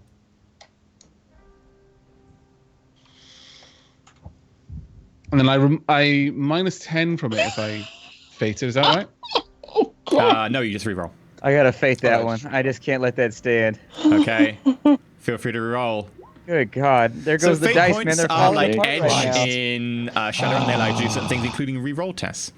Fate likes me. There you go. Look at that. You Oh, both that's managed to better. pass. Well done, Yeah, Fate. Fate. Take High that, five! EE. Shift our subtlety. We win. Ha ha. Very well. 1 second. And the servitor You just also turns let me back to hang what it in was there, doing. Splat. I thought we were tighter than this, dude. Huh? I said, Fate high five, and you just left me hanging. Oh, fate high Oh, five. there we are. Okay. Sorry, The I was servitor zoned goes out on back my to what it was 96. doing, just turning away from you, and goes back to sort of sorting through piles of bits of servitor. And one of the doors off to the right opens, and out comes a figure in red robe. Edging is sort of a greyish white, so it looks like rock dust has sort of made it a little bit of a different colour. Scrapes on the person's hands, as you can see that they have some prosthetics in terms of their jaw and so on, their arms as well. And you notice that the paint that has been previously all down the backs of their hands has started to be scraped off in many places by abrasion from what appears to be rocks. The person stands forwards, several Mechandrites moving around from behind them, making them look a bit like they've got an octopus stapled to their back. And you notice that as they step forwards, they have a big, heavy staff, which on the end has several rotating chainsaw blades and what appears to be a arc sort of torch in the center. This you might have seen before, Carolinus. In particular, is designed to be a boring tool for sifting through somewhat loose rock. Basically, it's a sort of chain spear that you can use to dig by jamming into rock, and it's designed to wear away the rock. And also, the center burner is designed to sort of weaken the central core. Particularly used by people who are excavating. He walks over towards you slowly. How may I help you? I need to be clear that I can allow you to have a look at all the servitors up here that you wish, but unfortunately you will not be able to see the mines because we still have issues to clear up with the containment accident. Well, there can simply be no argument along those lines. We are supposed to look at a small sample of all the servitors, not just the ones above ground. The work must be completed. It would be very hazardous to your health. I would severely suggest you do not do so. Were you to... your flesh to become too weak to be able to undergo the service of the Omnissiah, then I would be very remiss in my charge. Would it be possible to remotely control one of the servitors from the top and take it down to the bottom to observe and interface with other servitors that have been doing the work down there? Make a charm test. Ooh la la. Any pluses or minus or just native? Straight native. Your tentacles are so... Oh, that was a alluring. 92 for a moment. Now it is a 12, yes. I don't watch the dice. They make my heart hurt. Make a fellowship scrutiny. Make a what? A fellowship scrutiny with +10. Okay. The charm wasn't good enough? It wasn't good enough. You passed the charm test. Whoa! Damn! 0-5, target 30. Okay. He kind of gives a bit of a... Oh, I'm still talking that voice. Sorry. I know. I was going to tell you, but I was like, no, I like this voice. He thinking gives in a his kind of voice a now, bit of too. a sigh and sort of a slight shrug, which looks very weird with both his obviously mechanical arms sort of moving very differently than a normal shrug would. And you get the sense that he's not so much acquiescing as agreeing that he can't disagree with you anymore. And he doesn't look like he's about to agree anytime soon, but he says, Very well. If you just wait here, I will just go get the proper equipment to be able to remote control one of the servitors up from the mine shaft below. Thank you very much. I appreciate your cooperation. As does the Omnisire, I chime in. and he walks back through the doors he came through. I whisper to the group, be careful. Something's afoot here. Something is odd. I don't think he likes you much. All of you As you make do deception that, though. checks. Okay. I murmur, you're performing your duties exceptionally well, Cassius. Thank you. Unfortunately, I've got a Perception checks. distinct feeling it's going to go Awareness, very, yeah. very wrong. Just awareness, yeah? Yeah. Oh, I thought you said perception. Oh, sorry, it should be awareness. Oh. You can re-roll Failed it as anyway. awareness if you've rolled something else. Well, thanks to my Augur, I can re-roll my perception-based checks whenever I get them wrong. Oh, yeah. Ah, bad right cybernetics, so good. Target 6. Oh, Wow, I can't do anything. it's all right. I can Most shoot of us things got- and hit Oh, things. no! Oh, no! Carolinus, What even your auger is overcome with reverbing sort of signals off a lot of the ores around here. Your auger will not function for the next hour. Filthy spirits! They're Um, attacking the machine When that spirit. happens, I mean like, oh, and I start intoning things and just generally making hand signals and various things like that. It's not going to fix it, but this is obviously Carolinus' response. That, yeah. oh, the if machine you put spirit's the in my sacred order. unguents on it, it will make it work again, but that would be a use of sacred unguents. However, as you're trying to fix that, you all suddenly become aware that the servitors in the room have stopped what they're doing, and they've been positioning themselves so that they now surround you. You didn't notice in time, but their choreographed movements now have you boxed in. What about the shooting and hitting things? All that effort to warn people, and then we just sat there being like, I am observing things, while failing to observe We all tried. the things in the room were surrounding us. We tried to observe. They haven't all surrounded you, but they've got you in a position where they have boxed you in without you noticing the auto escape route has been cut off, effectively. Okay. They were all buzzing around, but they were buzzing around now in a slightly different pattern that resulted in them just happening to be surrounding you. I would like to roll initiative. Now, I do have a question for the group. This is effectively the last combat of this episode. We can do it now, or we can do it next week. We can do it now. It won't be a long combat. Or we can do it next week. But that said, I played last week, and it took us an hour and a half to fight two guys. yeah, those are Yeah, guys we using were- cover. Servitors don't use we were cover terrible because servitors last- are stupid. But the Well, question is, the can winner you go for die another very half an hour? frequently. I can definitely go for longer. I can do that. But, It would just kind of I suck can to always- leave literally a combat next week and then be like, okay, new mission.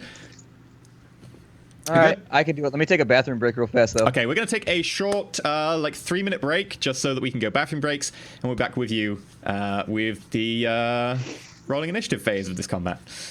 Poop. No. Pooping, if you can do it in 3 minutes.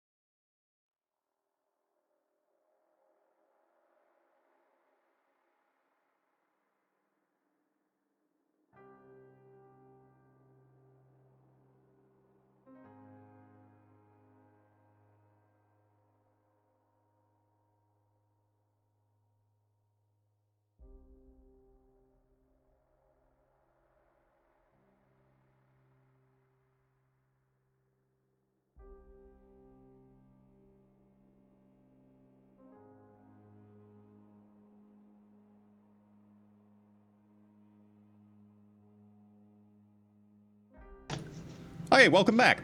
I'm just putting the map together now. It's a good map. Utility Servitor. Is there an Utility input value? Servitor. My initiative button stopped working. It was working for the practice stream, and now it's not working. Have you got your character selected? Yes. I've got my initiative button. Yeah, I've got the same thing that I had last time, and it's saying it needs an input value now. Is the input value my agility? Maybe? No, I think there's a modifier, perhaps. Yeah, it should Just be click effectively it your in, agility click bonus. submit. It should be like D10 plus your agility bonus. The way I wrote that macro originally, you meant to enter your agility bonus. Oh, right, you meant to enter your agility bonus. Oh, balls.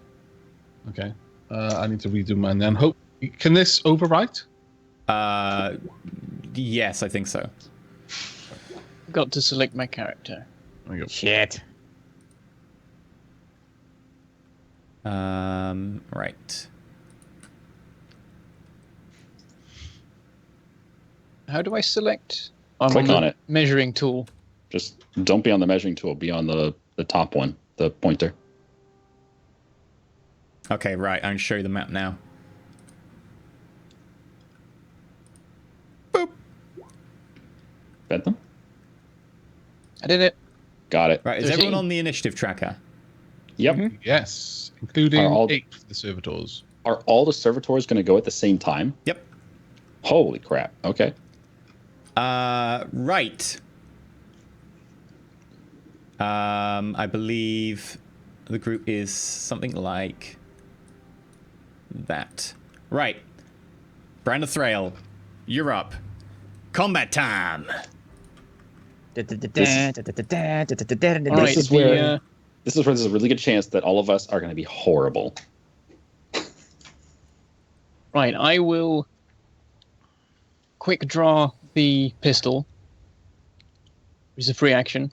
Please tell me your pistol is named You McGraw. had your pistol concealed without a concealed holster.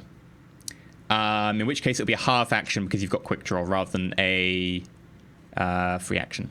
Because it'll be a full action to get it out from where you've hidden it. So yeah, you can do it So as it's a a half full action. action to do that. No, it would be It's a full half action normally. action, You've okay. got quick draw, so half action. Right, I'll half action to draw and then half action to fire at the nearest servitor. Okay, which one are you targeting? The one near Cassius and you?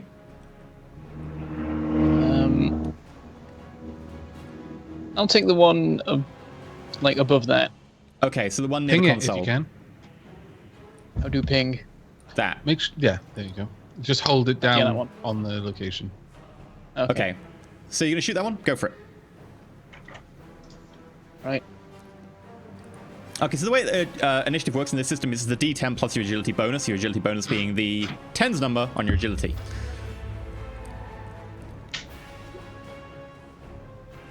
A 0-6 with your stub automatic.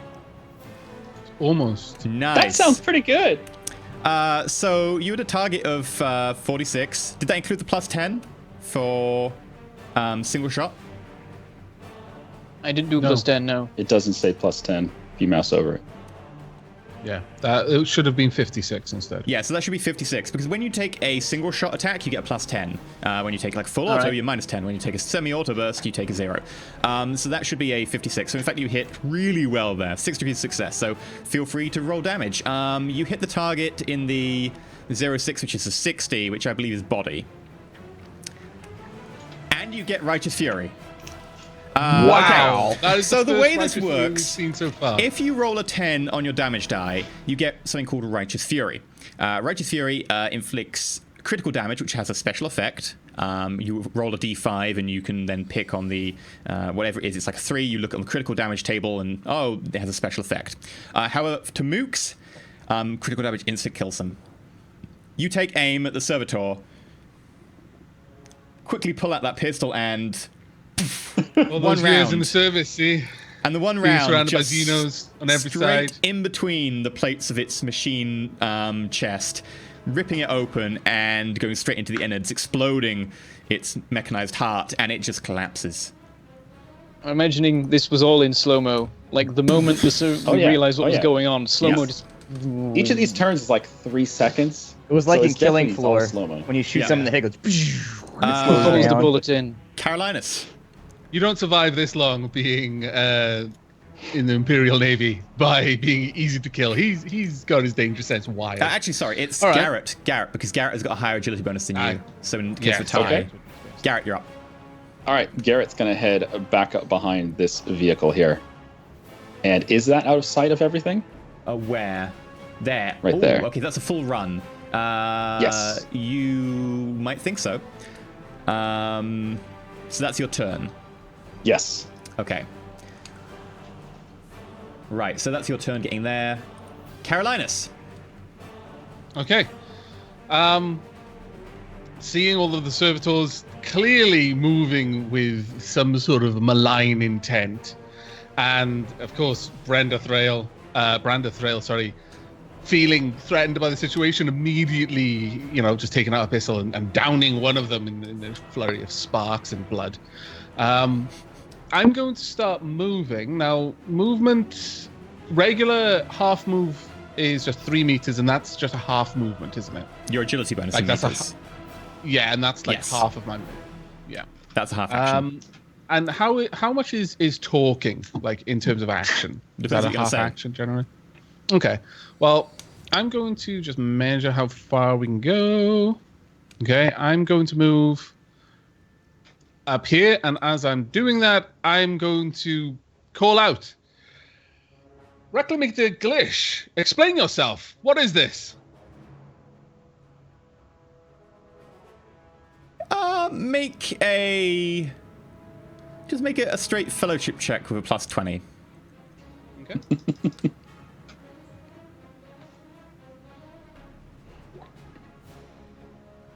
Oh. I'll use a fate point for that. Okay. Is that your last fate? Yes, it is. Wow, your Oh, fellowship's really good, man. Oh. Why is it my rolls are getting worse over time? Oh, damn. Okay, that Holy makes spank. it utility servitors. Ah, I'm looking forward to using them. Servitors. Why are you suddenly Leonid? Leonid. Right, so that makes my move at a full run. Are there space Russians? We need to have at least like one guardsman group that's like space Russians. There's totally going to be space Russians, don't worry. I was playing around with the idea of a space Russian tech priest. Where's my move on the character sheet, by the way? Oh, there I see it, don't worry. 12 meters. Wow. I moved 2 meters. Mm-hmm. Oh, he was looking at full run, though. Excellent, that's a charge. That's a charge. That's a charge. That's not in range.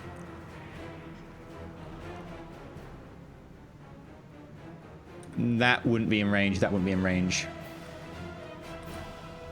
Okay. So charge. Utility servitor runs straight at Brenda Thrail. The other one runs straight at Cassius. And this one here runs directly at Dragula. So how does a charge work? It just gives them a plus bonus to hit. Yeah, they get a plus bonus to hit from their momentum. Oh, whoops. Nope. Then You I moved a car? I moved a land speeder by mistake. Yep. Nope.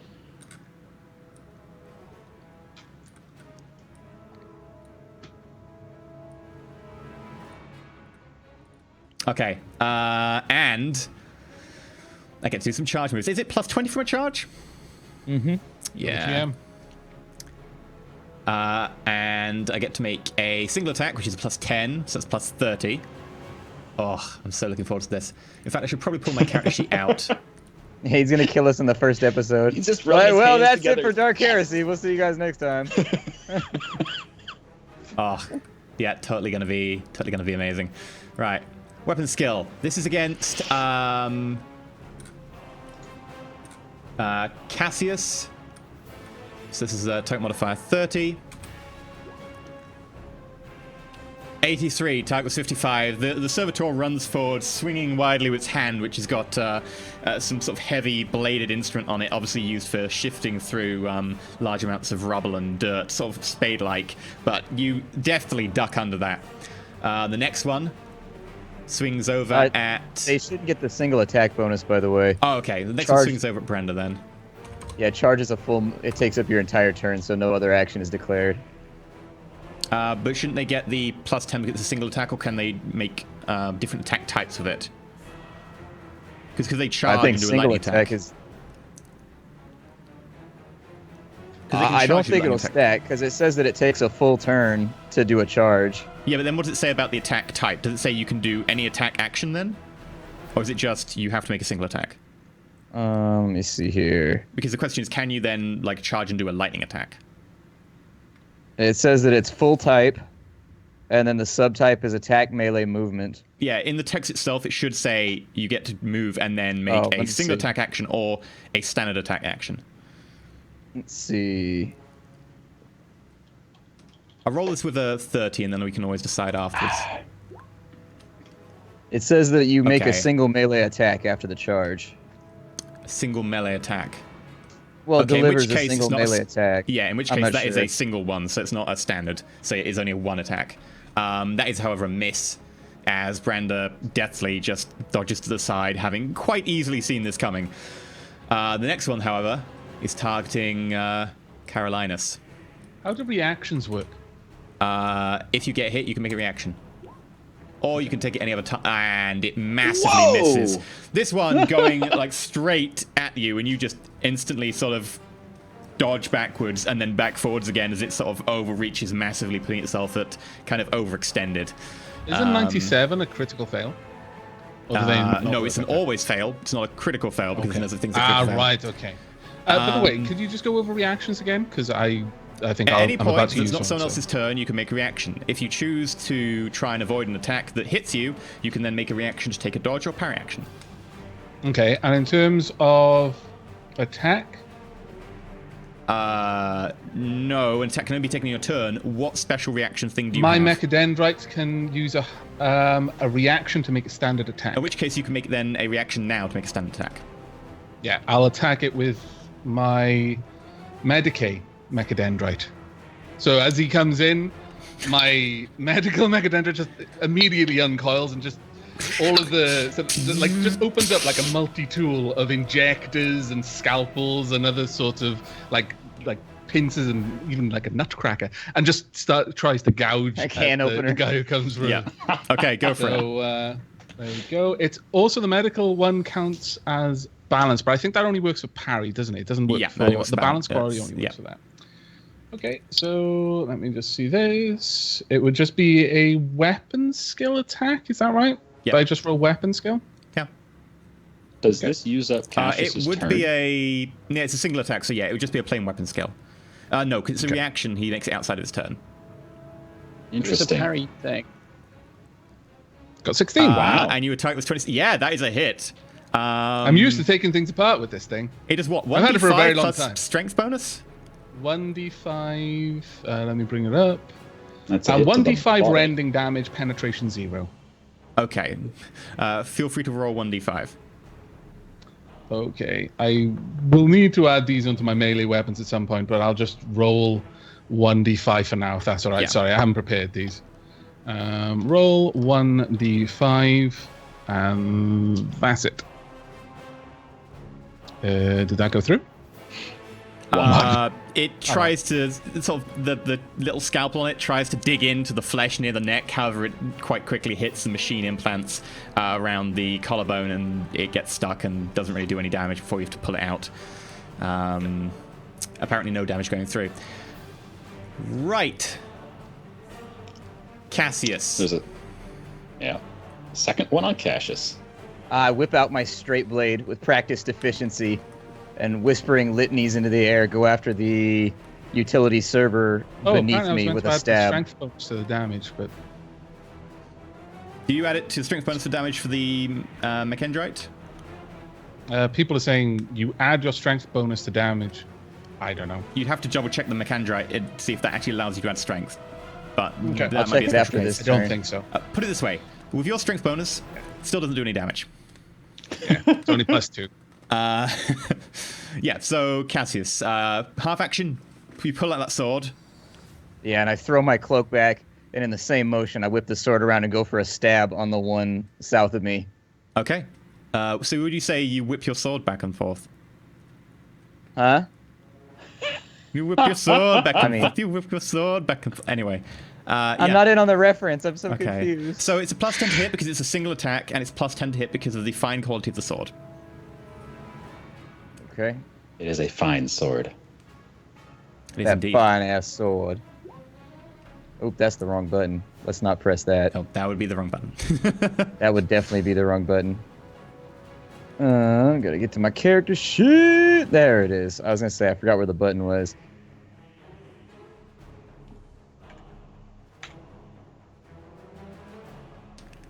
There you go. Yeah, that is 3 degrees success. You definitely hit with that.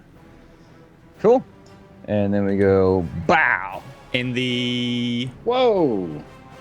Oh, wow. Okay, so Yeah! the way this works is if you get a 35, you reverse the digits, so it's a 53, and that determines hit location. There is a table that determines what is what, but however, 53 is body. However, you then got Righteous Fury with a 10 on the damage die, so because it's a mook, that results in critical damage and instant kill. You lunge forwards with your sword, having just instantly drawn it, seen the Servitor come for you and try and go for a backswing. And you just see it overextend as it swings towards you, and you just sort of drop down to a cat-like pose and then ram upwards one-handed. Dueling stars you've been trained to do from a young age. The sword sinks effortlessly into the armpit, straight up and out through the top of a shoulder blade. And the Servitor shudders for a moment, sparks, and then goes limp. And you withdraw the sword. Brutal. I do Just the brutal. cool ninja shit from animes too. When it comes out, I go like, and then it's back into a standing position, back into a ready position. It's gonna be legit. Oh yeah, and you do it and it looks awesome. RCG. Doing okay so Mhm. far. I Grimdark will- ladies are like, ooh, I want to be with him right now. That was their response. That is totally how that works. Brander. Branda, you're up. I will remove that Servitor in a second. I'm just looking for hit locations. Got it. Right. Just so I'm aware, where's the exit? Is it this bit above us? No, it's all the In way case to the we need left to run where away. the park speeder is. Oh, okay. I'll hold position for now. So I'm in melee combat now, I guess, with this guy. If I was to quick draw the chainsword, would that be a half action? And then No, that'd be a free action because it's normally a half action. right. And what would happen to the pistol? Would I keep hold of that? Yes, however, you'd be using your offhand, which does have a penalty. You can drop your Oh. pistol for free and you can draw drop your pistol for sword. free. I can probably get it back later. I will drop the pistol and quick draw the sword. Okay, you drop the pistol and you quick draw that sword up. And I guess aim and attack. Sure. Yeah, that's a +10. You're doing a single attack, so that's +10 as well. Aims can be taken as a half or a full action. Each person in their turn has a half action, or a full action. So in this case, it's 3 to draw the sword because he's got a special thing that allows it to go down from a half action from drawing to being a free action, and then half action to aim, which is a +10, half action to hit. He's using a single attack rather than doing multiple attacks, which you only do with traits. Single attack is +10 anyway, so it's +20. And Wow. that is a massive hit. 11 with a target of 50. Yeah, that is 5 degrees success.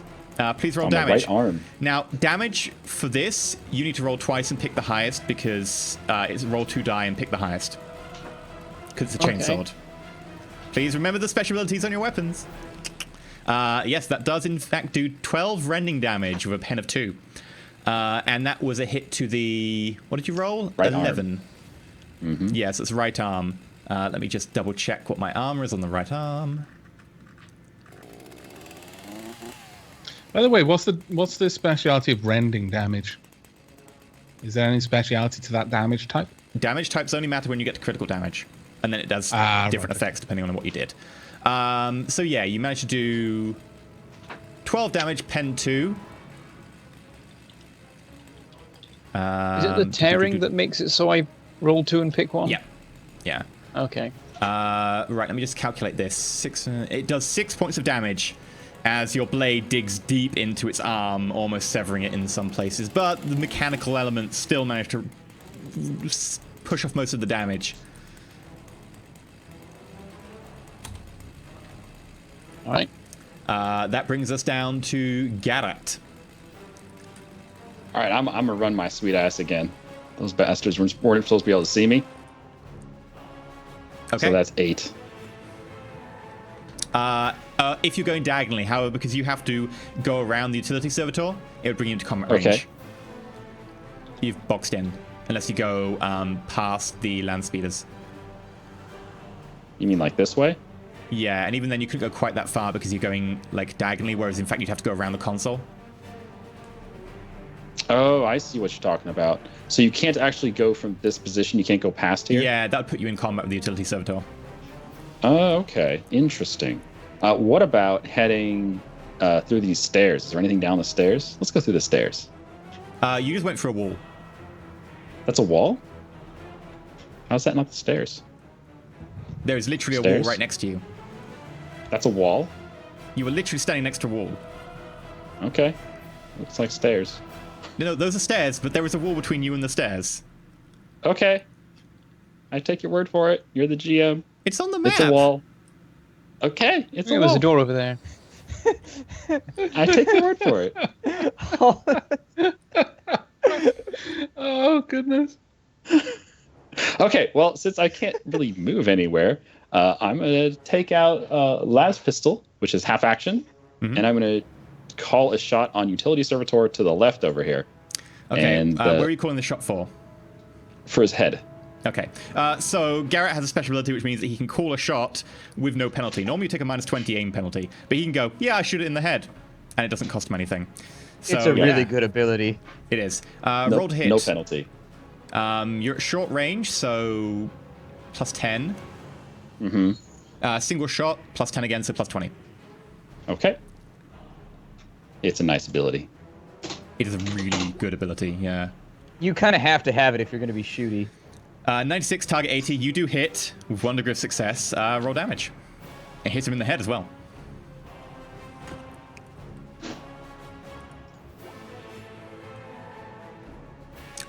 Wait, why did I rolled a hit? Rolled Sorry. to hit. You need to roll damage. Sorry. Here you go. 8 damage. The lasbolt pings into his head, and he's momentarily shaken, and a little bit of flesh is scorched off above his eyebrow, exposing wires and circuitry. Doesn't do very much damage, though. Damn.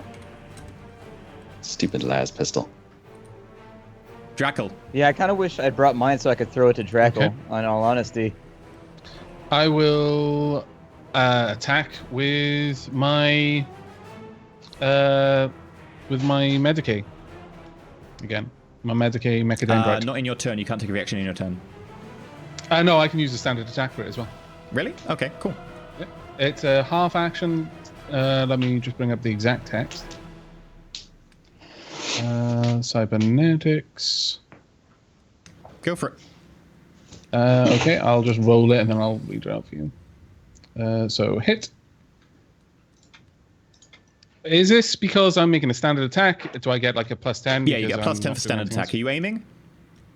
anything else? Yeah, sure, because it's Half-action a aim? half action for the attack. So you're Yeah. +20 in total. Okay. Yeah, that we is in go. fact a hit. 38, target 47. Okay, Roll your damage. And try damage. 7 rending damage. Your scalpel jams into it in the, what was it, 83, in one of its legs. However, it doesn't really seem to get through the thick skin and exoskeleton armor around there. It doesn't seem to have done any damage. Utility servitors. Excellent. That's just And a now normal we attack. die. That is a charge. Roll to die. That's a charge. That's a charge. In fact, that'll be up there against Carolina, so it's a bit more evened out. And that'll be a run. Will be able to pass me Um, and go through its friends. ooh, with it. Wouldn't I have to go around them? Yeah, it wouldn't be. It can just about skirt you because it's got 12 meters of movement, and it has to get very close to be in contact with you for combat. Yeah, it can just about get around you, but only just. It wouldn't be a charge or anything. It'd be a run. So, combat.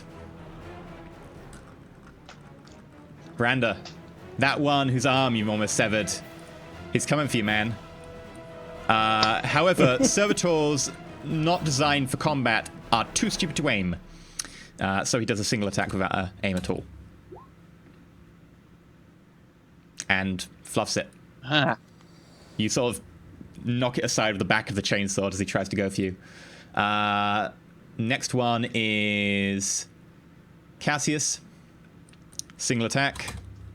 That was a plus 100. It shouldn't have been. I need to reroll that. Actually, no, I can just say it was 35. It was meant to... He got 51, so he failed. Next one is a charge against Cassius. Massively fail. Carolinus. Is this a regular attack or a charge? Regular attack. Apparently It's a the spirit hit. of blowback lives on. Okay. There's one servitor, Carolinus, is a little bit too busy trying to jab it in the leg, and it manages to just about swing forwards, and it does. Okay. Ooh, 13 damage to the body. All right. Well, I resist that with 3 armor on the body and 3 toughness, so it reduces it to 7. Okay, yeah, you take 7 points of damage as it swings one of its armored industrial limbs into you, and you can feel like several ribs break as you almost push back a couple of paces. That hurt. Right, the next one is going to attack you with its charge. Can I dodge or parry that? But that's a reaction, isn't it? Yeah, you could dodge or parry that if you want. With a reaction, yeah? Yeah. Do you have dodge or parry? Because that'll make it easier. Yeah. No, I don't. You'd be making an so- agility test at minus 20 then. Yeah. I mean, you might as well if you got nothing else going on. I mean, Question on reactions. Is there like a pool of reactions that you draw from, sort get of similar one. to Fate? 1 per turn. 1 per turn. Okay. Yeah. Well, I can use my Mechadendrite to try and parry, which will give me a plus 10 because of the balance quality of it. Okay, you can do that if you want. Well, it would seem like the most likely thing to do. Okay, make a dodge parry at plus 10. Yeah. Unfortunately, 53. No. the Mechadendrite failed. My to skill get is there in way time. too low. Yeah. Oh! Damn. Damn, son. Yep. Next one swings in at you, hits you again in the body. You've had some really bad luck with these ones. Yeah. Yeah, a 13 hit. 8 points of damage to the chest. That will mean that I'll take 2 points of damage, and that puts me at 0. Okay, so Carolinus is now at 0 wounds. The way it works in Dark Heresy is you don't die when you get to 0 wounds or anything. You don't pass out. You go to critical damage. So anytime you get a minus number, that has a certain effect depending on where it is. So, for instance, if Carolinus was at -1 to the chest, we'd look up what -1 to the chest does, and it tends to be something like you get a point of fatigue at that low level. If it was -9, it'd be something like your torso explodes. So let's hopefully not go that far. Depending on where it is, instant death can occur. Like the head, instant death occurs sooner than, say, the chest. Legs, you can lose limbs, etc. It can get fun. Carolinus just got really unlucky that turn. Oh. It will happen when you throw this many servitors at us. He does not regret a thing. That makes it the 2 up there versus you, Garrett. One's charging. Bring it on. Massively fluffs it. Arm smashes into the wall, bits of masonry falling down. Next one also misses wide. That makes it Cassius. Okay. Having drawn my blade back into a ready position, I bring it around, and so when I draw back, I bring it up, back, and around for a chop at the shoulder at the utility servitor in front of me, I guess, to the right. Okay. And that's going to be...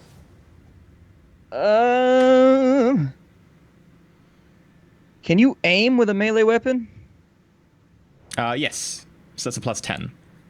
And then a single Okay, attack so plus I'll- 10 again. So I'll get plus 30 plus the balance, so that's not too bad. Ooh, wrong thing. If you Whoa. hit, that will be the damage, though. You Yeah, can stop I'll rolling take it. damage. Gotta actually hit. Sorry, I got a button that says sword on it, and I keep seeing it being like, I'm gonna click it! Like, Okay, if the next one's a roll to hit and you hit, you can have the first damage roll. yay. Nice. Especially since you rolled Very a 0-3. nice. That is a 30, which is the left arm. You instantly pirouette around, momentarily take aim, and then just lob upwards, and it just completely severs the left arm of the servitor, and it goes over end, over end, over end. And then for good measure, you just pommel it in the face once as it sort of is very confused about what's happened to its arm, and it just keels over backwards. These poor servitors. Yep. Well, they're kind of like foot soldiers in TMNT. It's just like, they just get whooped on. That makes it Brander Thrail. All right, Chainsword. the guy that I was fighting, I'll carry on. I think I'll aim and attack again. You're damn Carry right on, you will. then. Cut this guy apart. That's the most English-sounding attack ever. I suppose I'll carry on with murder. Go for it. Indeed, let the killing commence. Now all I can imagine is English people like in trenches just been carry on, firing then, reloading. Good sir. That is in fact a hit. Roll your damage. Whoa! Yeah. I'll pick the. Wow. Yeah. roll twice? Where did you hit? That was a 0-3-30. Sorry, that was a 32, which is 23, which is again left arm. You strike into the left arm. This. The arm just flies off in a spray of gore as your chainsword cuts through it. Ribbons of sort of tendon and wire just left hanging out. And it kills over.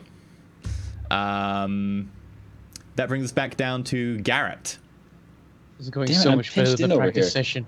Can I do anything as being this agile assassin type thing? Can I do anything like get up on top of this car here? Sure, I'd like you making like an acrobatics check, but you'd also get attacked by the people next to you. Okay, There no, are I'll talents just- that allow I'll you to just do fight it then. something like that without getting attacked, There's but you need a talent for A that. jump full action thing. All right, Yeah. no, I'll just. I'm gonna drop my pistol and it's chainsword time. Like simple action, chainsword is coming out. Okay, you've got another And- half action. I'm gonna swing at the guy who already took a little bit of damage to the head. I can't call action with this because I don't have the ability for what is that skill called anyway? It's called Precision Killer. It Yeah. only affects my ballistic, so it doesn't work Yeah. for melee. All Okay, right. so you get Let's- plus let's 10 swing this because guy. it's a single attack. Mm-hmm. Because he actually used a half action to drop the pistol, didn't he? Yeah. Oh, I'm gonna fake I that. used the half action to draw, and used a simple action to drop. That's half of the attack. I'm gonna fake that. Okay, you fade it. Reroll. Yes, sir. Here comes the 99. There we go. That's a Yay! hit. 33. That is also the body. Roll your damage. Remember to roll twice with a chain. Is it a chain blade you've got? Chainsword. Chainsaw. I feel okay. bad. I convinced Carolinus to leave his gun behind, and now he's just getting beat on. I just feel like an asshole now. Carolinus wouldn't have done it if he didn't think it was a good idea, to be fair. So 7 pen 2. That does 1 point of damage. As you try and dig in with the chainsword in a lunge against this guy, a little bit of flesh flies up, a couple of wires get caught in the teeth, but you don't manage to get past much of the metal plating. Carolinus. Hello? Apparently I'm back. My Skype crashed, but Oh, hello. Now my Skype has crashed. Oh dear, oh dear, oh dear. Well, we'll be back in a second once we reboot the Skype. Hey, hey. Hey, hey.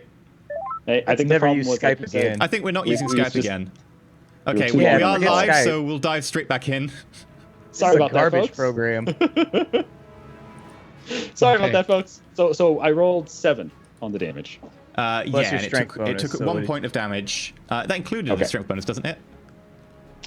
Isn't it automatic to include it? Like when I click on the Um, damage yeah, what button? is it's automatically Sure. included it. Okay. So how much? These things got a lot of armor on them, man. We actually like have to crit them to take them out. Wait a second. It's not including your... It's not including your strength bonus. It should be. Okay. Well, I can Something's add that in been manually. typed in wrong. It's... Yeah, you've typed in one of the things wrong. I'm not sure how. I don't. There's nothing in there as far as typing it in. It Oh, says you typed damage. one rend. It should Is just that not what say... it's supposed to be? It should say 1d10 plus 1. No Ren in there. Ren goes in the next box over, which is like type or something. Oh, Yeah. okay. The I thought it was chainsword is fizz. D10 plus 2. He's not got a chainsword. He's got a chain blade. Not a chain sword. No, Yeah, you're chain it is blade. a sword, isn't it? I'm pretty sure it's a Chain chain sword. blade. Chain sword. I'm pretty sure it's a chain blade because that's the stats you've got. Okay, GM. Okay, GM. What is your character archetype? Searching. Assassin. Did you Oh. requisition one though? I thought maybe you requisitioned a Let's chainsword. see. I bet I recall- can pull it up. Dark Heresy. Oh dear. Sorry, folks. I think it was a chainsword because I was so excited about having Yeah, one. I remember Bentham being upset he had because he had a one too. chainsword. Yeah, Bentham Yeah. was like, I thought I was the So only I'm the chainsword guy. And he's like, why does the assassin get a chainsword? I think you said that when he got a chain blade. Let me Are just we double looking at check. his archetype right now for the assassin? Yeah, I'm looking Fairly for... certain you requisitioned it, didn't you? No? Yeah, I thought he requisitioned Did it. he? I don't think he Yeah, I'm did. pretty sure he requisitioned it. Okay, in which case, deal with it as Because he heard requisition that rather Brander than- had one, and he was like, I want one. And I'm pretty sure that was one of his requisitions, his freebies at the beginning. Okay, in which case it is a chain sword, in which case it should do more damage than that. It should do a d10 plus 2, rather than d10 plus 1. So that's plus 1 damage. You also do the strength damage, which I believe for you is what? It's 2. 2. So that's another 3 points of damage. So yeah, that does a little bit more than just tickle him. Okay, so I can change the damage roll to be 1d10 plus 2 plus 2. No, just leave it at 1d10 plus 2. It'll add your strength automatically. Okay, it'll add it automatically. Mind if I test it? No, go ahead. Yay. There we go. There we go. So it did add the... Okay, it did. Good. Awesome. Right, so, Drackle. Okay, what can I do with Wounds of Zero, by the way? Anything you want. Yeah, it's Oh. not like Shadowrun, so you're not down or prone or anything.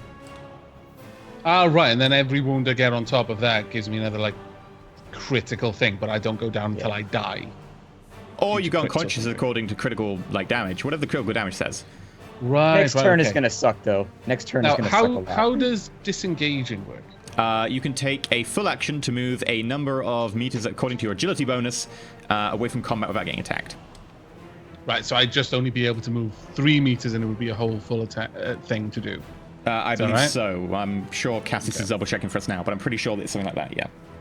Oh, yeah, but I wouldn't do that because then they'll be able to recharge you again. Yeah, no, exactly. No, they have to If be you're at playing 4 the meters or numbers. more. They have to be at 4 meters or more to charge you because they need to get enough momentum.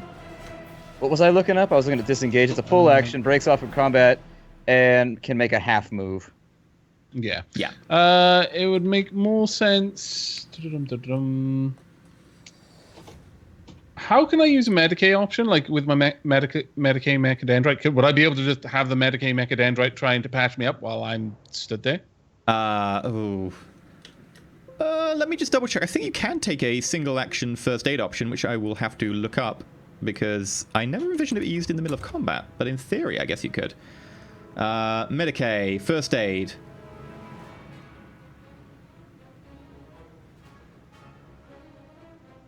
Is there a way that I could like doesn't kick my say- pistol over to him? Doesn't say anything about it being used as a combat action. And it Yeah, does Brandon remove should throw that pistol over there. quite a bit of damage, so I don't think it can be used. It says, you know, stuff like to perform first aid check, you must do.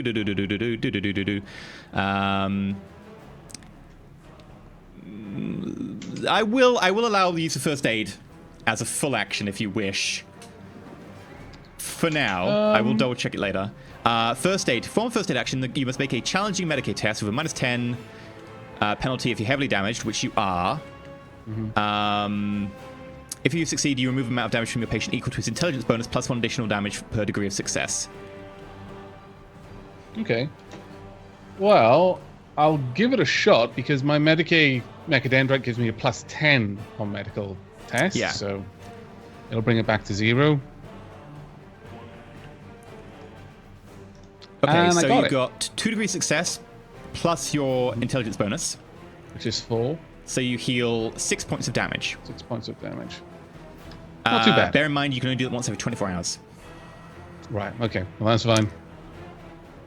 EE, if you want to check chat when you have time. Which chat? Skype chat. Skype chat. Just look at starting equipment. I see chainsword. Yeah, chainsword. Oh, it's a chainsword. Who got a chain blade? I swear someone got a chain blade. Not me. I don't use primitive weapons like that. I use like a ninjato. Okay. Right. In which case, you are done with your turn. It's utility servitors. Right. Swinging over there against our good old friend Gat.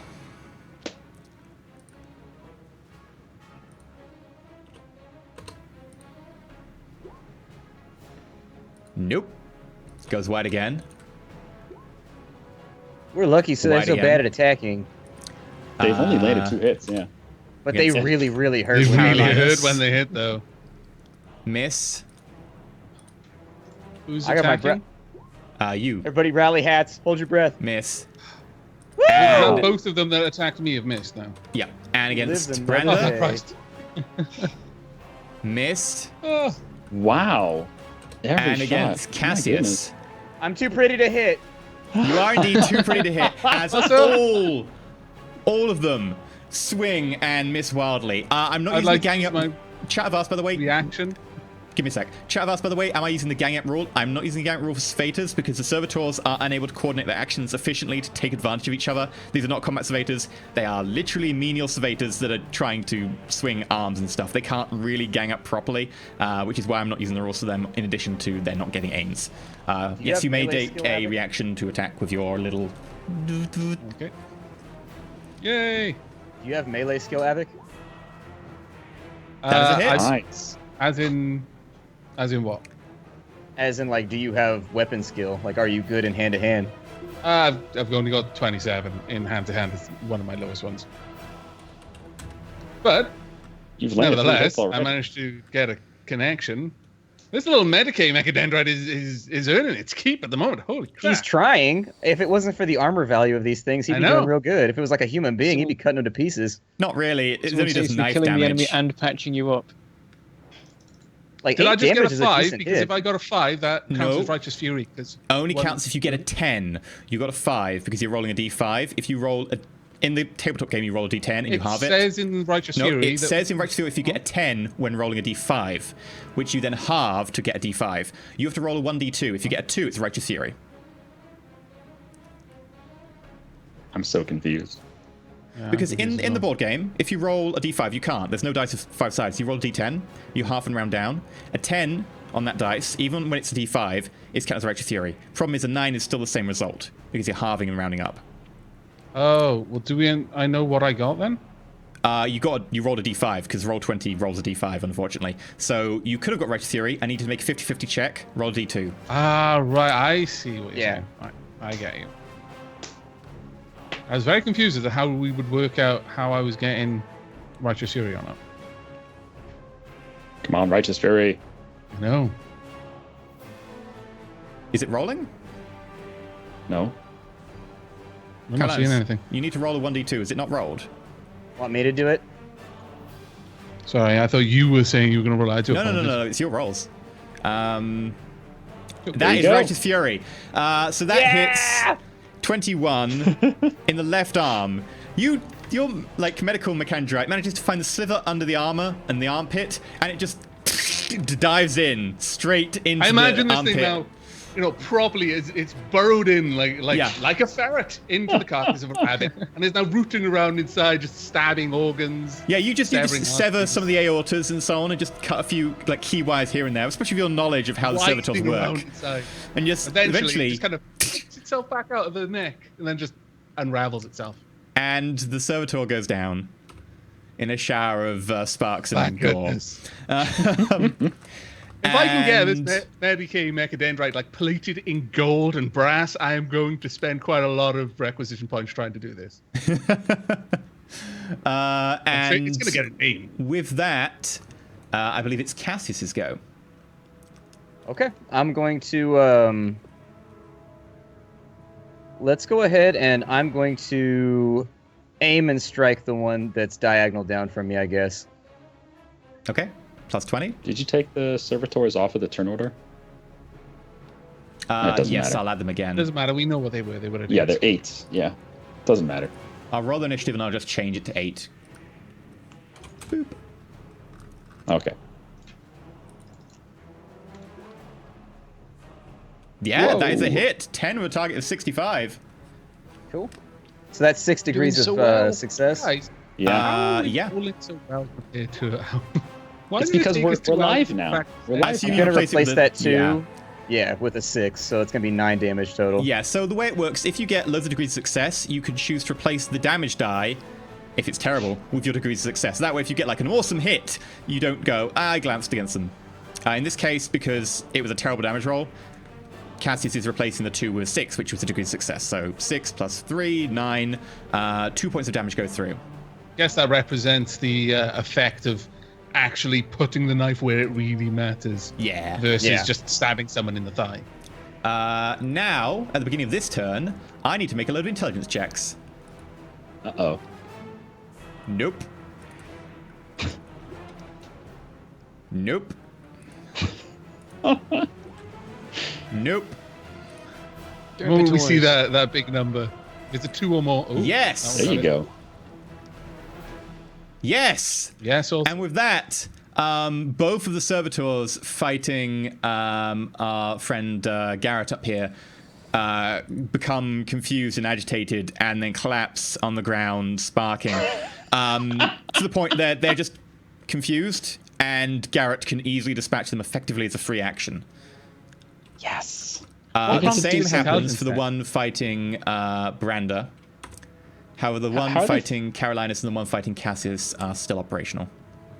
How are they failing? What is this intelligence check for? You don't know. Branda, you'll go. All right, I guess I'll jump up to the spot next to Carolinus. Will be like a half action, right? Yes. There. And then chainsword the servitor. Okay. Can you make like an awesome chainsword sound? Right, got it. Got it. There's a noise and you haven't been using it? I've been We can't using hear it. sounds because we got the Yeah, music we off. can't hear it. That's right. We have it off. That's right. Oh. Ah. I'll do it. There you go. Now you got it. That is a hit. Feel free to roll damage. I'll turn the music on for you. This is. There we go. Ready? Man, the audience is getting the full experience right I now. know. Oh We yeah. don't Yeah. even hear any of that. This is like theatrical. We didn't know what was going on either. Yeah. Yeah. That's a whole load of damage you did there. 3 points of damage go through. I like need a hand. As you tear into its leg. Okay. Garrett. I'm going to dispatch these 2 guys with my chainsword. Be like, haha! Victory! Yep. And you've still got the rest And of then your action. I'm gonna pick up my las pistol and put the chainsword away, and use the other half of my action to just get on the corner here and make sure everybody's Use doing your all right. action. Looks like Takes- picking something up and Picking something Oh. up, half action. Putting something Okay. away, half action. So Okay. there you go. I'm just gonna celebrate Wouldn't my you be own able little to pick up a victory. lance pistol with one hand though? Because I assume you're not holding your chainsaw with 2. Yeah, you can have one It's in each fine. hand, but he put the one away, so.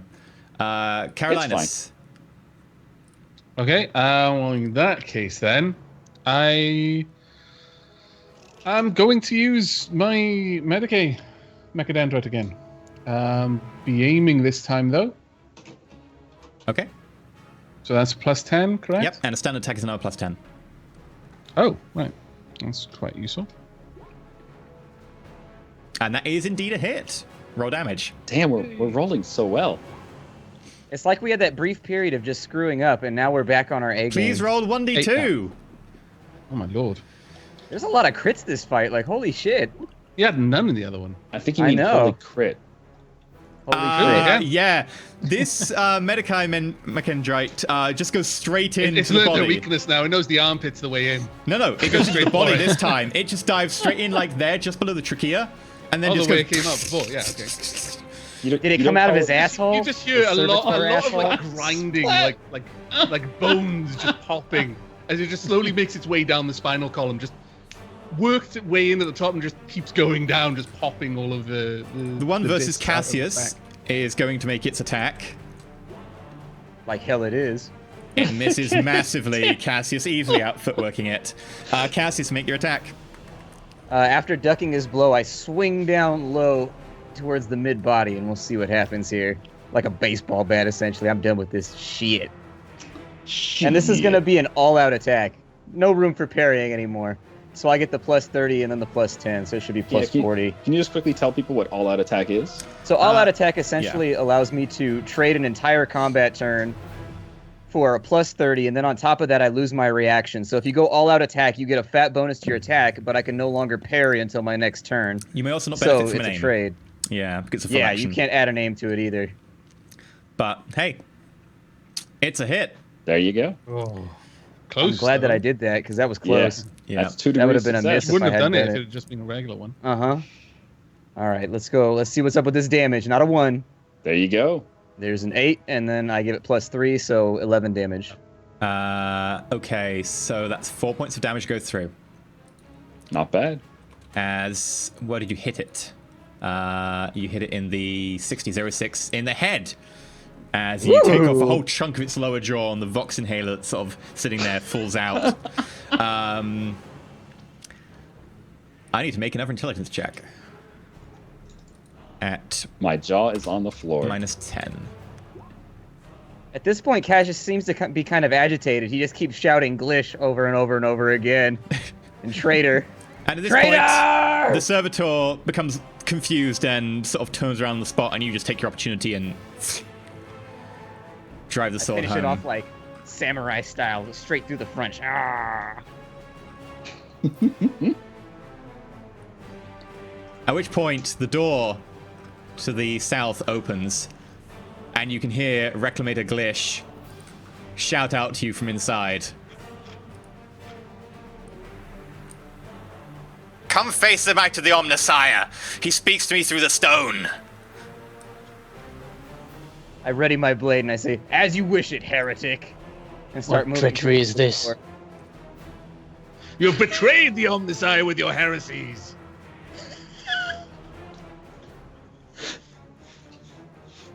Ah! All right.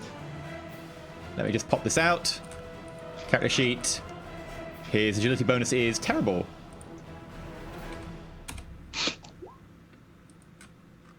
Welcome to my world. Better than you. Got a Brandon, good roll.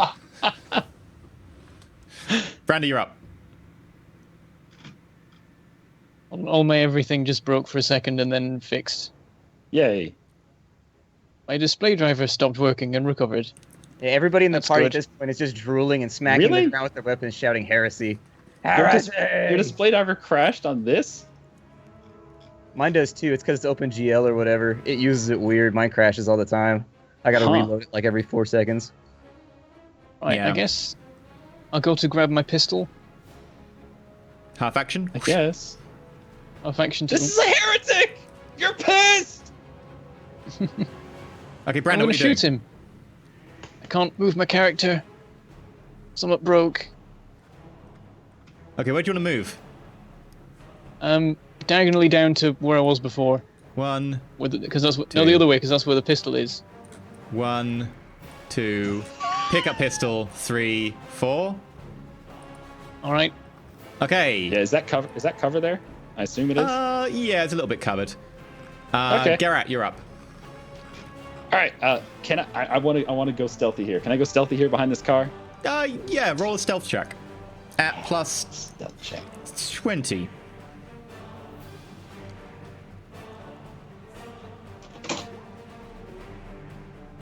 You're pretty sure you're invisible. Yes. Is that like a half action or is that the full turn?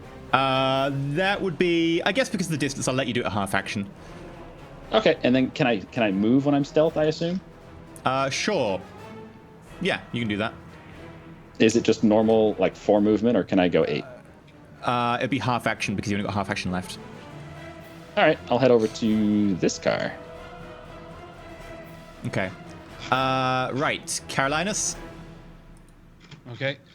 I am going to move. Let's see. Now I can move twice my agility bonus if I'm running. Is that right?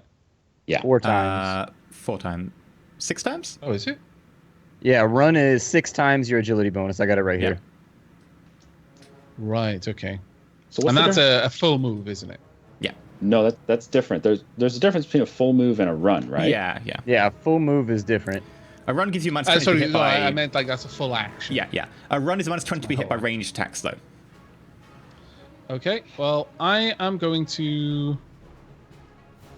I'm going to be running, but this Okay. takes me 6 meters down to there, and I've got another lot. I'm easily going to be able to make it across to this corner here by that door.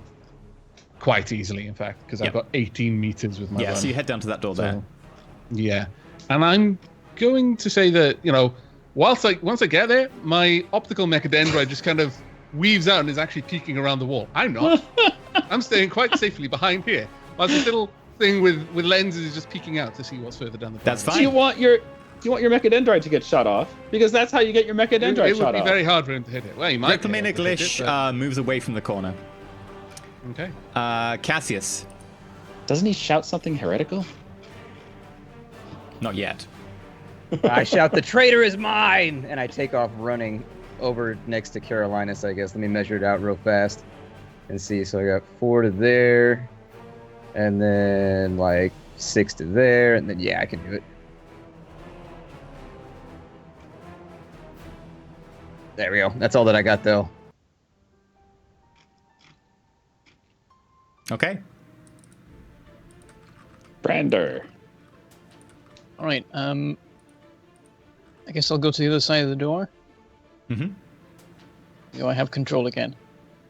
There you And go. That's I your guess full I'll move. switch to just my pistol, put the chainsword away. That would be your full move.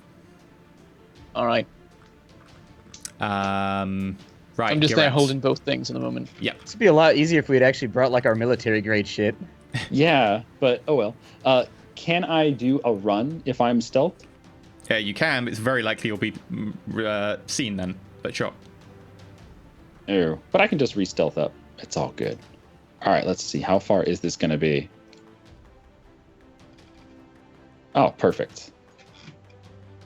Let's go. Grab my dude. Let's move Garrett.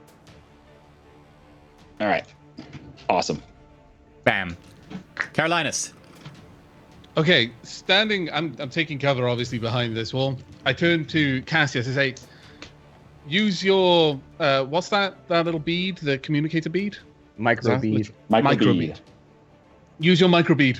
Report this happenings to the Magos. You do know Inform the him microbead of- has a range of about a few hundred meters. Yeah, it's Oh. only a kilometer. Yeah. All right. Is the Is there maximum no way range. for us to contact him then? 'Cause Is he there no, told like, us, "Oh, you've repeater got your tower or thing. anything?" Call me whenever.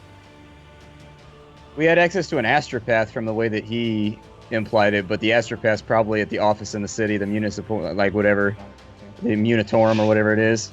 So how Very would, well. just out of character here, how would a facility like this mine, contact the Magos Probably if the it Vox needed link to? here. Okay, well, I'm going to use it. I'm going to try and look for something like that. Is there anything? That I can see? You can see around, obviously, to the eye, not here, not in this room. I'm using my auger. Can I track any kind of waves or anything like that that would imply the presence of such a communication Sure, device? make a tech use test at plus 10 for the auger. Okay. Would this be a perception? No, it would be an intelligence, wouldn't it? 50. Yes, the room next to Branda has a Okay. signal coming from it. Seems to be powerful enough to be a Vox that can get to the northern hives. Okay.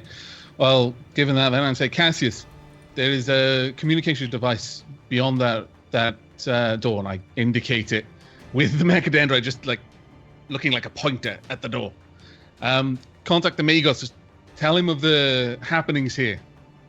Inform him. That's of... as much as you can get out in that turn. Oh, okay. Uh, Really? Oh, okay. That's fair enough then. You'd spent most of the turn doing the... Cassius, you're up. I guess I'm gonna. I mean, I can't get to my agility's too low. Couldn't you do a full run? I can, but I still need to be able to open the door, and I don't know what the open a door action is. Do a karate kick. Ah! Wait, can he charge Smash the through door? it. Would charge work? If he wants to make an attack against the door. Get Avak to chant at it. I cast magic missile. Cassius, what are you going to do? I shout, "I need the door open," in the hallway just inside of there, and then I hold my action until somebody shoots it open, or blows it open, or whatever, uses a weapon on it, essentially so get you the can door hold a open. half action to do that? Yeah. That's fine. You'll have to fight me if you wish to get in there. I shout back, "Silence yourself, filth!" However, that is the end of your go, so you lose a half action as it goes into the next turn. Oh well, it's worth it to call him filth. Okay. Brander, you're up. Brander! This is 40k after all. Nobody said we were practical. So we can't shoot at him right now because he's round the corner. Also, the Correct. doors are kind of blocking you. Yeah, we're stood behind doors. My Mechadendron's like 3 meters I don't have long. a I ranged can reach it weapon. out around it. Somebody's gonna have to shoot it out with him down there. Can I, like, so how easy is it to get through these doors? What sort of doors are they? You could just... Oh, attack them. They're heavy inlaid brass and steel. So it's One's like a into the bulkhead. Vox room. Yes. Can a chainsword go through it? Can I just... Will I kick it and the lock will go? I'm not sure. You can try. Your chainsword might break, and your foot might break. Right. What are you doing, Brander? No way to flank him. By the way, a run action, you do get minus 20 to be shot at. You do get minus 20, plus 20 to be hit by in combat, but it's up to you.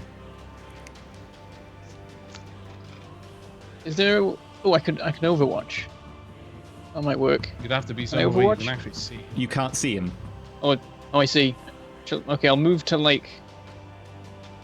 Here then? Is that still, like, cover? Yeah, I believe an Overwatch is a full action, though. All right.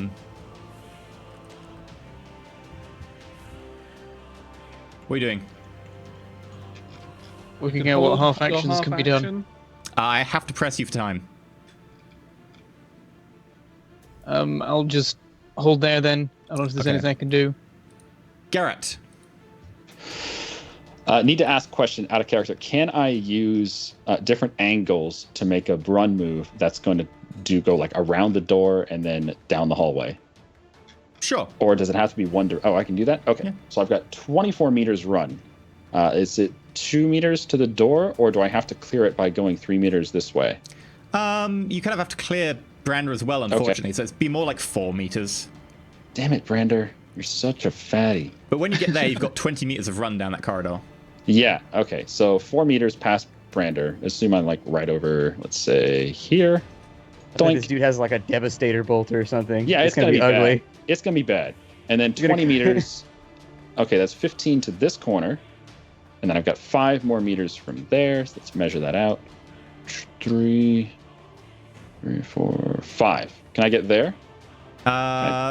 Yes, you can, just. Ping it for you. When you come There around you that go. corner, all you're gonna hear is something spinning up, just. As you go around that corner, That is some ninjing. there was a held Just run action. past him. Oh, held action. Okay. there was sorry, not held action, an Overwatch action, but it disappeared at the end of the turn. You're fine. He's somewhat caught off guard as you notice his hand outstretched, somewhat luminescent as these electro tattoos going down. His bionics are glowing. He's caught off guard. He's like, ah. Carolinus, you're up. Okay. Let me measure things out. Now it's a.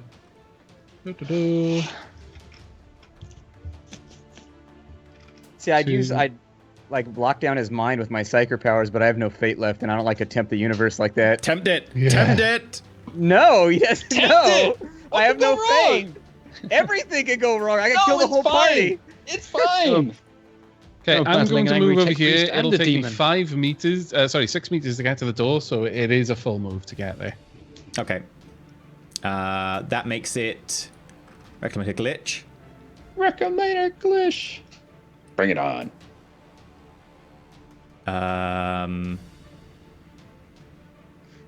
See, now the entire chat's just gonna spam no balls at me. Tempt it, no balls. Yeah, do it. Look, these characters are made to die. They're disposable. I spent too much time on my character. Character creation took too long for me just to throw him away. He is going to run into close combat with you. He can't do a charge because you're just too far away for him. Right. Cassius. Let me see what kind of range I got right now.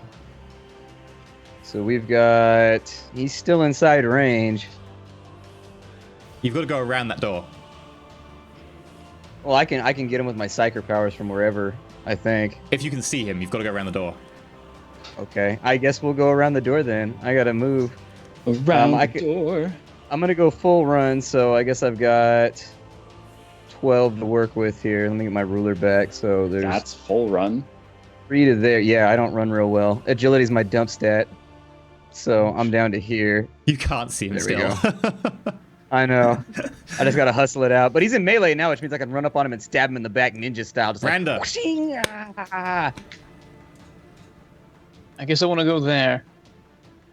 Get a nice fighting position. Sure, do a nice That'll run. be a full move.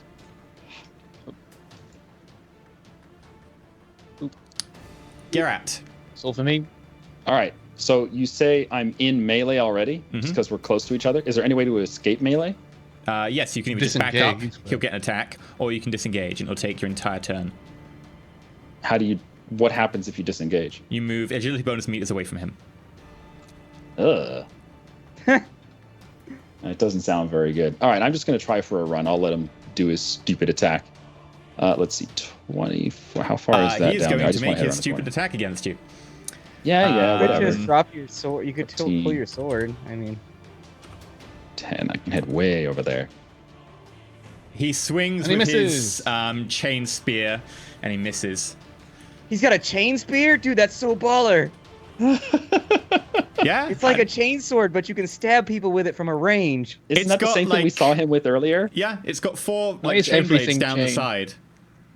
Because chains are Even the muscle. scalpel's a chain. Basically, Yeah. he's got that thing that they use to trim tree limbs with. So if they reach up in the air, but it's got Geralt, a chainsaw on the end. if you're running over that rubble, I need you to make a agility test. Oh, you can't just scoot around the corner there? All If right. you're running around that rubble next to an Okay. open pit, Plus or minus Best or of just luck. flat? plus 10. Plus 10. That's very generous. You Man, got you're so generous. speedy. I'm jealous at of your that. movement. You just poof, straight around that rubble, no issue. Every surface is a platform to this man. Carolinus, Okay, can I use tech use on the door to try and open it? you may indeed. There is in fact a little port there available for combi tools and so on, and you quickly interface with it and start messing around with the wires inside. Okay. Man, it was really Let's easy hope. to distract this guy. Ah, such a rough roll. The doors unfortunately stay locked. How was that like a full action for attack use? Yes, unfortunately. Start breaking out the candles and oils. And Recommended praying. Glish charges at Branda. Oh, this is a Brander's bad now day. actually. God damn it! I have Harry! a Brander in here because Harry he's Brander! melee already. Harry! This is our assassin bailout. Unfortunately, the Nice. charge swings over your head with the staff, and you manage to just about avoid it, although the hair on your head is a little bit trimmed at that point. Question for the I need a GM. haircut. So in Sure. Shadowrun, a bunch of characters had wasn't Fate. What was it called? Edge. Edge. A bunch of characters had Edge. Do any characters in this game have Edge, or is it just the players? Yes, important NPCs can also have edge. Fate. Okay. Cassius. I run into melee, I guess. It's my job, so off we go. Can you charge it? That's a charge, yep. Actually, no. No, I you're- can't it's charge. 6, My yeah, you movement run. is too low, so I just gotta run and get into combat. Yeah, you and him have the same charge range. It's hilarious. Branda. I'm glad I forgot to switch to the pistol. I still have the chainsword in my dominant hand, so I will aim and attack. Okay. That's a plus 20. Go for it. I keep forgetting to set up the rolls. Plus 10 for aim, plus 10 for single attack. There you go. That is is a very definitely a good hit.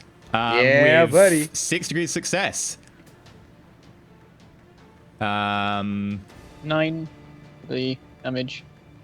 Except that was a roll of a 5, so you replace it with a 6. That's 10, pen 2, against the leg. Okay. Have my leg. Hope. And yes, that much damage. does 5 points of damage to his leg as it cuts deeply into him. Oh, damn it, I How much can't. did you got 10, did you, against his leg? Wow. He's got rough armor. Where is his wound number? There we go. I like how my job so far has just been to run around.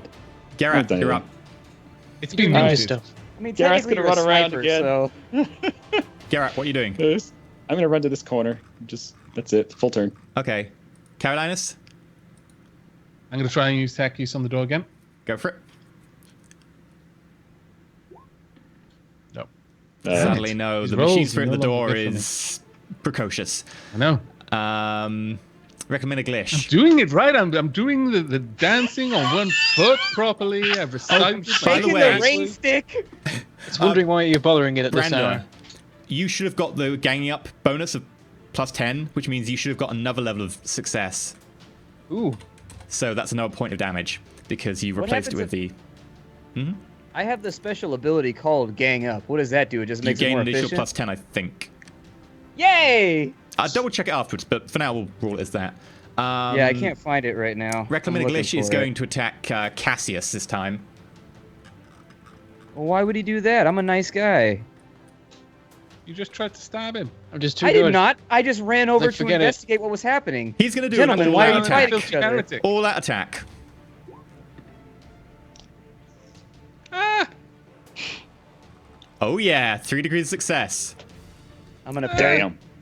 You're gonna Sure. parry. Go for the parry. Thank goodness. Plus 10 because the sword's balanced. I do not want to see what this thing can do. It's probably gonna hurt. And I ain't got no fate left either, so this could go Don't worry, real, I'll real heal bad. Unfortunately, your parry is just not enough. He easily presses through it with the spear, and he hit you in the body. Well, at least it's not in the face, so. Okay, he's Not going to the pick the face. 14. 14 pen 4 to your torso. Pen God. 4. Wow. Damn. Shit. I'm in critical, so I gotta look and see what happens. Oh, how much He critical? one-shot me. Wow. How much you got? Um, Minus... Actually, no. My HP's different in this game. Hold on. Let me see what I got. Imagine it's lower, honestly. Yeah, What's your HP? I'm looking for it right now. I don't remember where it's at on my skill sheet. It is Armor and defense down underneath at movement. bottom by armor and defense. Wounds, total and current.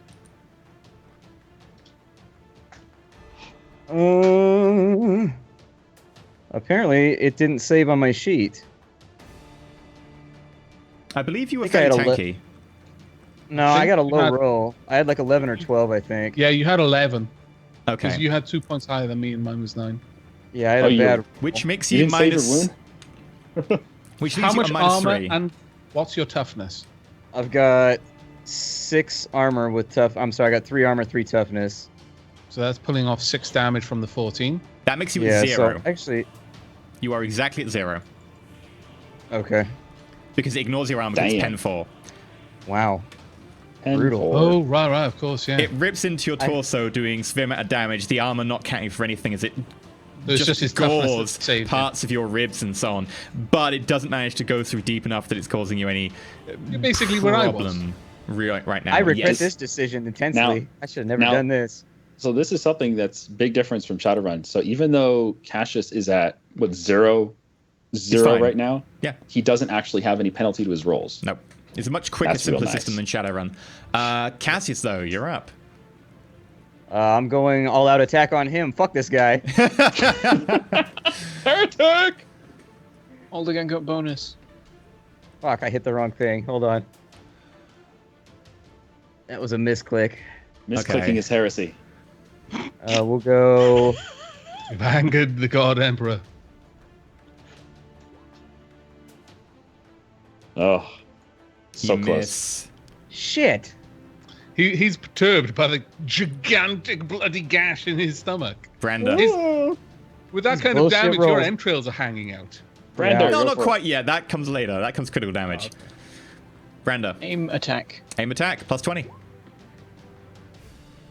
Nice. I Damn! should have added 10 for the Gang up. gang up bonus, shouldn't I? Yes, you should have got a plus 10 for the gang up bonus. Shouldn't So that's Cassius added six- 20? Wait, Cassius, did you from add plus 10 for the gang up bonus? I didn't add the 20 for the gang up bonus. So Then you hit. Would you kindly okay. roll damage, Cassius?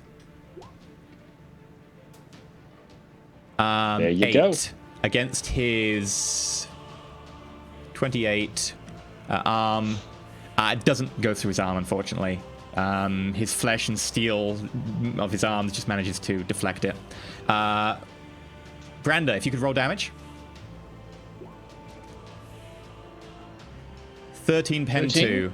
to what location is that? Head. 0-1 is the head. Yeah. 0-1 is the head. Yes, you do. Good. 5 from that is you do 8 damage to the head, Nice. Die, heretic. which puts him at minus Yeah, shout 4 it. to the head Shout it. with rending. So conviction. let's look at the first time on the critical hit People table. asleep nearby. I've got the tables here. let Head, me minus see. 4. The concussive that staggers the target. The target must make a challenging toughness test to be Imagine I stunned for 1 screamed it. round and knocked prone. Right. Prone. Cool. So he must make a challenging toughness test or be stunned for 1 turn and knocked prone. Your rending critical flex are different than mine. Was that -5? Oh, or sorry, was it that's minus impact. 4? Wrong one. -4. Yeah. The attack slices across his eye socket, possibly scooping out an eye. The target suffers 1d10 D10. perception damage. He must make a routine plus 20 toughness test. If he fails, he gets a lost eye. Oh, Okay, damn. lost die it is. Let's find out. I wish it was the stun one. You lost. His eye is ripped out of its socket as the chainsaw scars across his face. Garrett, you're up. Called shot head. Aim first. Called shot head. Okay. Go for it. Are you at short range with the pistol? I don't think you are. Yes. Yes, it's you 30 are. meters. Yes. So it It's does, half does that. another plus 10? Yeah, it's short is another less than plus half, 10 then. so... What range are you from, Glish? I can show you. 8. Yeah, you're easily within the short range. Short range being effectively 15 because it's half normal range. Okay, yeah, so so you get plus 10, plus 10. plus 10 for aim. And then the called shot is plus 10. Shooting into No, combat, it's- minus 20. That's minus 20 for shooting into combat. Right. So it's just 0. Just 0. Okay. Nope. I'm going to re-roll Nope. that. Okay. Please shoot him. Nope. Nope. And you fell by 2 degrees, so you don't hit any one of your friends. Darn it. That makes it Explain Carolinus. that quickly to the chat. So, chat, basically, if you're shooting to combat and you've got friends in combat and you miss, if you miss by 1 degree of success, you hit your friends. But if you Unless miss by a you're lot, tons. then you hit nothing. Yeah, because you don't even hit anyone near the combat. Carolinus, you're up. Okay, I need to measure this out. It's 12 meters. I can Charge. run that, and I'm going to.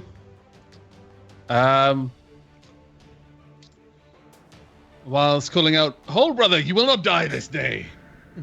As I just abandon the door because, he's really badly hurt, and so is EE. That's Nurgle's blessing. You kick the door as you run off. I told you guys this combat was going to take an hour and a half, by the way. I just had to get my I told you so in. Okay. No, you were completely right. That makes it Reclamator Glish. The curse I think- continues. If EE ever says 5 minutes, think 45. If he says half an hour, think about 2. I think he takes a penalty for gang up too, by the way, because he's You he's sure? fighting multiple people at the same time. I Yeah, thought it just you got a positive. I didn't think he got a negative. I'll check it, but I don't know where it is in the book right now. I've been looking for it, but We're already way over time. You might as well look it up. So how are things, Zavak? That thing's pretty good, actually. My is it a trait? Is that what Mechadendrite it is No, It's proving it's to a be normal thing in combat. wise So, choice. Reclamator Glish is going to attack Brander because Brander is the one who injured him last, and actually has Does a he more have dangerous a weapon. negative because he's missing an eye? No, only 2 perception tests and stuff. He is going to make an all-out attack against you, though. There Which you is a go. hit. Are you going 3 to make a parry? degrees success. When do I dodge? You can No. parry Yeah, if you want. parrying. I'm You've got like better dodge. 10. Yeah, like 10 Okay. times better. So Yeah, make a dodge now. do I do that now? Yeah. Any modifiers? No, it's your dodge skill and stuff. However, There you you go. dodge easily to the side as this blow that would have probably like taken a good chunk of your head off, just goes straight past your face. I imagine he's just using like sword play at this point. It's not quite parrying, but he's like, whoop, whoop, whoop, whoop, whoop. Carolinus, you're up. Just like turning like Jumping Karate side to Kid. side going, That's the- aha! Carolinus. Sorry, Cassius. I am going Is to it use. Cassius? Oh, no, it's Cassius, not me. I was It's Cassius, why yeah. am I up already? My character, I definitely look shaky at this point. My stance has been broken slightly by the damage. But I steel myself and I go in for one last thrust with an all-out attack. Yes. Okay. I'm gonna live ballsy.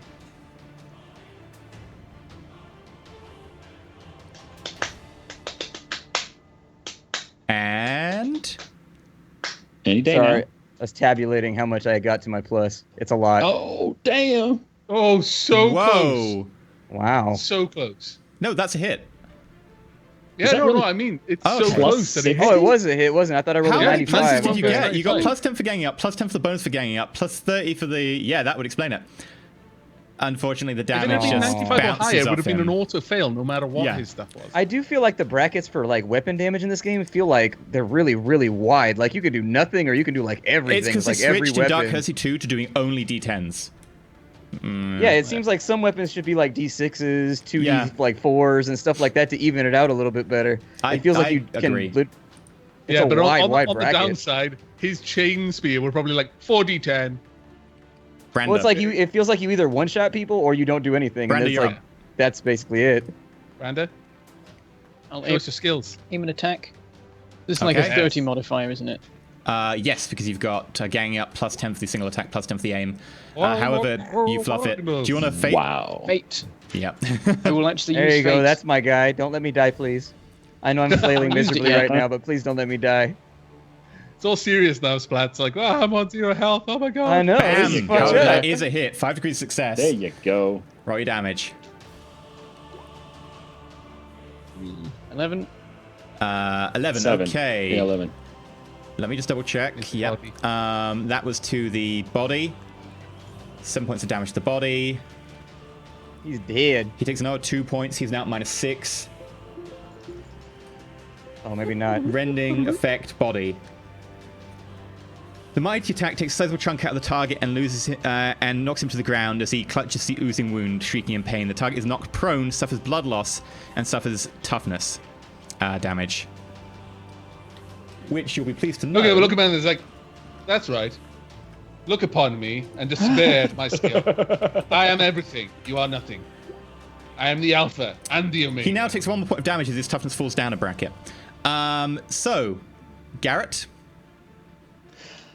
Question for you. If I aim and shoot again, is this still shooting into melee if he's It's prone shooting now? into melee, and he's prone, which means that you suffer even more negatives. Yeah, because when someone's down on the ground, it's much harder to hit them. Yeah. Okay. And that's your point back.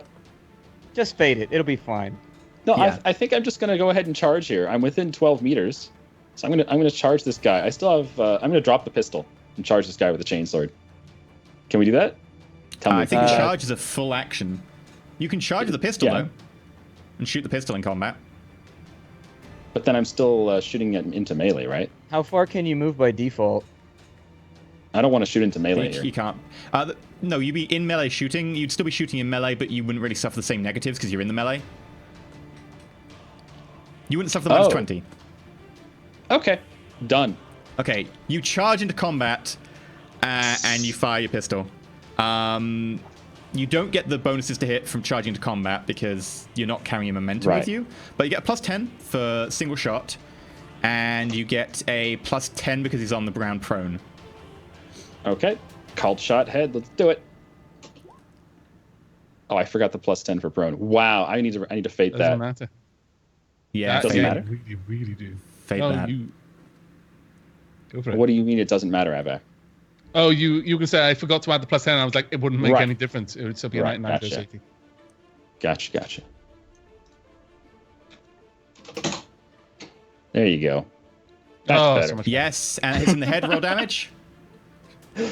Oh boy. That is not damage. I'm sorry. My bad. I wish it was. 81 damage, please. There you go. Yeah. That goes through to the head, takes him down to -9 energy. Really? Has he got no armor on the head now? No, he takes 6 points of damage away on the head, but it's now 5 because his toughness went down. I take That's bets 8, that his so it takes eyeballs are going -3. to pop like popcorn. Superheated by the attack, the target's got one brain left. explodes, searing apart its skull and sending flaming chunks of meat flying across his nearby. The target is very, very dead. And with that, recommend a glish. Head pops like cantaloupe, and chunks of superheated brain matter explode everywhere. From the Wanted to, force like, of the plunge explosion the of his chainsword head, into him. I stagger backwards and lean against Might the do that wall, anyway. breathing heavily. As he tries as he's doing that, I'm just kind of cursing under my breath as he staggers back. I'm like, hold still. As the medical mechadendrite has to make a very sudden adjustment, just as he was about to inject him with something, and almost injected his eye because he moved. I look at Carolinus and I say, I fear I've been undone. Right, so I want to roll a Medicaid plus 10 for the Medicaid mechadendrite. There you go. That is 4 degrees success plus intelligence bonus, so it's 8 Plus his points of health intelligence back. So, just to expedite things for you, do you go down and check the mine? You said it was yes, toxic and down there. I also don't trust that. over. Well, I would say that I'm going to check over the fallen tech priest, fallen excavator glitch, reclamator glitch. Sorry. Check his body for sure. loot. You check his body. He has 1 chain spear. He also has a data slate. Okay, I'm going to take the data. Good. He also has a number I'll of hold on to the chain spear. How much Sounds did I like get fun. healed? 8. You got healed by 8 points of damage. Oh, cool. Wow, I'm almost back up. and to as full. you do that, you're like, I fear I've been undone. And I'm like, the Omnisire wills that you live to fight on. I whisper, we'll see, and I pull out a glow stick and light it while I'm leaning against the wall bleeding. I'm getting one last one in. I ain't dying like this with nicotine addiction. We're taking off one of these That things. is fair enough. And you also get 5 chunks of tourmaline. However, these chunks of tourmaline, rather than being these sort of nice sort of transparent crystals that you normally expect, they seem to have some sort of like a cloud trapped inside them, and which when you hold As it I up find the shifts slightly. tourmaline, I recoil. I'm not touching that because he specifically spoke about the stone. And in fact, I'm going to caution my companions: do not touch the stones. Do not look at them. I fear heresy. Did you find a way to access the Vox console? No, but I'll look at that now. Eventually, you do And I manage to hand tech open over the door. chain spear to Branda. You performed admirably. Good on you. That's no weapon for We'll me take to it use. and Okay, like, the have a chain look at it, spear admire it a bit. is called an excavation staff. Write this down. It has Like, add it in your 1d10 melee plus 2 stats. damage, penetration 4. Wow. That is a weapon. It is two-handed, however. It is rending, and it is balanced and tearing. Does it still count Wow. as a chain weapon, or do you need some special skill to wield it with It's a two chain hands? weapon. It's a chain weapon. Wow, that's really good. It's like a chainsaw, but with plus 2 pen. Yeah, yeah. I It's mean, alright. You have to use both hands for it. That's the downside. But it does Maybe not very 4 subtle. penetration. I hand over the data slate to Cassius as I walk past to return to the door. Hold on to this for me. We'll investigate it later. thumbs up, And and I then- take a drag. Can we just say I'm just going to keep rolling tech use until No, I you eventually pick get up through the door. Don't worry about it. Eventually, you get through the door, and you manage to call the Vox up, and you call in reinforcements. After explaining the situation, do you want to go down and check mine? That's the question. I've conferred with my teammates. Should we investigate the mine? He said it was tainted down there, and I would assume after a plasma I rupture, it's suspect- probably none too pleasant. I suspect that was a ruse. I wouldn't- My suspicion is that everyone in the mine was simply murdered. Does anyone have wouldn't breathing either. apparatus? Just to be I safe? have a rebreather. Well, then I suggest those two go and check it out. I'm in no shape to go anywhere. Actually, can I use my auger array to test the mine for any trace of plasma radiation or anything like that? You find no sign of any dangerous compound after a good half hour to an hour spent at the top. Just keep scanning. There That said, it seems to could be be so deep no down taint, is it? you can't reach it, but it seems fine. How deep is the mine shaft? Like hundreds of meters, or? About a kilometer. Okay. It's possible that there will be some corruption further down, but I can continue to check as we're descending on the elevator. I'm not going with them, by the way. I'm role playing this out as like I'm drugged up, wounded. I'm staying right where I'm at. Okay. I clap Cassius on the shoulder. You'll recover your strength soon, but I'm going down. Microbeat is on. I'll let you know if anybody comes this way. And then I move around to this side of the wall right here before slouching down, my blood kind of smearing a little bit on the wall. Okay. I'm going to encourage Cassius that we head into the Vox and just try to talk to the Magos in the meantime. So You're Brandon staying and up, Carolinus going down? Right. All right, Okay. I go with him to the Vox console. Carolinus and Brandon, you go down, and there's a massive tunnel complex. However, all the recent activity seems to be focused down one tunnel. You go down that tunnel, you notice veins of tourmaline here and there, sort of crystals etched in the stone. If you'd like me to make any further auger array rolls, because It's quite easy Carolinus. because you notice that all the stuff has gone down one track, which leads you to a rock face in which a very large tourmaline crystal is embedded. This tourmaline crystal, however, has another of that cloud that you saw before etched into its being, and the cloud sort of slightly shifts. Can I do a Psyniscience roll to see if I sense whatever's going on? Sure. How strong is the veil here? Do I get pluses or minuses? You get a plus 20. Okay.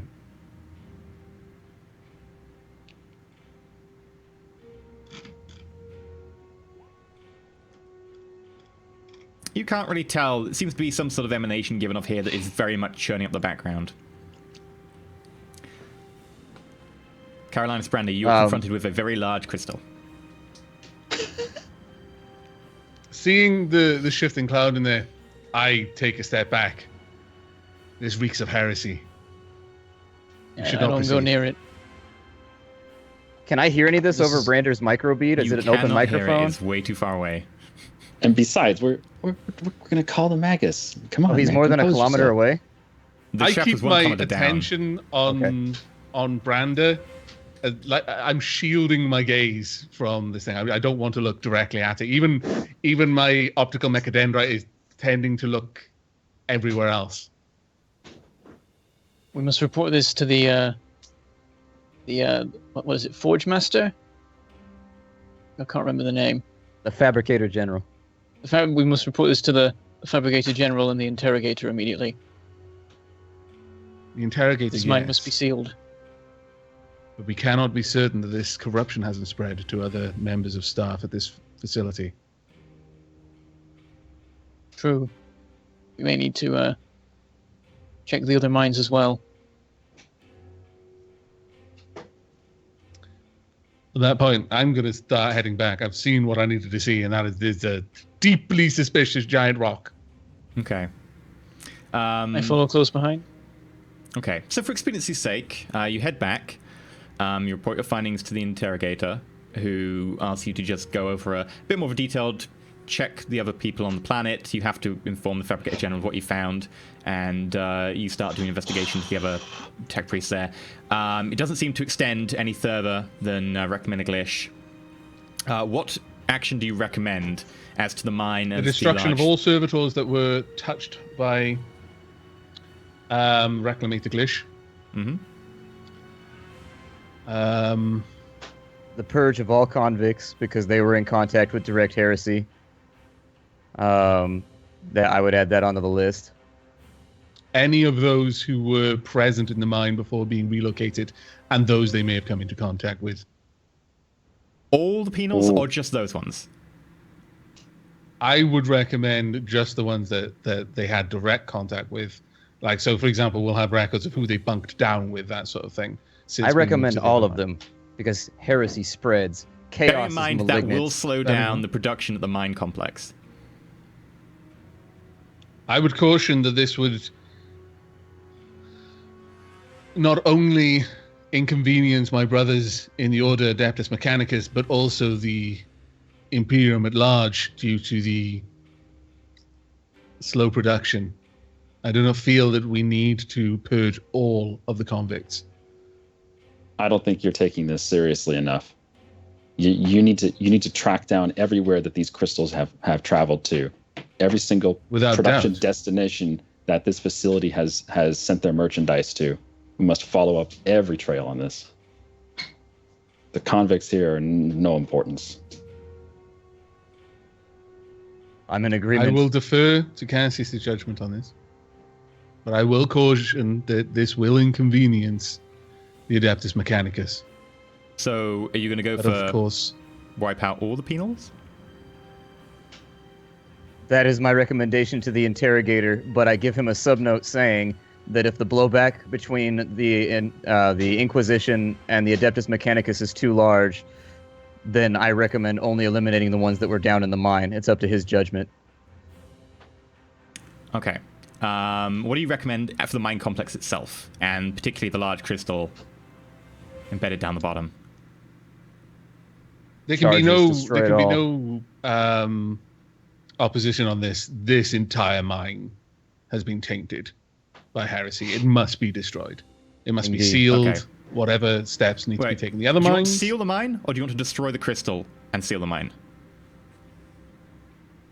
The heresy shouldn't be allowed to continue, so destroy the crystal and then seal the mine Mm-hmm. would Okay. be my recommendation. The mine itself has been corrupted. We cannot be certain how extensive the corruption has spread. Okay. So, in your investigation, you find no other tech priests have been particularly touched. You managed to oversee the extermination of 12,500 penal convicts as interrogator Titus Khan approves of your zealous methodology, Cassius, and makes sure that they're all shot. You're helped by Legion of the Scutari, who make sure they're fully rounded up, and then dumped down into the mine shaft at Charian before it is sealed. However, before it is sealed, you go in, and one of you has to place melter bombs on the tourmaline crystal. Can we not use a servitor for this task? Any I servitor certainly trying to would get push for close that. enough to the crystal begins to refuse to touch it and starts to act oddly. Can we rig a servitor to simply walk down there and then remote detonate the To explosive properly rather than- damage the crystal, you'd want to place it on the surface. You could do that if you want, but you would risk a cave-in rather than destroying the crystal. It's up to you if you want to try that. I've no tech use, so I don't know how to plant melt the bombs. It literally is, you get a very quick primer. Bloop. Bloop. Boop, boop, boop, boop, boop, boop, boop, boop. I ain't going down there. That place stinks of heresy. I did my part. I killed 12,500 people. My arm's tired. I said, Unfortunately, you also killed all of the convicts, and we've not got any convicts now we can send down there to do it. I'm sure we could find one guy that we could trick with some thrones and be like, oh, look, go take this happy kit down to the bottom of the mine. The mine full of You'll dead get- bodies. You'll get all the blessings of the Emperor if you do it. People are indoctrinated. It'll be fine. On a Forge World. All right, Garrett's. I'm getting sick of this crap. I'll do it. Well done, Okay. Garrett.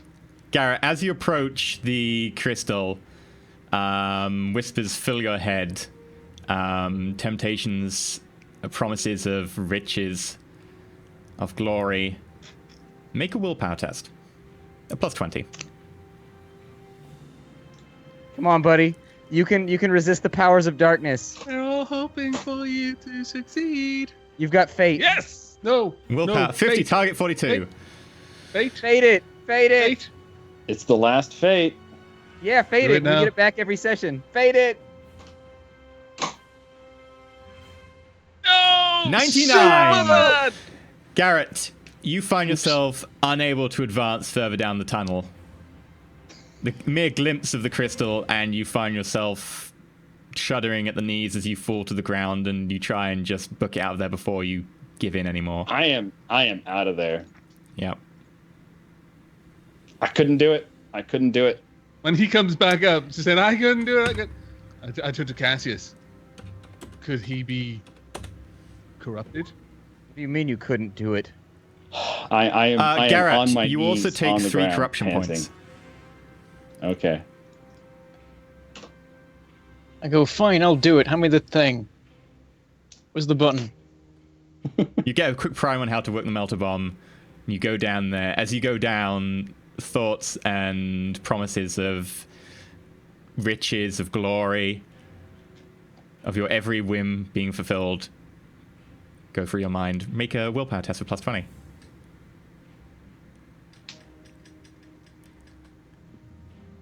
Oh no, I've typed 20 in a random window. See, that is how one resists corruption. Manage to just about press through. Yes! You take 1 corruption point, but you steal your resolve. Oh. You manage to just about get close enough to the crystal to place the melter bombs against it, and then you book it back down the corridor as fast as you can, followed by a dull... And then there's a sort of static discharge in the air, and then you hear a rush of gas behind you and a sort of sigh, and in your mind you hear... Thank you.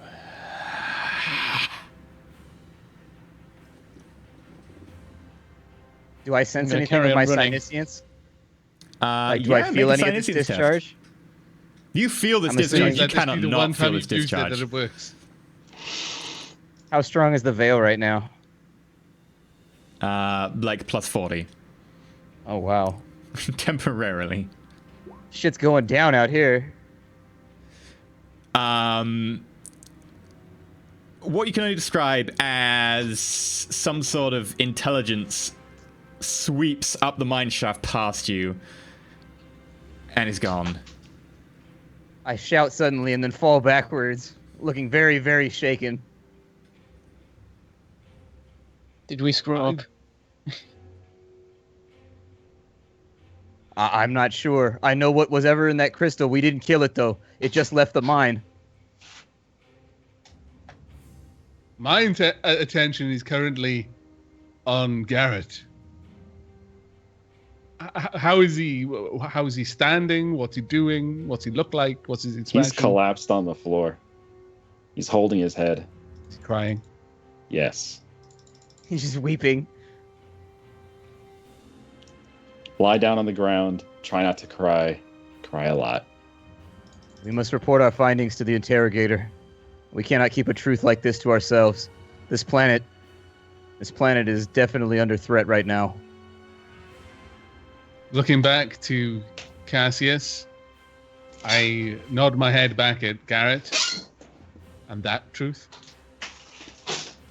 Whatever was inside that crystal is now free. It flew past me with a psychic force that I can't even describe.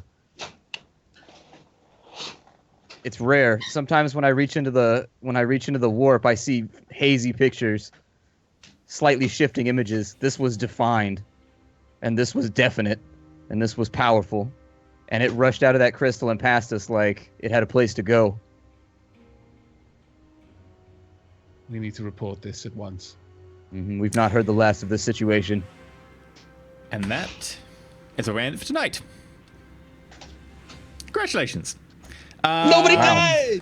How much XP do we get for being ballers? Close. You get quite a lot of How XP much- for being baller. How much XP do... I love how he said, nobody died. We're about to tell the interrogator. But yeah, you went down with a job. You came back weeping like a child. We think you're corrupted by heresy. And how much experience do Cassius and Carolinus get for refusing to go down there? None, because they didn't know that was a problem. I would have, out of character, I would have volunteered if I had any fate left, but I got no fate left, so I was like, well, this is a terrible plan. You're sending the psychically attuned person down there, the perfect vessel for whatever is down there, and you're sending him, don't do that. That's Nope. a terrible plan. That's why Carolinus was like, don't worry, I was trying to come back and just moved on. Didn't press him to like, no, you need to come down with us. He was like, Yeah, no, he's told me he's a psycho. Yeah, Carolinus wouldn't be too hot on him going down there. At least Carolinus is at least past machine. I'm just like, you're all useless. Navy discipline. Orders are orders. You'll get corrupted by heresy. You'll get corrupted by the fact that it's metal containing heresy, and you just come back up crying, sod it. There's only one thing for it, Exterminatus. So we'll be back same time next week. Not as long, but since it was an intro episode, I think it was, welcome. As per usual. He still needs to learn how long fights actually take. Well, it's hard to gauge going into a new system, but that said, you did kill servitors a lot quicker than you killed people in the practice episode. Which, interesting segue, if you want to watch the practice episode, you can subscribe to our Patreon at a certain tier, and you get all of our terrible behind-the-scenes videos. Why has his voice changed? Heresy? Must be another voice changer thing. Definitely not. No heresy here. Move along. Nothing to see. Move along. These are not the droids you're looking for. So yeah, if you want to support us, you can go look over on the Patreon page, which has a load of interesting fun perks, including things like getting MP3s of the episodes so you can listen to them. Things like being able to watch character sheets, behind the scenes VODs. If you want to see like all the stats belonging to Recommended Glish, they'll probably be up as soon as I give them to Cassius. Splat! Damn it! I'm in RPG mode. Just call me Castback. It's fine. I'm Castback now. Yeah, so loads of cool stuff there. Do go check it out. Be really appreciated if we could, get our Patreon off the ground nice and quick. We're also doing some character art, which hopefully we should have an artist lined up pretty quick, and a number of other cool things. So, thank you very much. Please do go check that out. But yeah, until next week, Avak, where can people find you? What you're doing? They can find me over on youtube.com/Avak, where I am currently playing Avon Colony, Rimworld, and I recently finished The Final Station. What a fantastic game that I'm not going to spoil for EE. But I finished it. I finished recording it. It's really good. It's really good. Such a good game. Such a good game. I really enjoyed Such an that ending. one. I know. Yeah. I know. I couldn't stop. I literally started playing it. I finished the whole thing in one go. We'll save But, the episode. yeah, so it's fine. Also on Twitter, where it's Avak_, and on Twitch, where it's just twitch.tv/Avak, where I am currently mostly streaming Thea, The Awakening, but I'm probably going to start on Mass Effect 2 pretty soon, possibly over the weekend. It is time. It is time. You use a Vox for that. Can you make it even more demonic? Oh, Can you make it yeah. like really rumbly? It's time for what? You gotta throw it in there. You kids, what's going over here? Awakening. There has been no awakening. I have felt a disturbance in the Force. Oh, he's got outside assistance now. I know. He's got his Vox doing all of this. I can do it with my actual thing. You little socket kids. Get out of here. Bentham, where can people catch you and what you're doing? Oh, okay, I'm the guy with two names because I'm terrible at names. So, I Also am really Bentham, indecisive. but my channel is called Mangled Pork Gaming. It'll make sense one day. Where I play Factorio all the time, and also at the moment I'm playing Rodina, which I think is how it's pronounced, which is like No Man's Sky, but better. No, Well, yeah, Yeah. Apparently it's Russian-based, so it's Rodina or something. Ah. And then on Twitter, I am Bentham Plays because Bentham was taken. Let me just switch over to the overlay, and they can see. Shen. Hi, I'm Shen. You can find me on YouTube/Shenra2 and on Twitch/Shenra. You killed Shenra 1. Yeah. Shenra 3 was just terrible. I've been playing Stellaris, Victoria 2, Polybridge, and XCOM, and also Avon Colony. If you want to come check it out, find me every day on Twitch, 9 to 5 Pacific. Get in there and watch him play XCOM. It's really funny when he kills his viewers. It is. And Splat. You can find me at youtube.com/SplatterCatGaming and Twitch TV/SplatterCatGaming. Right now, I am actually gearing up to swap things around quite a bit. I've got the end. God, I just cannot finish This Is the Police. It's like taking forever. It's got like 4 episodes left. It's like, please end. Please end. What day are you on? I'm on day like 175 or something like that. I'm you're so almost close. there, yeah. And then I'm also playing a little bit of Final Station. I'm playing Forest Village. And then I'm also playing on and off. What else do I have going on? I got something else going on. I don't know. I got too much going on right now. No idea. I need series to go away now. No, I can't. Yeah. Yes. As for myself, you can catch me over at youtube.com/Enter Elysium or twitch.tv/Enter Elysium. Currently doing Hearts of Iron, Stellaris, Final Station, and Avon Colony. I'm noticing a theme here. Yeah, No. it's like we almost all like similar games, which is possibly I know. why we're all doing the Crazy. same RPG show. We're all nerds. I mean, that's like a it's- prerequisite. Yeah. Oh yeah, Mother Russia Bleeds. I forgot I started that one. The most violent That is so side-scrolling beat 'em up legit. ever. That is so awesome to watch. You chew people's faces off. That's one of the attacks, and she just gnaws a dude's face off. Like, Jesus Christ. Next week in Dark Heresy, you'll have ideas. Do you want to use your sword? No, I want to know his face off. You're definitely chaos if you do that. That's a very spiky git thing to do. Not Oh, even an orc hungry. would chew somebody's face off. Orcs are either shooty or they're choppy. That's it. They're not Nothing in chewy. between. Never Not I chewy. don't know. You go for a bit of a chew now and again. You know, a bit hungry. A bit of a chew. But that's squigs. That's not combat chewing. That's eating Combat smaller chewing. gits. I would like to do a combat chew attack. Weaponized chewing. But yeah, we'll be off now because we're hilariously over time. But if you've enjoyed, do go follow the Twitter. Are you going to be doing an after show? We'll be doing an after show depending on if anyone is actually available. Because I know we've gone massively over. We're only over by 2 hours. Yeah, like who nothing. has plans? But yeah, Just a hopefully you've feature length enjoyed. first Hopefully you've episode. enjoyed the new theme and so on. Do feel free to go, by the way, to the fan Reddit, which is reddit.com/Roll4It, and yeah, chat about things, discuss things, talk to other people about lore or the characters, whatever you want. It'd be interesting to see, because I know that I get a kick out of going on there and then seeing what people's favorite moments of the campaigns are.